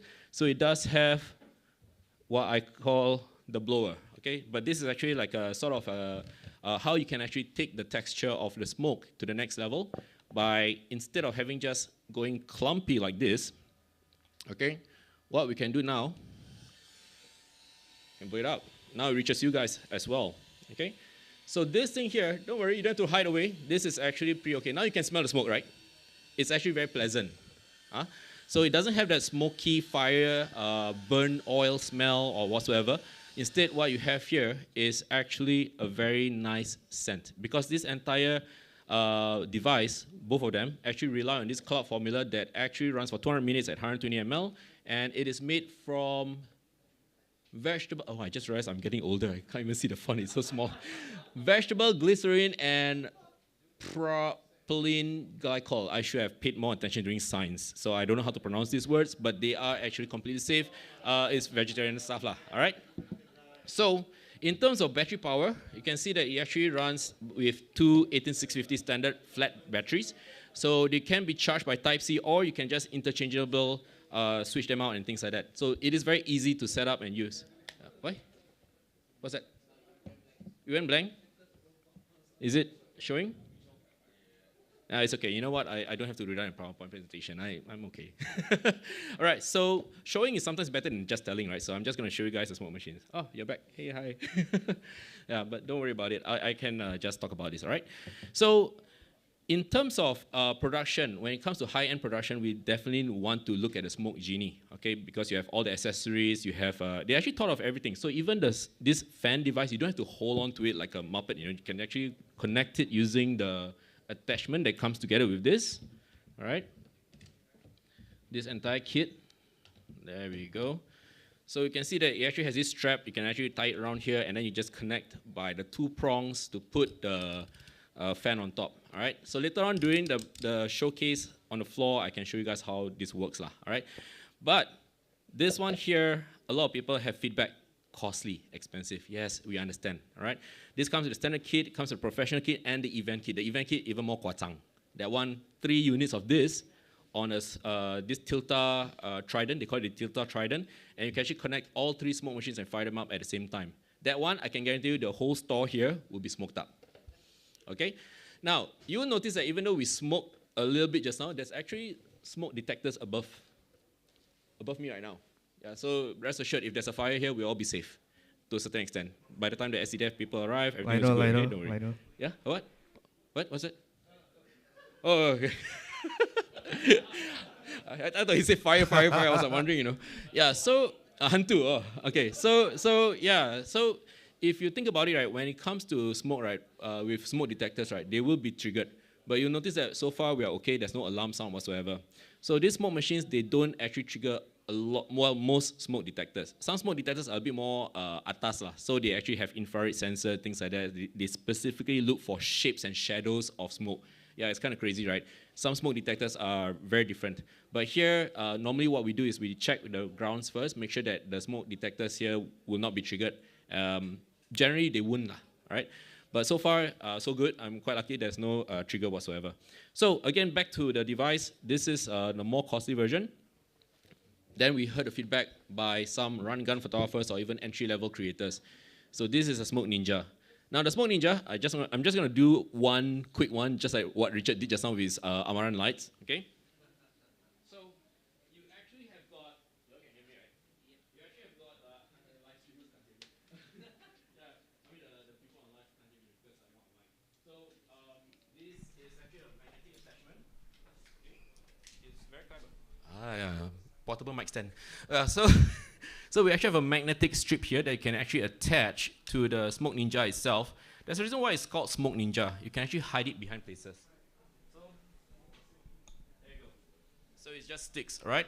So how do you activate it if you were to just stick it behind something like this? So for the Smoke Ninja, let me power it on first. Okay, got a fog on. Okay, so this is now in the fog mode. Thank you so much. All right, I just press a button, and now it's smoking up as well, giving the impression that the TV is on fire. That's why it was blacking out just now a few times. All right, so for the Smoke Ninja, it's actually a lot more simplified. Now, this is actually one of the more hot-selling, literally popular smoke machine out there in the market today. Just for a little bit of context, we were in NAB show in Vegas last month. We got one of these bad boys with Casey Neistat, and we also shared it with Harry Seller as well. For those of you guys on Twitch, you probably know who he is, right? So they have actually simplified the device. You have fog, dry ice, and steam. Now, of course, all these settings are available on the Smoke Genie as well, but it's just a little bit more cheap lah, all right? So to actually have the same setup and all that, you need to actually make some settings to the heat as well as the fan coils. It can be very, very complicated unless you actually read through the manual, but hands up, how many of you guys buy things and read manuals? I do, okay. Bo pian. So, fog mode, basically the same. Okay, you have this heavy smoke, very cloudy, all right? Then, this is where things get more interesting. Can I have a volunteer here? Preferably someone with hair. Oh, you have hair, okay. Sit down very long, okay. So there are some, So there are some accessories that come together with the Smoke Ninja, all right? Like for example, we have this, this pipe and sponge thing, all right? So let me just take it out first.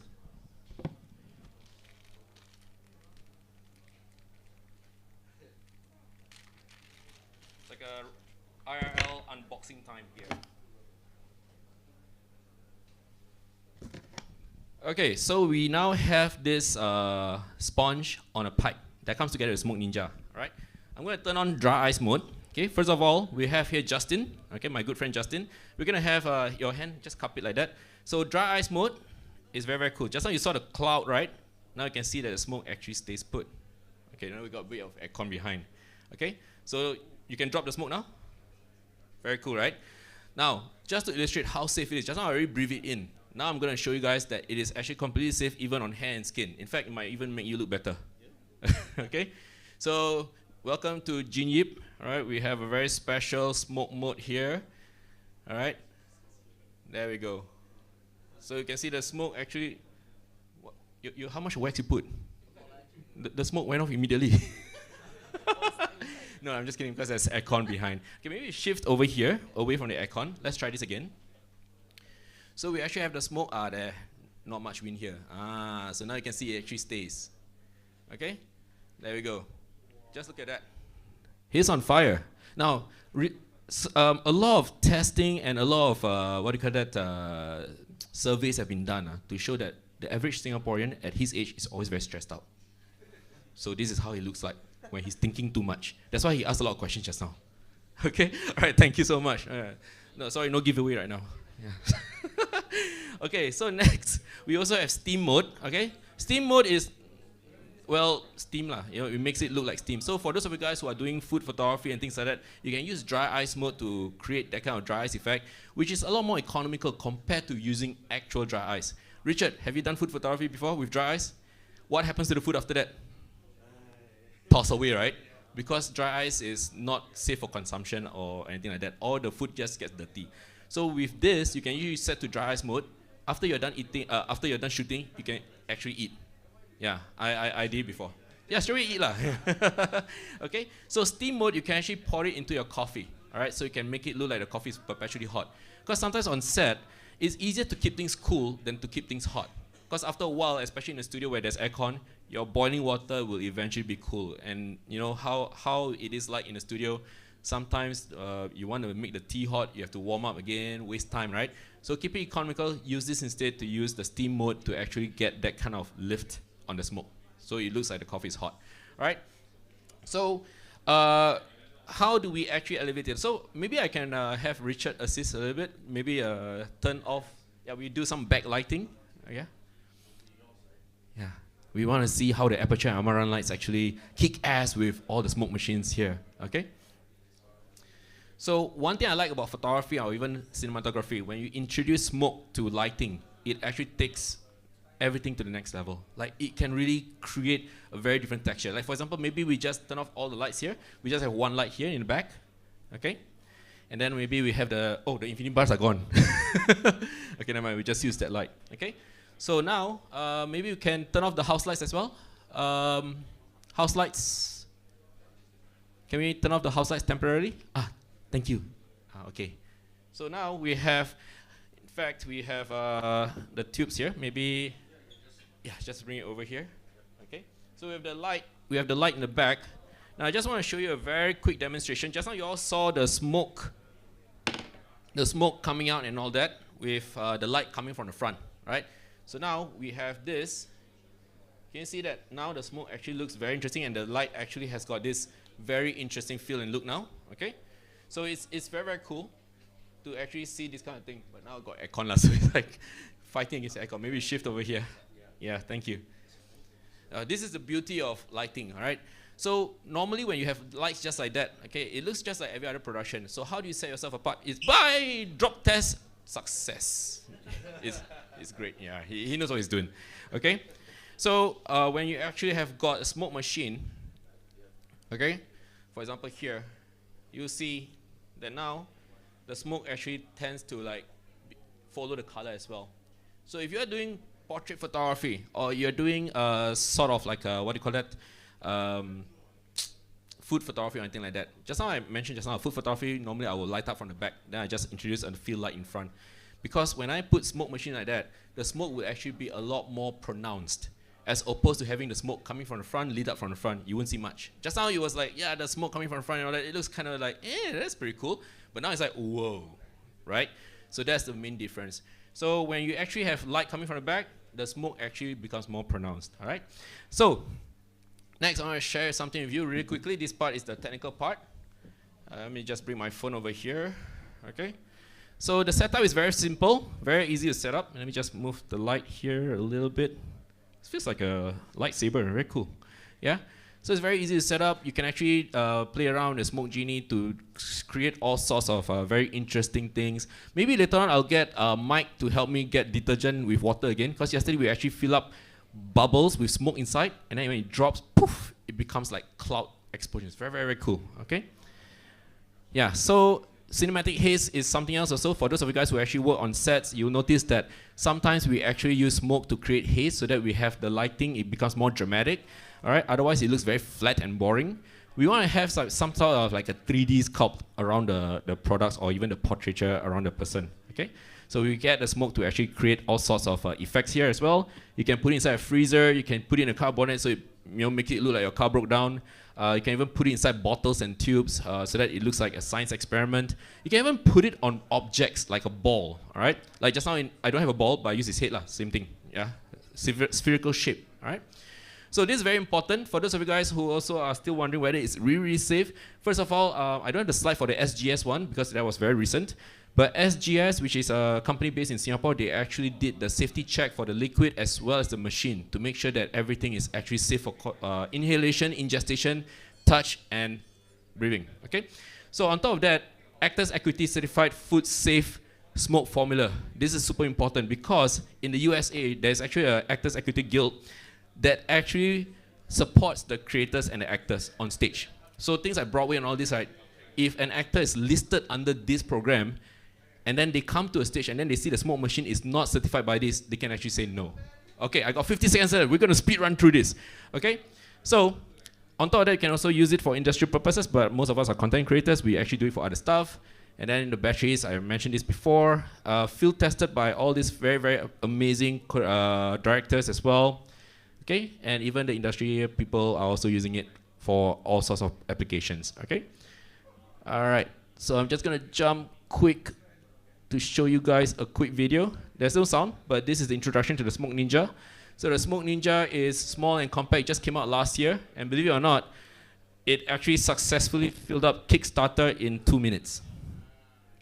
Yeah, literally. It's even smaller than a Coke can, so you can bring it anywhere and everywhere to create content.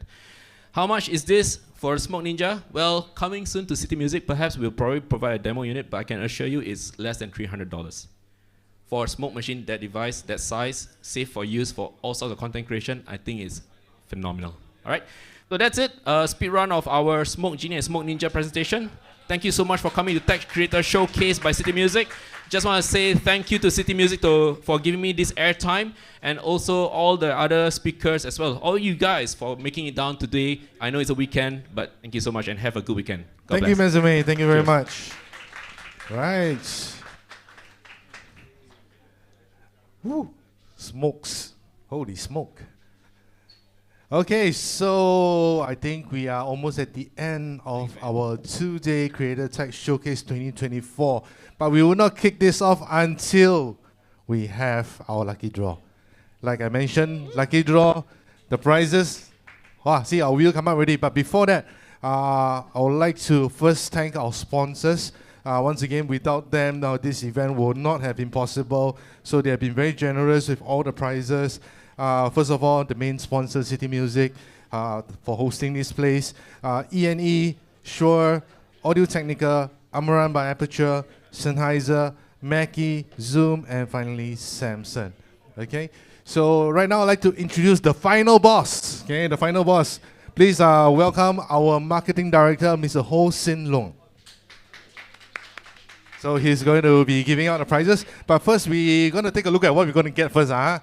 So this one grand prize this one. Guys, the thing's no joke, man. Sponsors are getting more and more generous. Right. This one not sponsored. This one, that one also. Okay. What really what literally what. I think this entire set here, right, is straight away can start filming, do content already. Right. But unfortunately, we can only give to one of each. So if you have registered your name already, your name will probably be in the wheel. Those who have left. So rules of engagement is that you need to be here when we call your name out. Okay? If it's not here, now I let you decide what you want to do. If I call, we land on someone and the person is not here.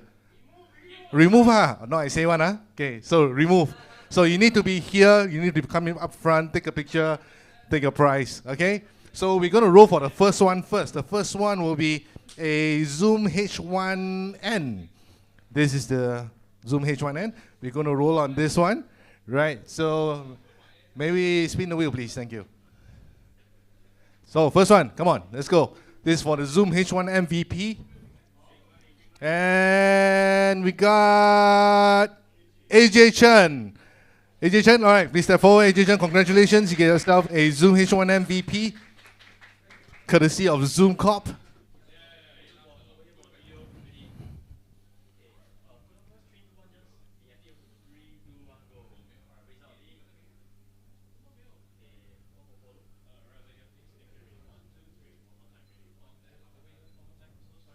Do, do, do, do, do, do, do.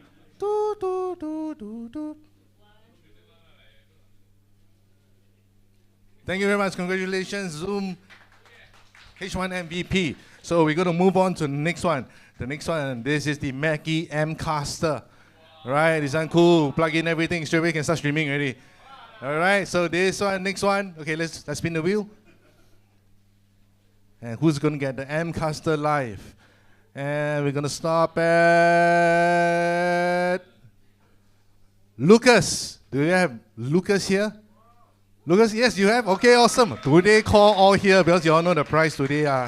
Another level. Congratulations, Lucas. You have a Mackie M-Caster live.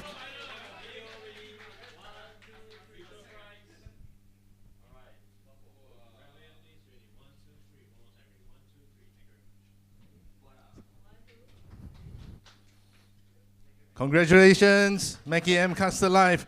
Next one on the list will be, wow, this is my favorite. Actually, I want this a lot.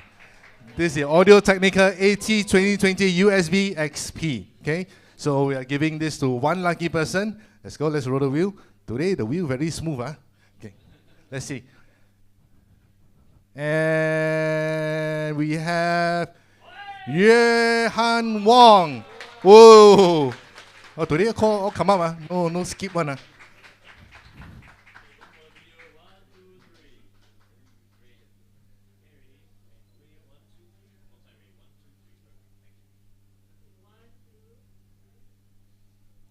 Congrats. Right. Wow, that one I won. That one. I need to talk to 80. Edwin. Okay, the next one we have will be from Amaran, the SM5C. I always see the S and the 5 like same, so I have a blur. This one is also, we actually put on the table, so super nice RGB thing going on. So let's spin the wheel for this. And we have, very close, too close to call. Hui Shana. Oh, there we go. Congratulations. You can pin your table now. Nice RGB.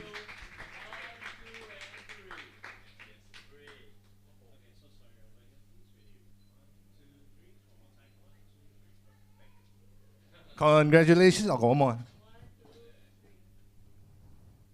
Congrats. Wow, that one, today you go home at night, your table should look that nice. Okay, so we got 2 more left. So the next one will be, wow, this one good lah. This one, Amaran PT1C. Okay, tube light.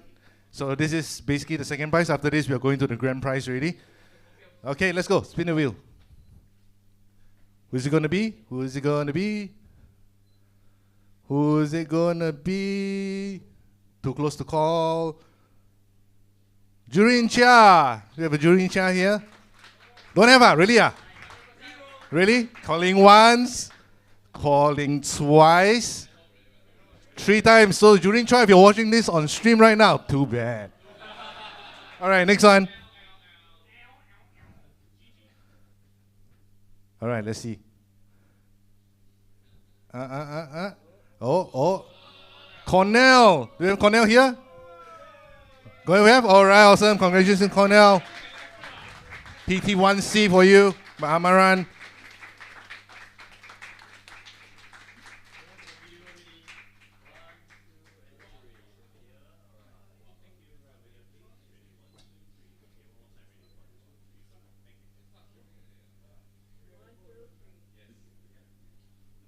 Congrats on the Amaran PT1C. You light up my life.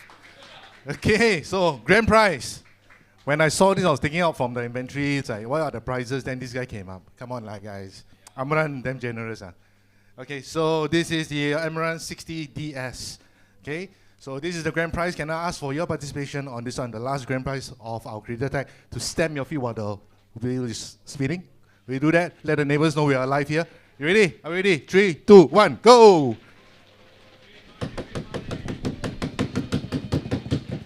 And our stone, congratulations! Our grand prize.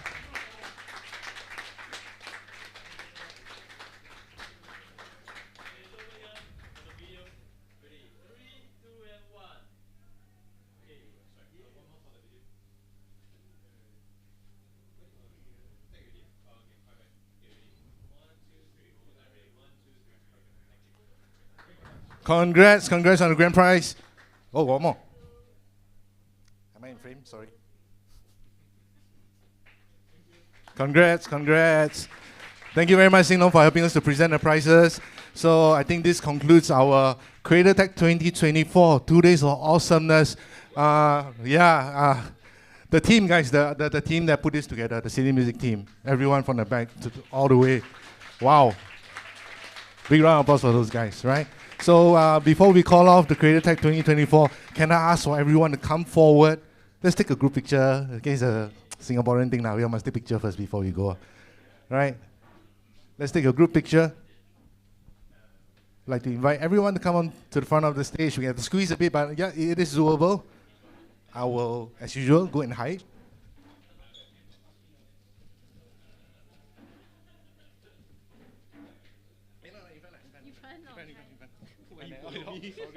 You all follow me. Sorry, I'm a bad leader. Sorry. Yeah, come. You all can all Watch your step when you guys come in front. There are some cables and switches here. So please mind your step. Don't trip, okay? Then some guys front guys have to probably take a knee, take a knee or something. I think our space not big enough, eh?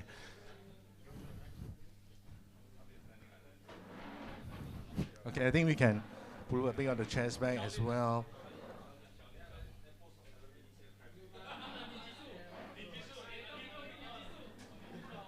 Wow, this is the biggest group photo ever. Ever.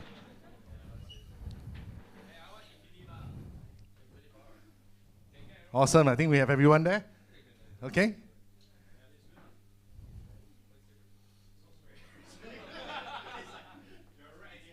Okay, ready, everybody? 3, 2, 1, 3, 2, 1. We say city music, right? 3, 2, 1. Hold on, 3, 2, 1. Last one. Change pose. Okay. Okay. Ready, 3, 2, 1. Oh, that one not so loud, but okay.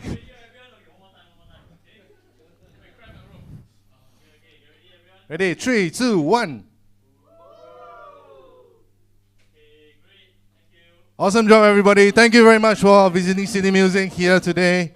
And please do us a favor. One more.